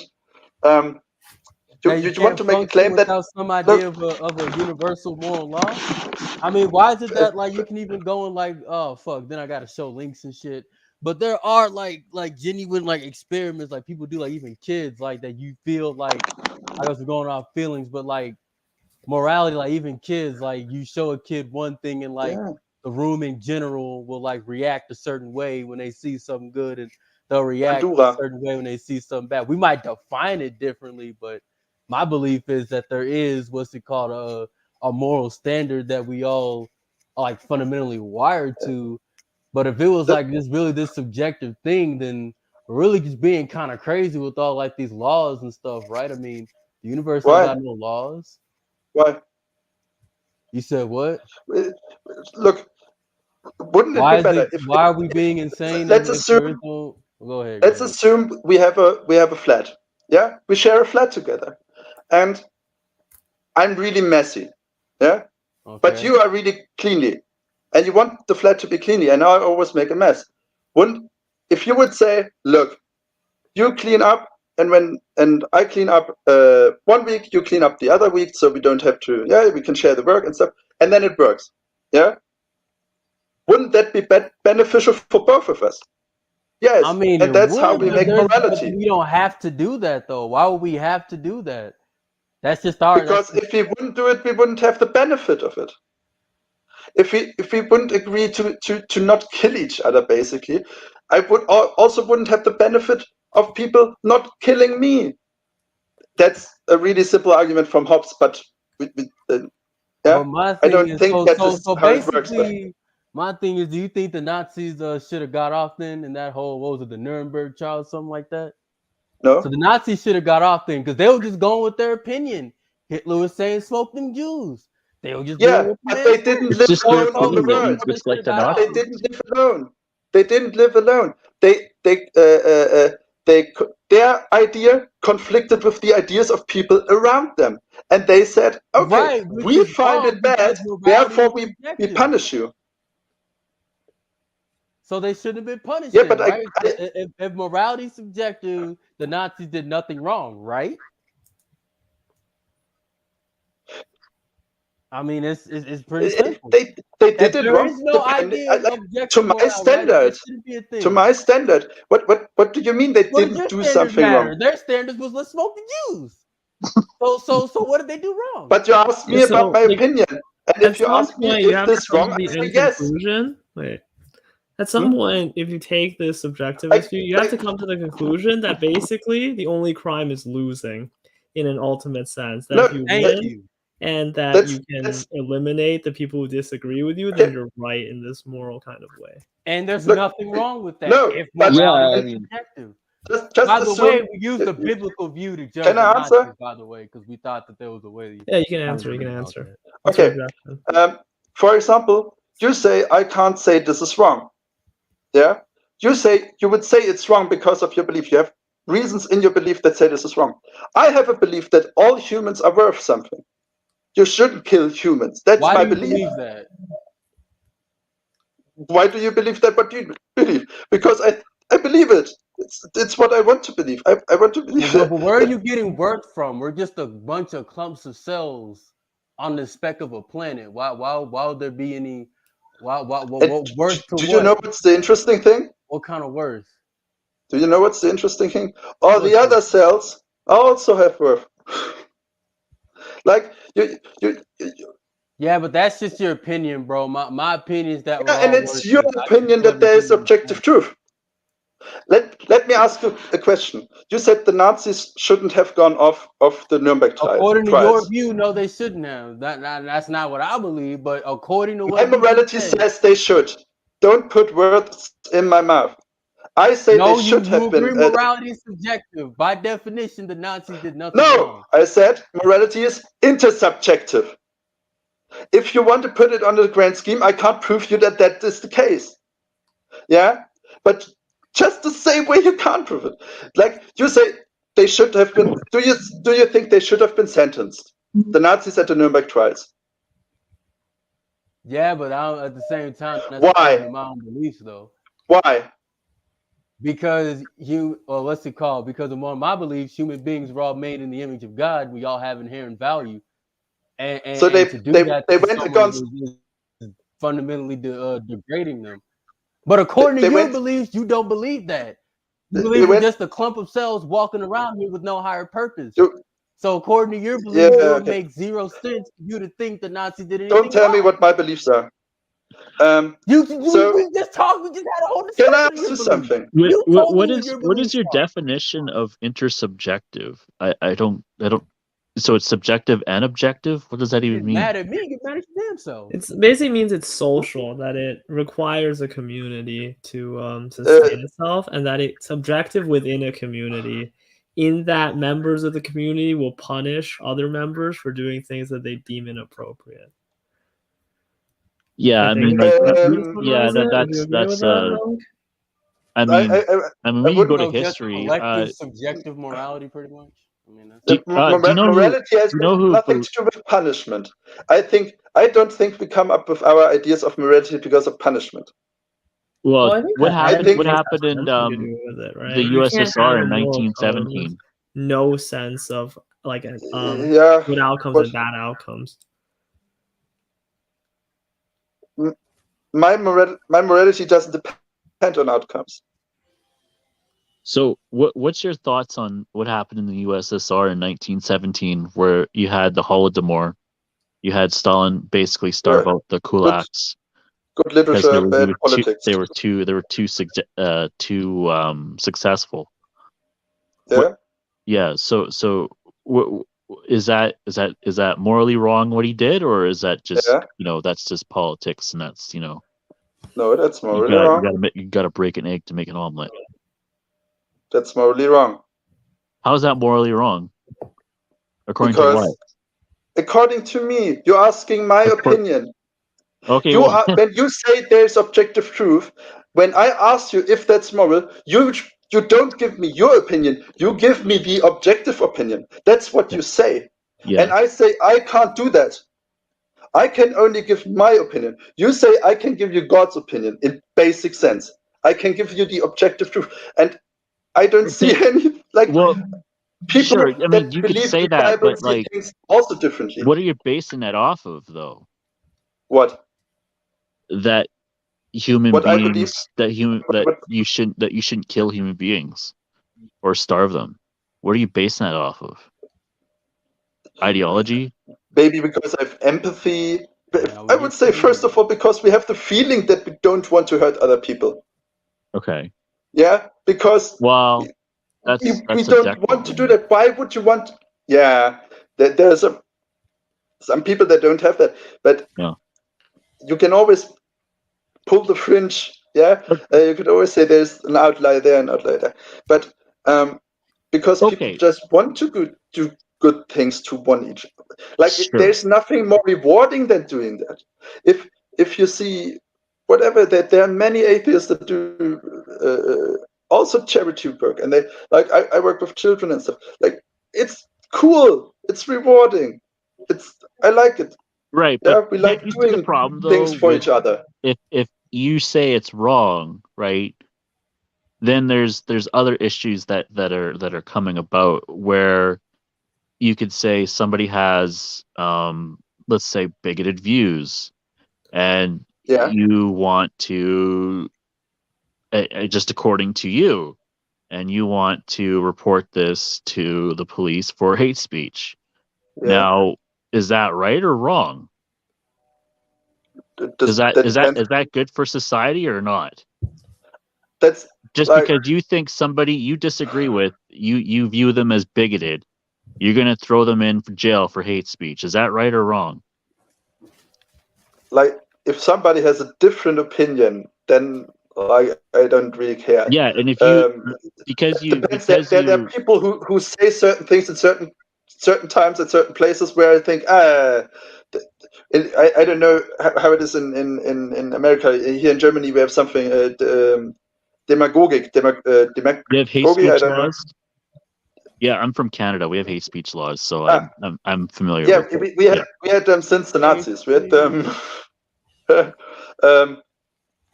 And there are certain things that should be like, we argue about that. We are also we also, like, we have a scientific theory. We have a moral theory. We argue about morality all the time. Morality in philosophy changed over time. Also, the morality that people ascribe to the book, to the Bible, because people thought about it, and it changed because we act together and we exchange our ideas about that and come to an ever better conclusion. Yeah, that's like. So you're saying morality changes over time? What we think morality is, of course, yeah. So can killing people change over time? So if you view that person as really evil and really dangerous, even though they haven't done anything, and say, "Hey, let's execute them," would that change your morality? See, this is the problem: is with subjective morality, it just changes all the time, and you basically I have you get the reasons. fruit of despotism. Look, like for a scientific theory, I can give you reasons. I can't give you proof. I can give you reasons. I could say, if we would do that, if we would kill people because we think they are dangerous, well, maybe we would execute 5 killers, but we would also execute 500 who wouldn't do anything.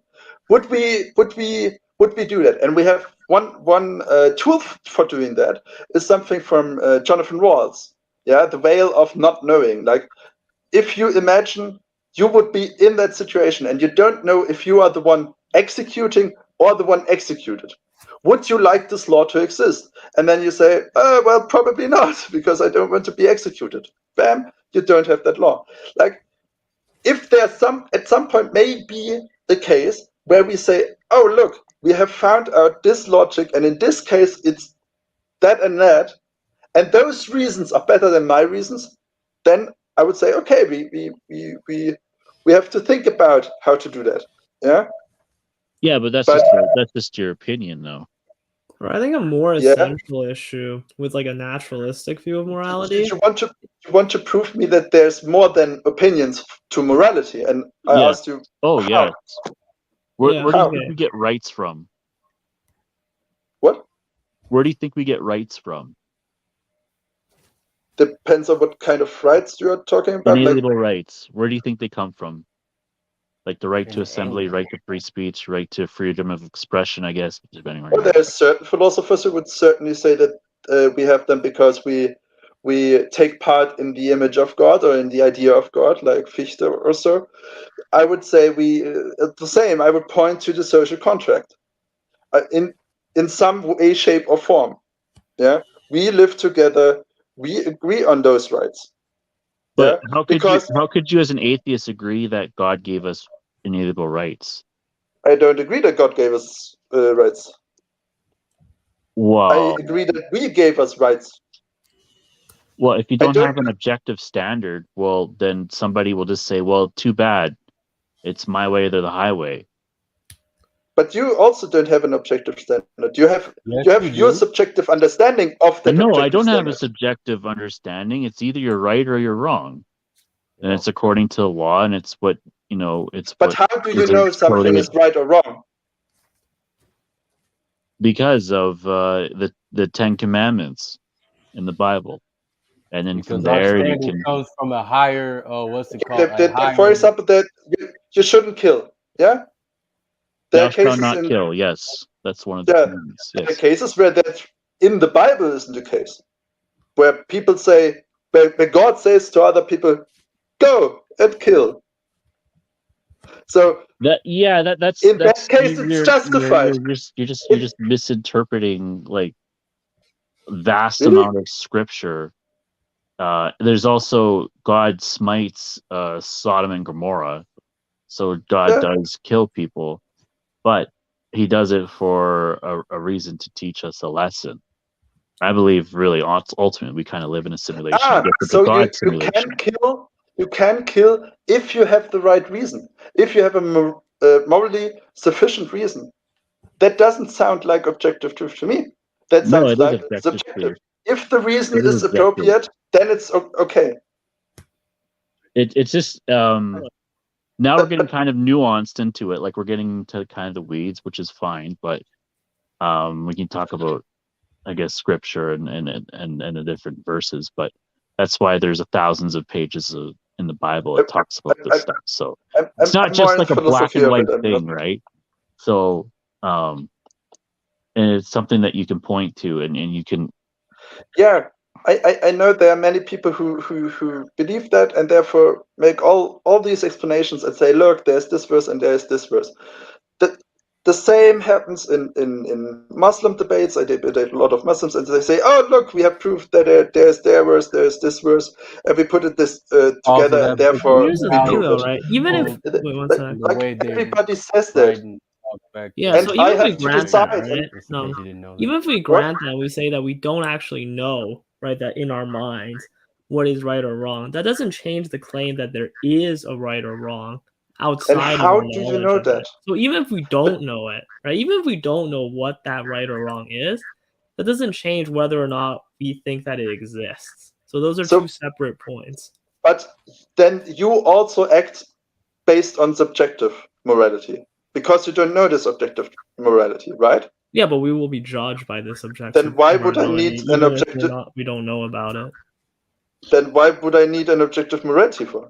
Like, what's then my problem? I can act as fine as you. Yeah, you do all your things by subjective morality. I do that too. Why do I have the problem? Are you familiar just say, with the okay, there's concept this of objective grace? truth. Okay. Are you familiar with the concept of grace In in the Bible? Grace? No, like I heard basically- it, but not. Yeah, so basically grace is those that it does talk about this in the Bible, that those that don't know the world I will raise up upon them, I'll make them watchmen. Sorry, you cut out a bit. Sorry.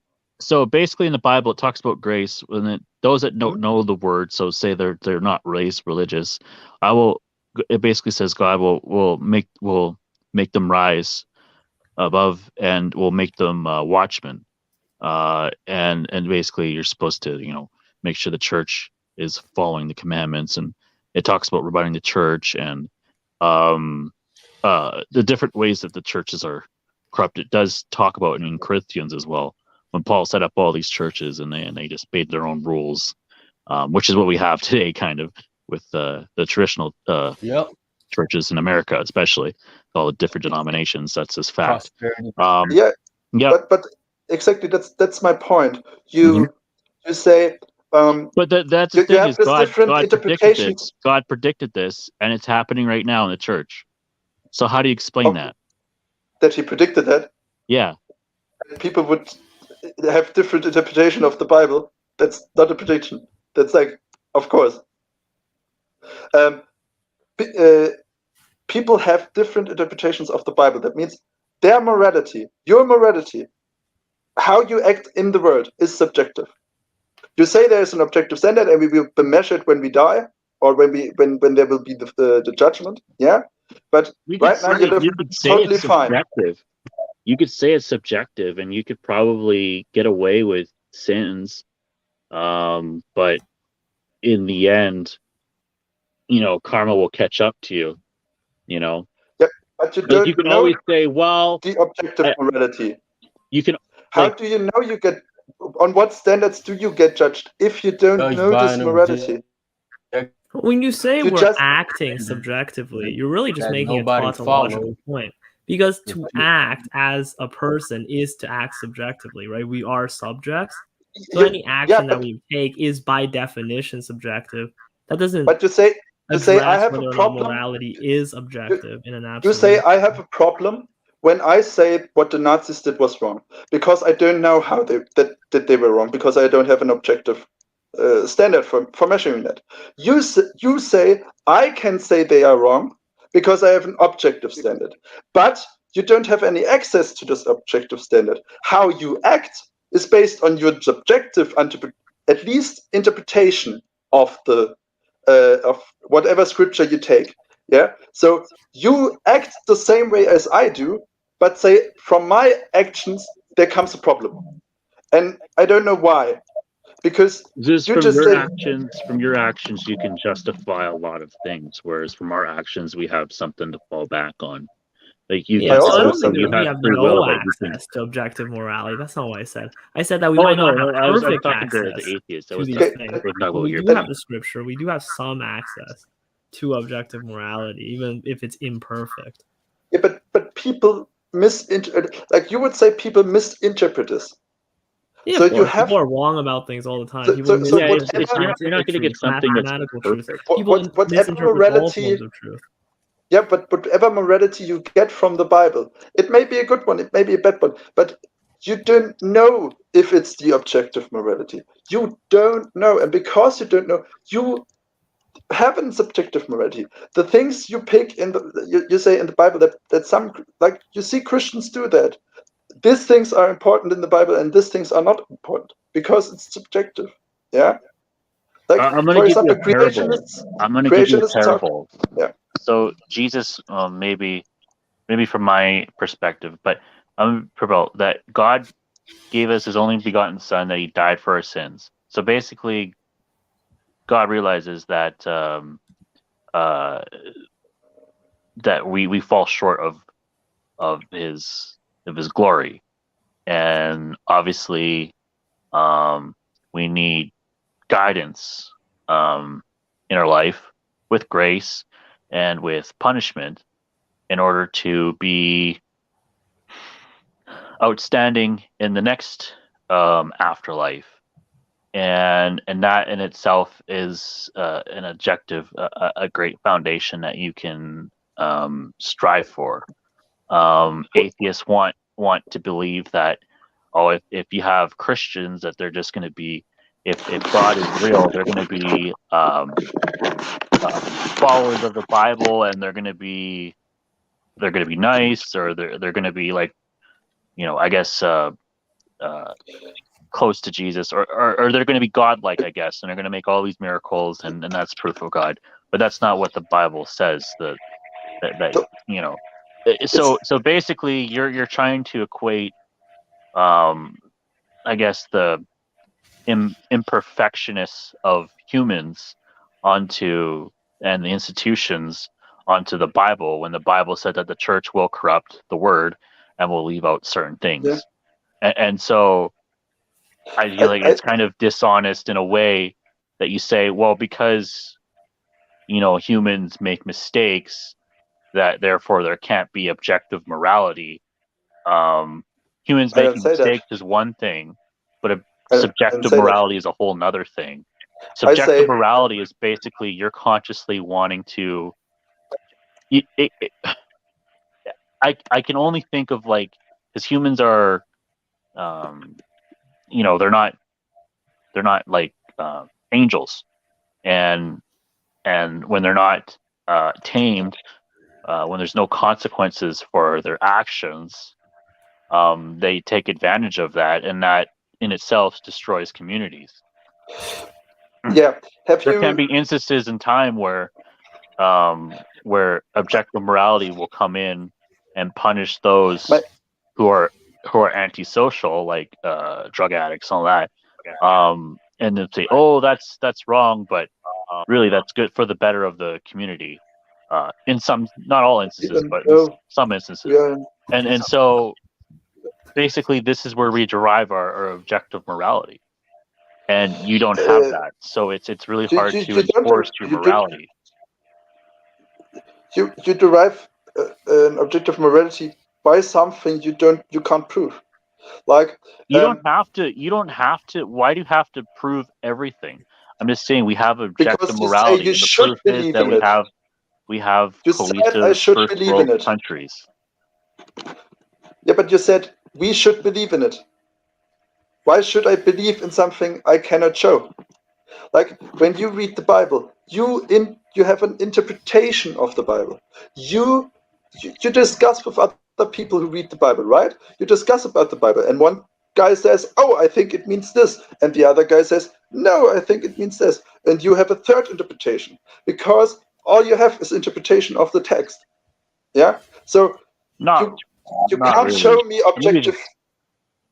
A quick question, right? Under a from that. natural, you said that you think humans have value. Under a naturalistic framework, how do you decide what constitutes a human? How do you make that designation, especially from an evolutionary framework where there's this gradation through different stages? That's interesting. You could say and be scientifically accurate that we are just eukaryotes, and every animal is a eukaryote. We are all the same kind. That would be correct. It would not like if we categorize things, it helps us a lot to do stuff with those things. Yeah, to look what does this animal do, because we know this is this animal, and we categorize it in this way. So from a scientific point of view, we define human by certain traits. Yeah, so humanity is basically defined in the scientific sense based on an arbitrary level of, or somewhat arbitrary, not completely arbitrary, level of genetic similarity, right, to ourselves, to each other. For example, yes. Yeah, this level of genetic similarity. Now, the question is, how do we decide sort of the size of this net of genetic similarity? Right? Why should it be at the species level rather than at the genus level? Or why should it be at that level rather than sort of a smaller level, right? Why would it be at the species level rather than at the subspecies or racial level? How do you make that determination? Why do we do the categorization to say that that's a chimpanzee and that's an orangutan or a gorilla, and not say those are all apes? Why we don't say that? We do say that, right? These are all the categorizations, but from a moral level, right? Why put humans exactly where they are and not in any other from a moral level state? Yeah, on a moral level. Moral things don't have to do anything with that. What? Like you don't think that the categorizations of different human groups, like ethnicities, races, has nothing to do with morality?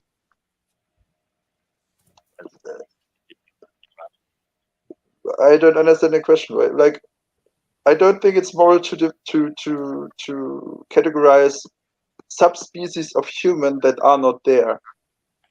Like, that's what I would say. But I think what you asked is, why do I hold humans special? Yeah, exactly. Is that the question? What makes the exact designation of human, right? What constitutes that? How do you know But when someone's a human? those are two different things. I would say in certain things I don't hold humans special. I think all animals deserve rights, that we should treat nature carefully and all of that stuff, yeah? So things outside of humans also have, you could say, rights, yeah?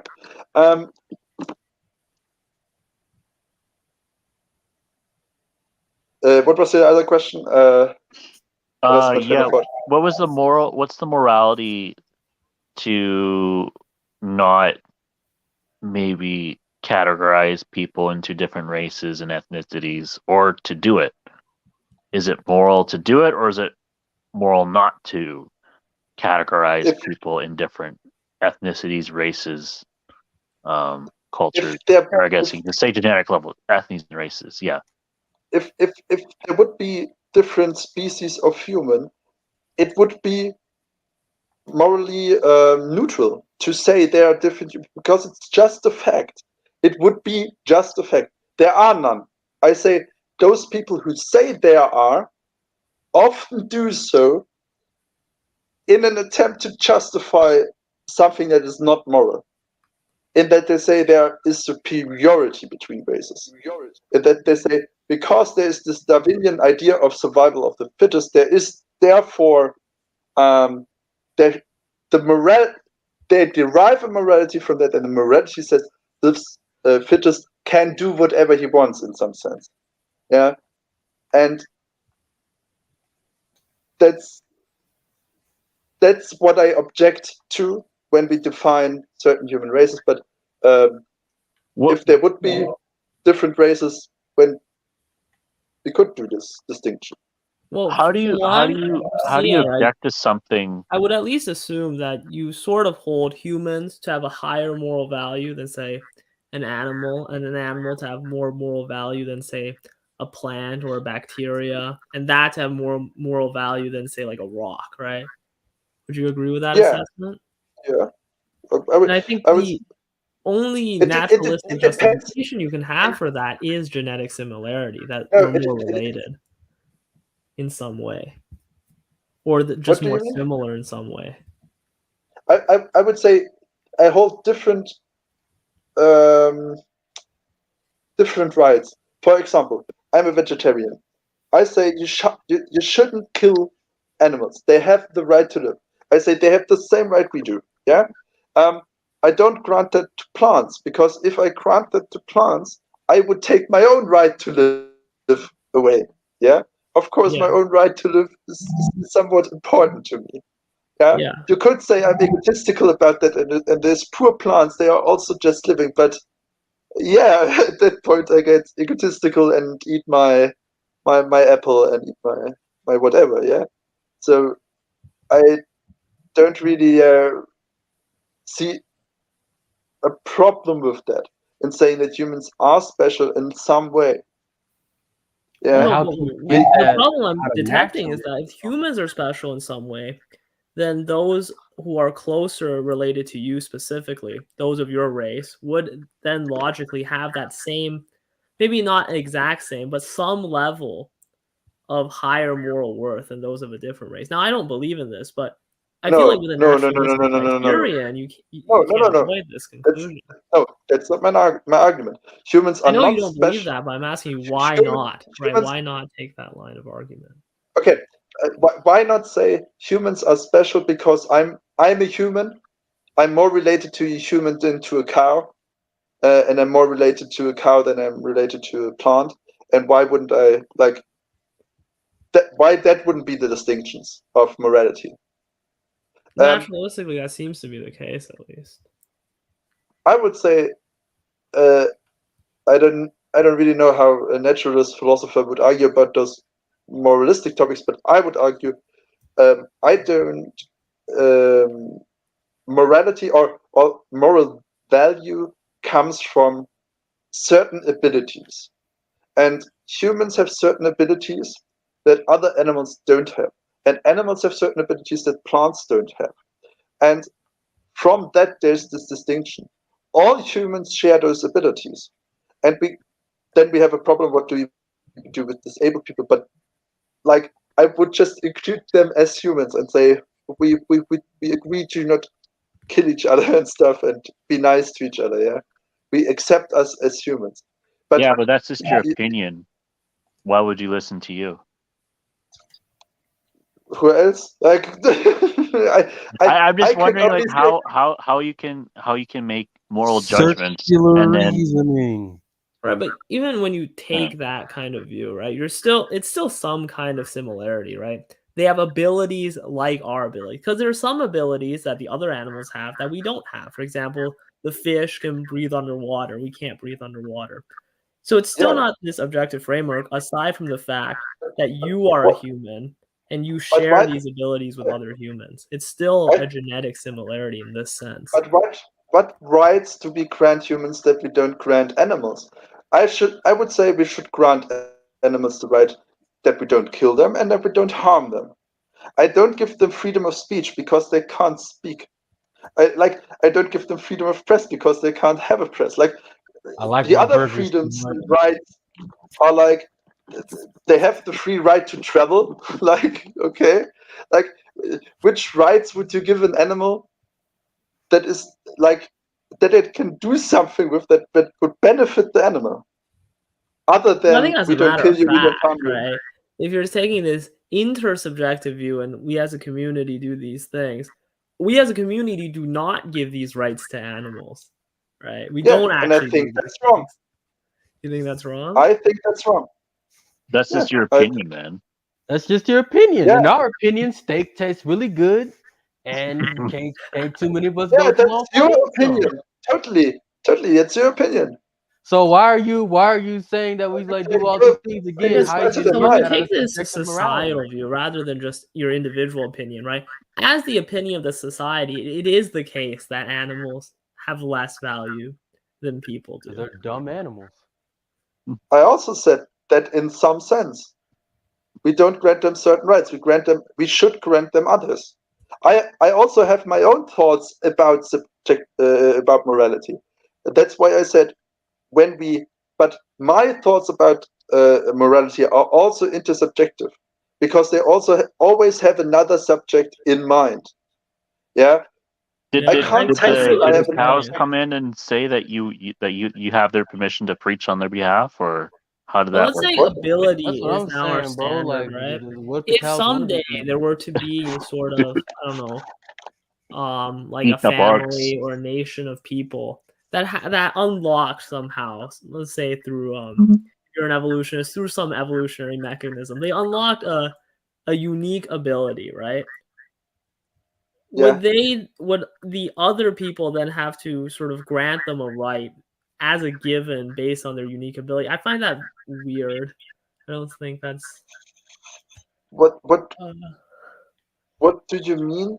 Like if so we if in the grant rights, future, right, there would be like a nation or a group of people that have sort of different abilities from other humans, would they then have to have different rights as a result of that?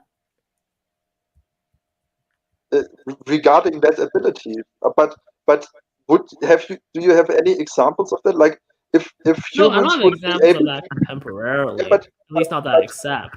But if in they would be theory, humans, it should be yeah, possible. if they would be humans and they share certain traits, if they would have thought, if they would have feeling, if they would have agency, all of those things, if they would share those, they would also share those rights. Now, if they have an ability, for example, whatever, if they can fly, for example, then they have maybe we invent the right to fly for them because they can and we can't. We could have that right, but we can't do anything with it. You can't grant freedom of speech to a cow and wait for it to do anything with it. Yeah, but it's just impractical. All right, I guess I can sort of see where you're coming from, but I still Yeah. think that ultimately your standard is still going to be sort of to benefit those who are more similar to you more so than those who are more different, just as a sort of natural fact based on the way we act as people. I don't think so. I don't think so. That I would say that's what Like if you were happened to for have some. to say 5 cows or like a little kid, Like that's a person. Who would you say? I would say the kid. Yeah, exactly. So you are still going to give the human more moral value than the animals. Yeah. And I think the Because only the way to human has justify that naturalistically is this Yeah, genetic because similarity. the human has more rights, more ability, more moral agency as 5 cows.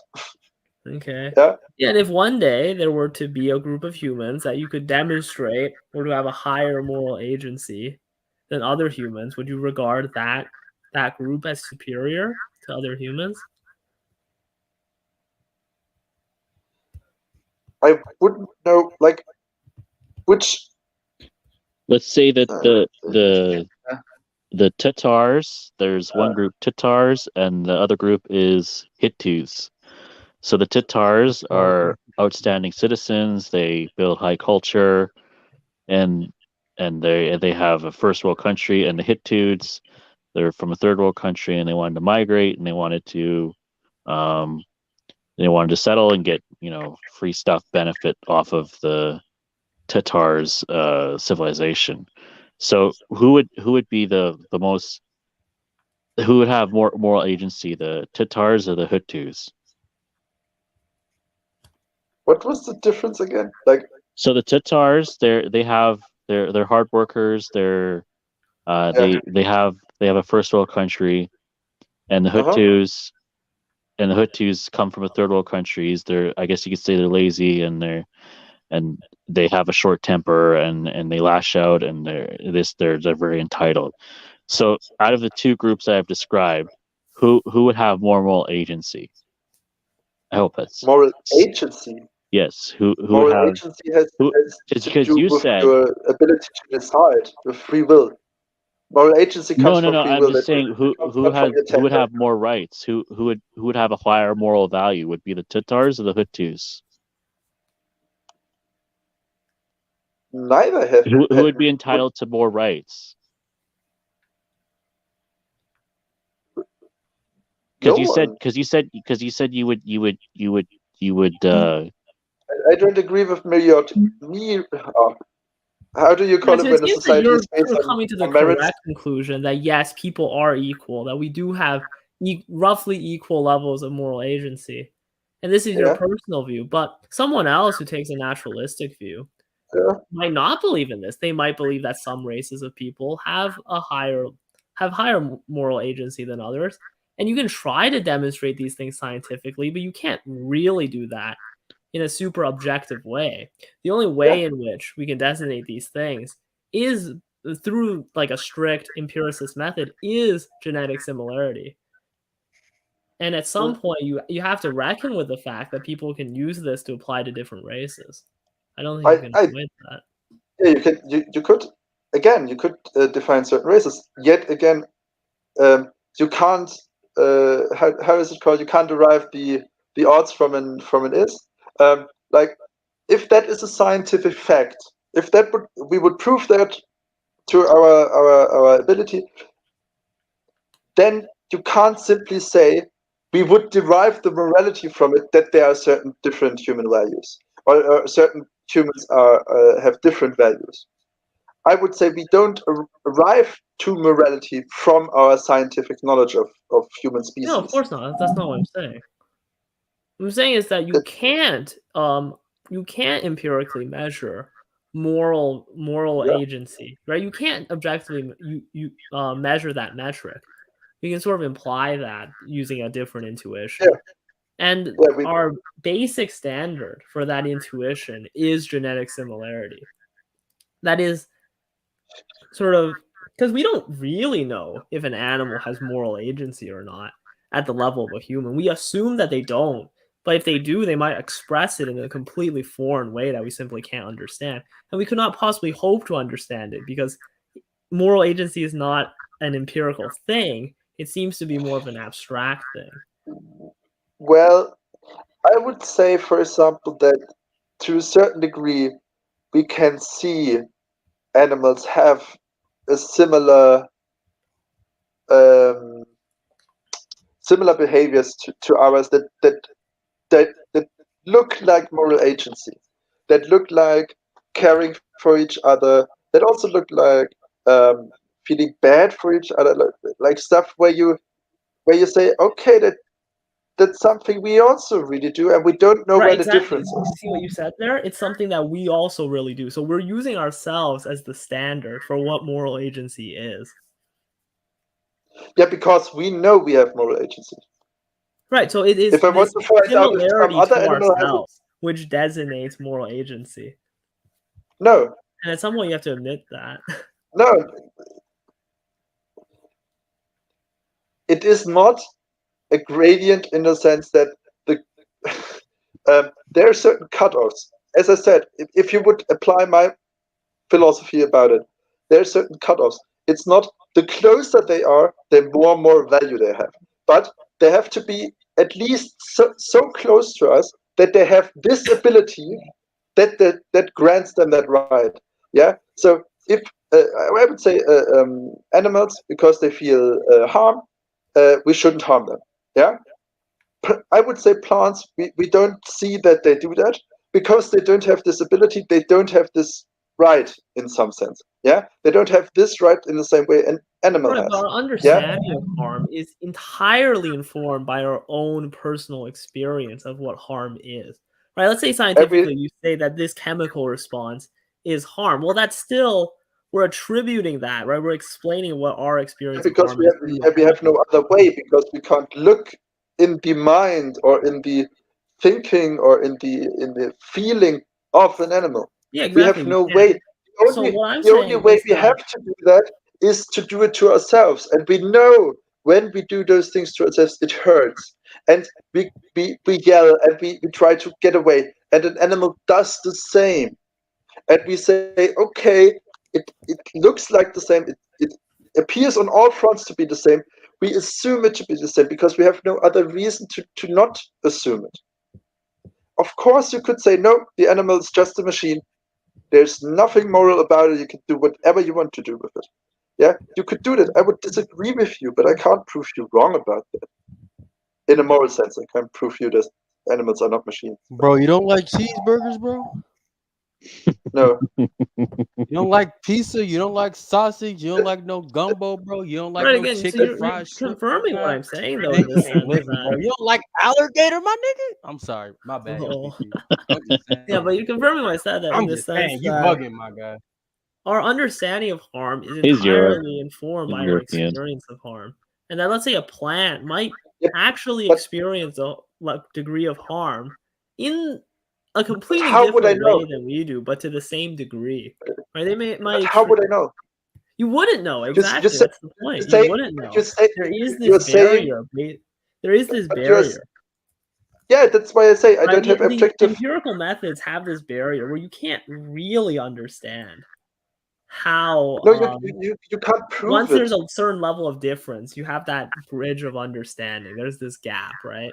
But the level of difference which creates this gap is at least somewhat arbitrary. Yeah. And some people might apply to plants, some people might apply to animals, and at some point you have to reconcile that people will apply this to different races within humanity. I don't. Again, I don't think so, because I don't think that's. Right, you personally again, don't think that, but other people taking this idea of moral agency will say that my race people has have a stupid higher ideas moral all over the place. I say, what would you do instead of that? Like I say, I only see, like I can only see harm and think it hurts those animals because I feel pain. It looks the same. I assume it is the same, and therefore I act. Should I act on the case that it's not the same? Contrary to everything I see, just because it might be the case. That's not how like at some point you have to say, okay, everything looks like this. Yeah, at some point you have to make a reasonable cutoff to act in life.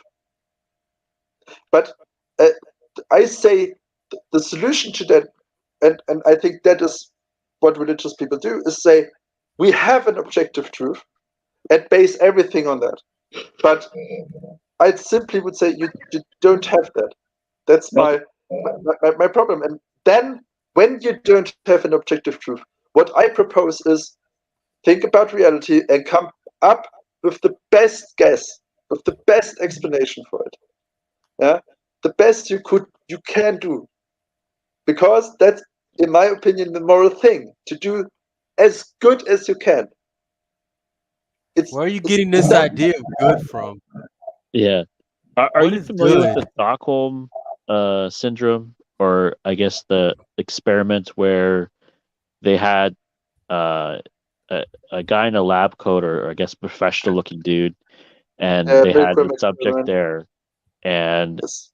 they told them that there's another guy in the other room, and Yeah. that they had to give him shocks. And so they would give him the first one, and they could hear a little bit of scream, but that dude wasn't there. He kind of faked it a little bit, like he would fake it for the first couple times, like he's getting shocked, and then they kept going, and eventually it, like, people felt kind of remorse, but they still they still shocked people.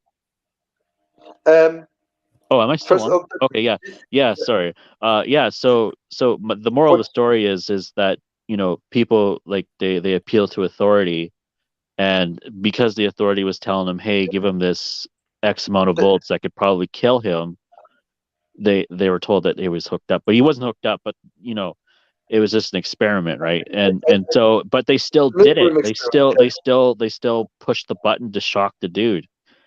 First of all, I think in the results it was 75 people did it to a really high amount, and Yeah. 25 people refused. Yeah. Percent, somewhat Yeah. around that. So it's not like everybody just does that, and you can't say, look, there people have lapses in judgment, therefore, like, okay, Well, we can do you say the mistakes. same thing? You have lapses in judgment 75% of the time, based off that experiment. If you're going off of, In a general sense. in a general sense. If the sample size is big enough. What do you mean? Yeah, you have So to make, basically, like, the moral of the experiment story is, was not like, you the have. experiment was not would people do bad things.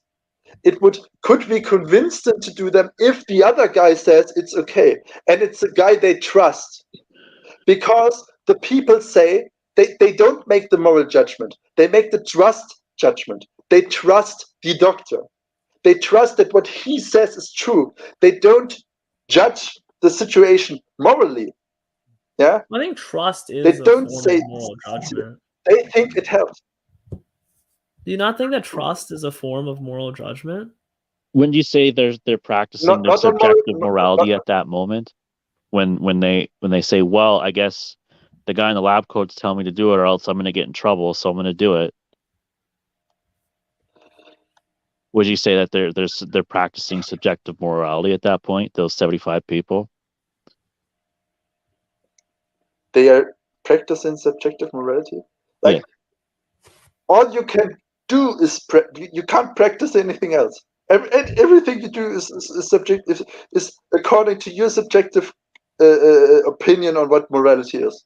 Because if it would be, I'm not the one claiming. I'm just saying, according to your theory, would you say that those 75 people that pushed the button that would probably kill the guy in the other room for getting a question wrong, because they were told by a guy in a lab and they didn't want to get in trouble, would you say that they're practicing subjective morality at that date and time, at that place? Again, and it was their own moral judgment that they said, well, I don't want to get in trouble, I don't want to cause a stir, I'm going to do it anyway. To set this. So is it right or wrong, or is it just subjective? So again, of course it's subjective, because the question this experiment did was, you see the person hurting, but you see an authority person saying you it's okay and you should. And in those situations, I, as a layman, if I'm in that situation, I first have no reason to distrust somebody who I think, because if I wouldn't think it, I wouldn't go to the hospital if I broke my leg. It's okay to trust. You have to have a certain trust in other people, and that trust can be misled. Of course, that's why people trick other people on the phone and scams. Of course, people make bad trust judgments. Of course they do, because we are not perfect in those things, But and when we you don't know say everything. All right, I'm gonna just head off. I should Okay. get to sleep, but you guys carry on. Have fun. Okay, It was okay, fun. Thank you. Thank you. thanks. But my issue is, so was it wrong for them to do it, or right for them to do it? I can only say what to say in what standard, right or wrong? Do you mean an Okay, objective so standard? they I pressed don't the know. button that could kill the other guy in the other room. That's murder. But In because my a guy yeah, in a lab coat told him to do it, is it right or is it wrong? in my opinion, because I have nothing, I can't have anything else than my morality. Yeah, it's wrong, of course. You But you it's laugh about it. subjective. You just claim, yeah. Muslims claim the same about their law. They The say I correct have the answer is it's objective not morality. right and it's not wrong. It just is. You see, you fundamentally can't use the term right or wrong if it's subjective. Like you Yeah. actually can't. It just Of course I can. How? Of course Off I can. what? Off what? Of course Off I can. what? Of course you can. Off what? Of Isn't course I can say, the Off Nuremberg your own trial, the opinion? Nuremberg Oh, you trial, they got your said that opinion versus the higher ups' opinions, bro. Your opinion ain't nothing. So off what is it right or it's wrong? your opinion that this higher up exists. so in the Nuremberg trial, they Hey, said that hey, so real quick, guys. So, Danny, oh, it's a school night, my friend. What are you doing awake right now? Oh shit. It's 4 o'clock. That's early enough. Yeah, the bus coming in a couple hours. Danny, what are you doing up so late, man? This is beyond your bedtime. I think you wrote me. Come on, Danny, you gotta talk. Is my mic was switched to a different one. Sorry. No, I just woke up a couple hours ago. I went to bed like at 6 p.m. Something like that.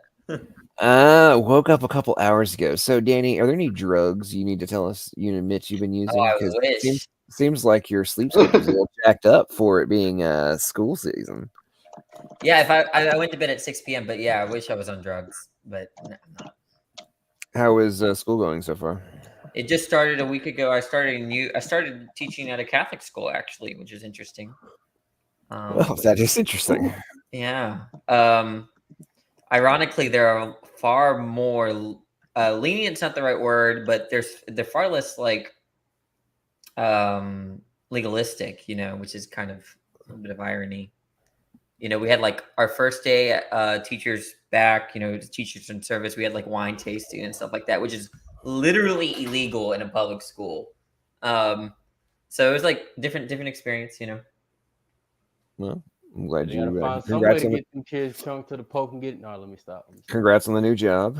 Appreciate it. How are you been? Man, I'm good. I can't complain too much. They had some entertainment with Mark Reed earlier. That was fun. That was actually very fun. I wish I Yeah, was here earlier. he and I buried the hatchet, so I promised I wouldn't say anything negative. Oh, I didn't know you guys had beef. Oh yeah, he blocked me. But I think he unblocked me, and we said that we wouldn't talk shit anymore about each other or anything like that. So Okay, well, okay, so it's not trash talking to explain what the beef was. honestly, I don't even know. I think I insulted him after I perceived some obtuseness, and then everything went negative from there. So he doesn't like being insulted. So Oh well, Why is yeah. he on Well, the internet? That's yeah, well, crazy. he got insulted by me a few times tonight because he is so, and you don't have to respond to this, Danny, but your point about obtuse and just like, it's astonishing to me how many times something has to be repeated, and then he'll claim that you're wrong, and then repeat then say exactly what you said he's been saying. I mean, it was blowing my mind. I mean, it was so long ago. I don't even remember what happened. I just think that's how I recollected it. But of course, he's going to recollect it differently. But I think that's as far as I can say about it without breaking my promise. But yeah, I'm not trying to get y'all to start beef or anything. No, it was cracking me up. Like, he gets all worked up. This actually, I'm very entertained by this because he was acting all high and mighty because I like put him backstage a couple times. And then I eventually ended up kicking in after. So the stream had been going for what, like 3+ hours or something like that. Mhm. And then he finally, and I let everybody talk and was pretty chill overall. Then he got me irritated at the end. And and the best part was at the beginning of the stream, early in the stream, George Bond had sent me timestamps from a whole like beef they'd been having, where Marky Mark had claimed that he had not said something, right? Well, in the timestamps, he says exactly what he said he didn't say. Okay. And this is like 2 days apart. Okay. So the night before last night, I think it was, the night before last, whatever it was, he says on my stream, he insists that he had not said X. Right. So then George sends me these timestamps. I play them. And in the other night, from 2 nights prior, he specifically says what he said he didn't say. Then he admits he's wrong, and then fast forward later on, then claims that he does exactly what he had done the night before, and then claims he wasn't doing it. What's really funny is speaking of that, Tom Rabbit has developed this reputation where like he'll ask somebody, well, did you not say this yesterday? Because he has everything cataloged, so to speak, like all the recordings, like, so like, and he has this track record where if someone says, I didn't say that, he just pulls up the clip and it's just that affirming what they said. And so now anytime, like within the community that knows him, anytime he says, you said this, or did you not say this? They'll just like, yeah, I guess I said it. They'll just like defaultly like, because they know the clip is coming. They know he's got receipts. Well, and also at this point though, he could be bluffing now. And just have people, it's like poker, like if the person who usually only plays the nuts makes a bluff, everybody folds because they're like, well, he must have it because he never bluffs, right? That would be an interesting. If he doesn't do that, he certainly can do that. Yeah, he can probably get away with it at this point. It's pretty Oh funny. yeah, that's that egg, bacon, and beef farm right there. The vegetables ain't give me. No, I'm fucking with you. So Cheryl, to answer your question as to why I'm still awake, because I've been dredging up. While you guys have been talking, I've been working on an Excel document, and I've been dredging up memories of how to do nested if or functions. So I'm working on a project. Like I'm helping my girlfriend now with something for her little side business, and they have this. Anyway, very long story short, I've been dredging up old Excel skills from years ago to help their freaking spreadsheet work properly. Anyway, that's what I'm still up at this point. I've been reading tutorials again to dredge up stuff I used to do all the time 15 years ago.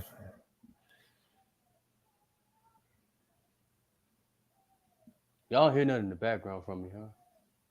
I hear something in the background. That is a crying baby. That's what I thought. That's all right though. Somebody's getting it. Are you about to wrap up the stream, LPP? Yeah, in a couple minutes. So, Danny, who do you have beef with right now? I've been very inactive. We'll go ahead and hop off. It was good talking to you again. You too, man. You have a great night. I've been more active on TikTok, but I went in TikTok kind of like I did to TikTok what I did to YouTube about 1.5 years ago.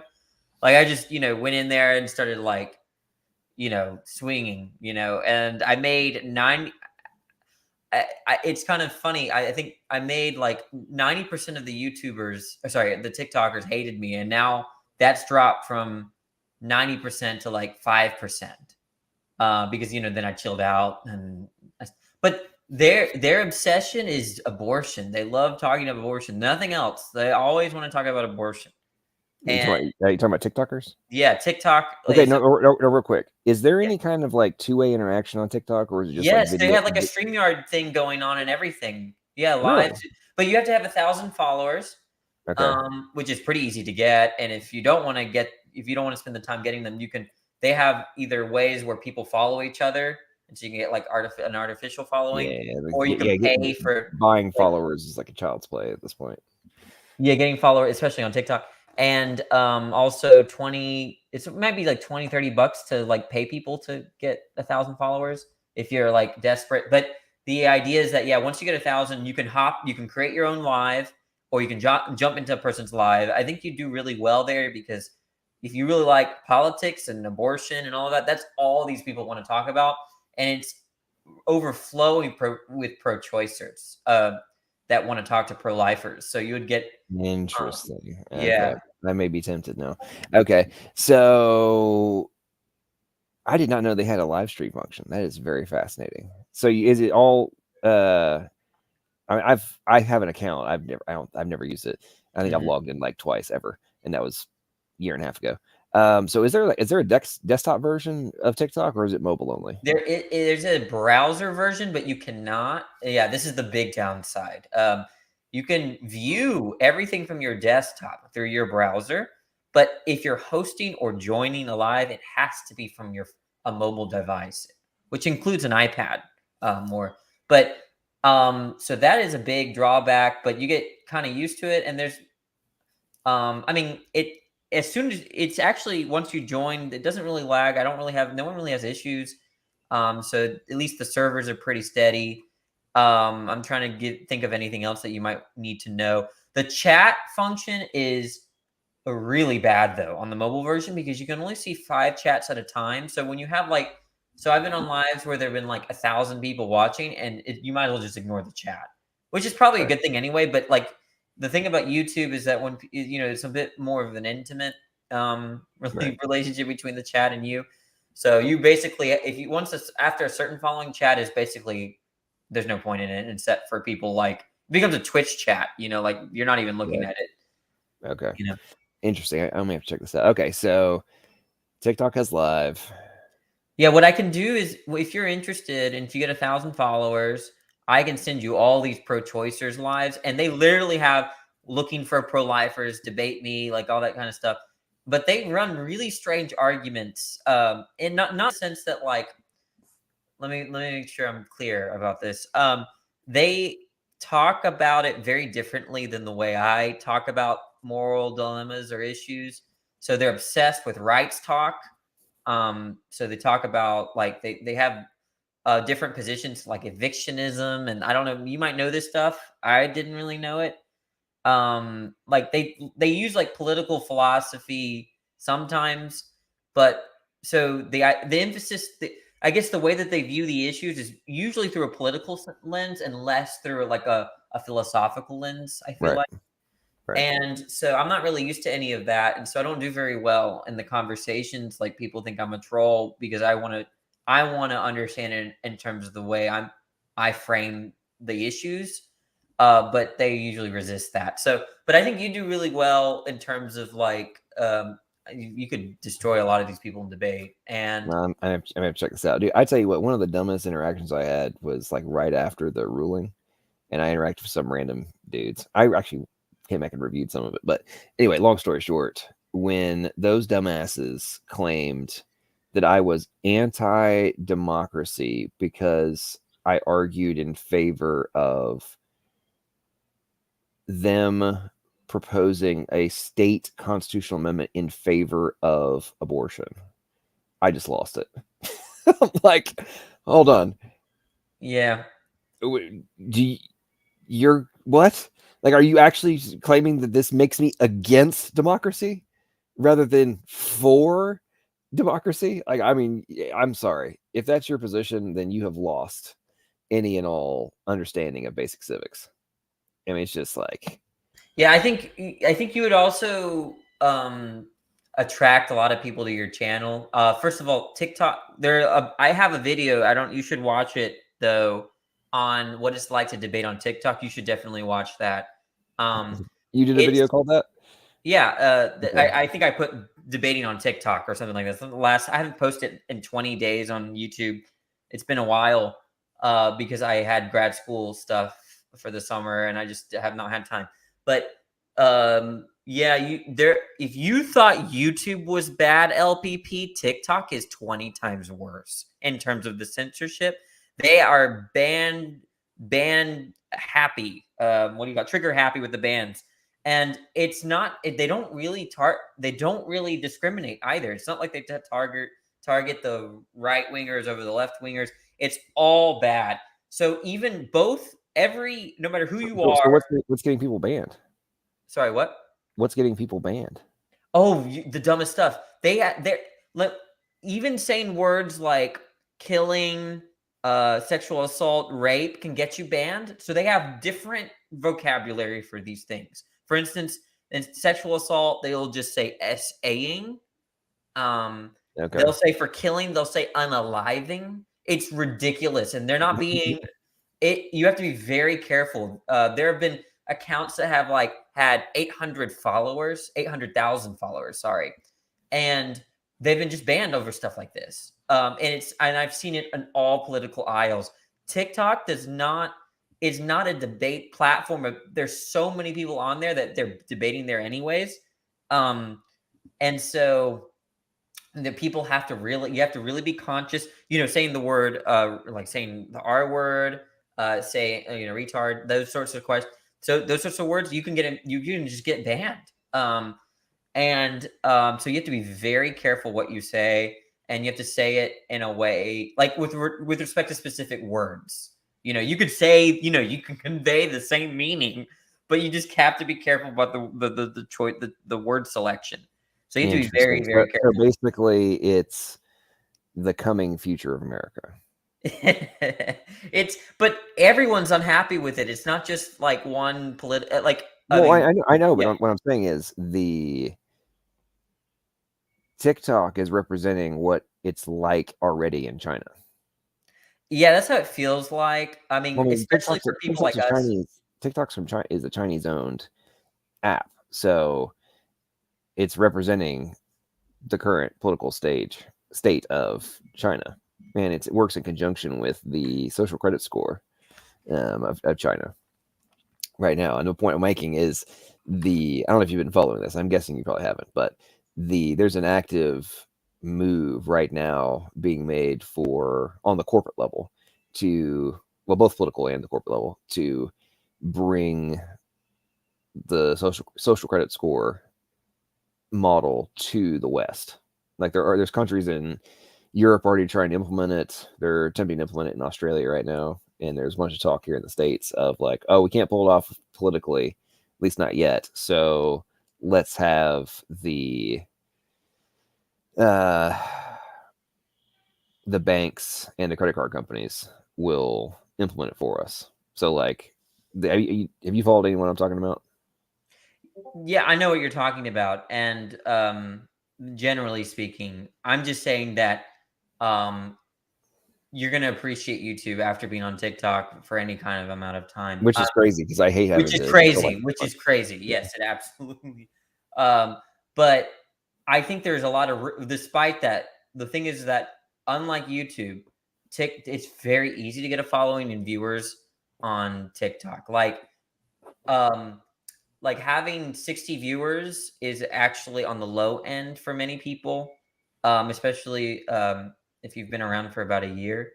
Low numbers are going to be between 8 people to 22, but you can consistently get, like if you're talking about abortion and you're a nobody, you could easily get 30 to 60 viewers within the first couple weeks. I know the first time I streamed, I just randomly got 200 viewers. There are the exposure, the amount of traffic is much higher on YouTube. Right. Now, if you're talking about the stuff I like philosophy, religion, or just philosophy, and people are not very interested in that stuff. Occasionally, you'll get theism versus atheism and evolution versus creationism, but rarely. And if you do, it's very low quality conversation. They're mostly a political kind of oriented or inclined platform. And they try to philosophize about these things, and it's really bad usually. But they love talking. Abortion is the hot topic on there right now. Everyone wants to talk about. Well, I don't really care about having following over there, so that might be fun to go just have some dumpster fires on abortion. Yeah, this I'm debating this weekend. I'm either gonna do go do some street stuff. I'm debating on whether I'm gonna do abortion or does God exist is gonna be the question, and I think that'd be fun. I haven't decided which one I'm gonna do, and I'm thinking about so here in Nashville at the Centennial Park, you have the full scale replica of the Greek Parthenon, and I've been thinking about going and setting up with that as the backdrop, which would be freaking epic. Of I mean that from a stream perspective, right? You're engaging in philosophical discussion in the literal presence of the Parthenon. I mean, I'd say it'd be pretty epic. What do you think? Yeah, I think you're gonna, of course, you're gonna upload all of this stuff, or you might, right, if it's good quality stuff. Yeah. If I get something, I'm debating there because like weekends usually gonna be a lot of people, but downtown Nashville has like we get over 40,000 people a week come to go to downtown Nashville. So it's like freaking madhouse down there. Oh, that seems fun. I would definitely watch some of that stuff. And it'll make me jealous because I don't have anything like that down here where I live. Well, one of the reasons I've been like getting the gear together and stuff to do it is I've been thinking about it a lot. I'm like, okay, there's a lot of people who travel to other cities to be able to have access to what I have in where I live. So it's kind of one of those, like, I'd almost be an idiot not to take advantage of it, you know, and at least try it out. At least try it out, see how it goes, see what would be fun. And then there's another spot here in Nashville where I'm gonna go. There's a church. There's this other little touristy section, but it's like instead of being like Partyville, like downtown Nashville, it's like all these shops and stuff, and people come and walk up and down. It's like, I don't know, 4.5 blocks. But there's a church that's got like primo real estate in the literal dead center of this other spot. So I'm in communication, haven't got to have the face-to-face yet with it's like one of those churches that has like multiple campuses. Yeah. And this is like one of the camp. It's not the main one, but it's like one of the primary ones. Anyway, long story short, I'm trying to weasel my way up to the head pastor of that whole network. Oh my gosh, it takes that long to reach the Oh, dude, these people are so freaking busy. Anyway. I'm trying to get to the head dog because the person who's like over that church is not like the final decision maker, I guess. And so I'm trying to get their authorization because if I could pull that authorization off, I would have access to Wi-Fi. And also, I see what you're okay. Right. So I could have if I can convince them to let me do it every freaking Saturday. Let me put it this way. I would be in the dead center of a spot that doesn't have crazy noise. And you've got during the day, you probably have, at any given moment, there's, I would say at least 5,000 people in 4 blocks just walking up and down. So the probability of, just from a baseline logic perspective of, playing the odds, right? If you have 5,000 people walk past you, there's an extraordinarily high probability you're going to get 5, 6, 7, 8 people who want to have a conversation. That's just in a relatively short period of time. And once you get them engaged, you're going to have a crowd that gets drawn pretty quickly, Yeah. Best of luck there. Those are pretty fun You're going to have a lot of fun doing it too. Those are kind of usually pretty fun for people that like these kind of stuff. Oh yeah, it's gonna be fun. And like I said, if I could pull that off and have Wi-Fi, I could live stream it, no problem. And I got live stream other places too, but you have to worry much, connection issues and roboting and all that kind of stuff. If you could hook up to high-speed internet, woo, that would be some fun stuff, man. Hook up a bunch of whole 4 or 5 cameras and just rock and roll. But anyway. Good luck with that. I'm gonna probably head out. Thanks for having me. I'm going to bed. Good talking to you. Good night. All right, everybody. It's time for bed. It's 4:24 my time. Stay up too late again. However, I did make some progress while the other guys were talking. Pretty sure I figured out the correct formula in this Excel file, or formulas in this Excel file to solve the issues I was trying to accomplish. That was good. Hope everyone had a good time. Appreciate everybody's support, all the super chats, all the members. Thank you guys so much for helping me make all this worthwhile and fun and engaging. Hope you guys enjoyed it very much. And as I always say at the end of these things, make sure the conclusions you reach are logical, plausible, and probable. Have a good night, everybody. Thanks again.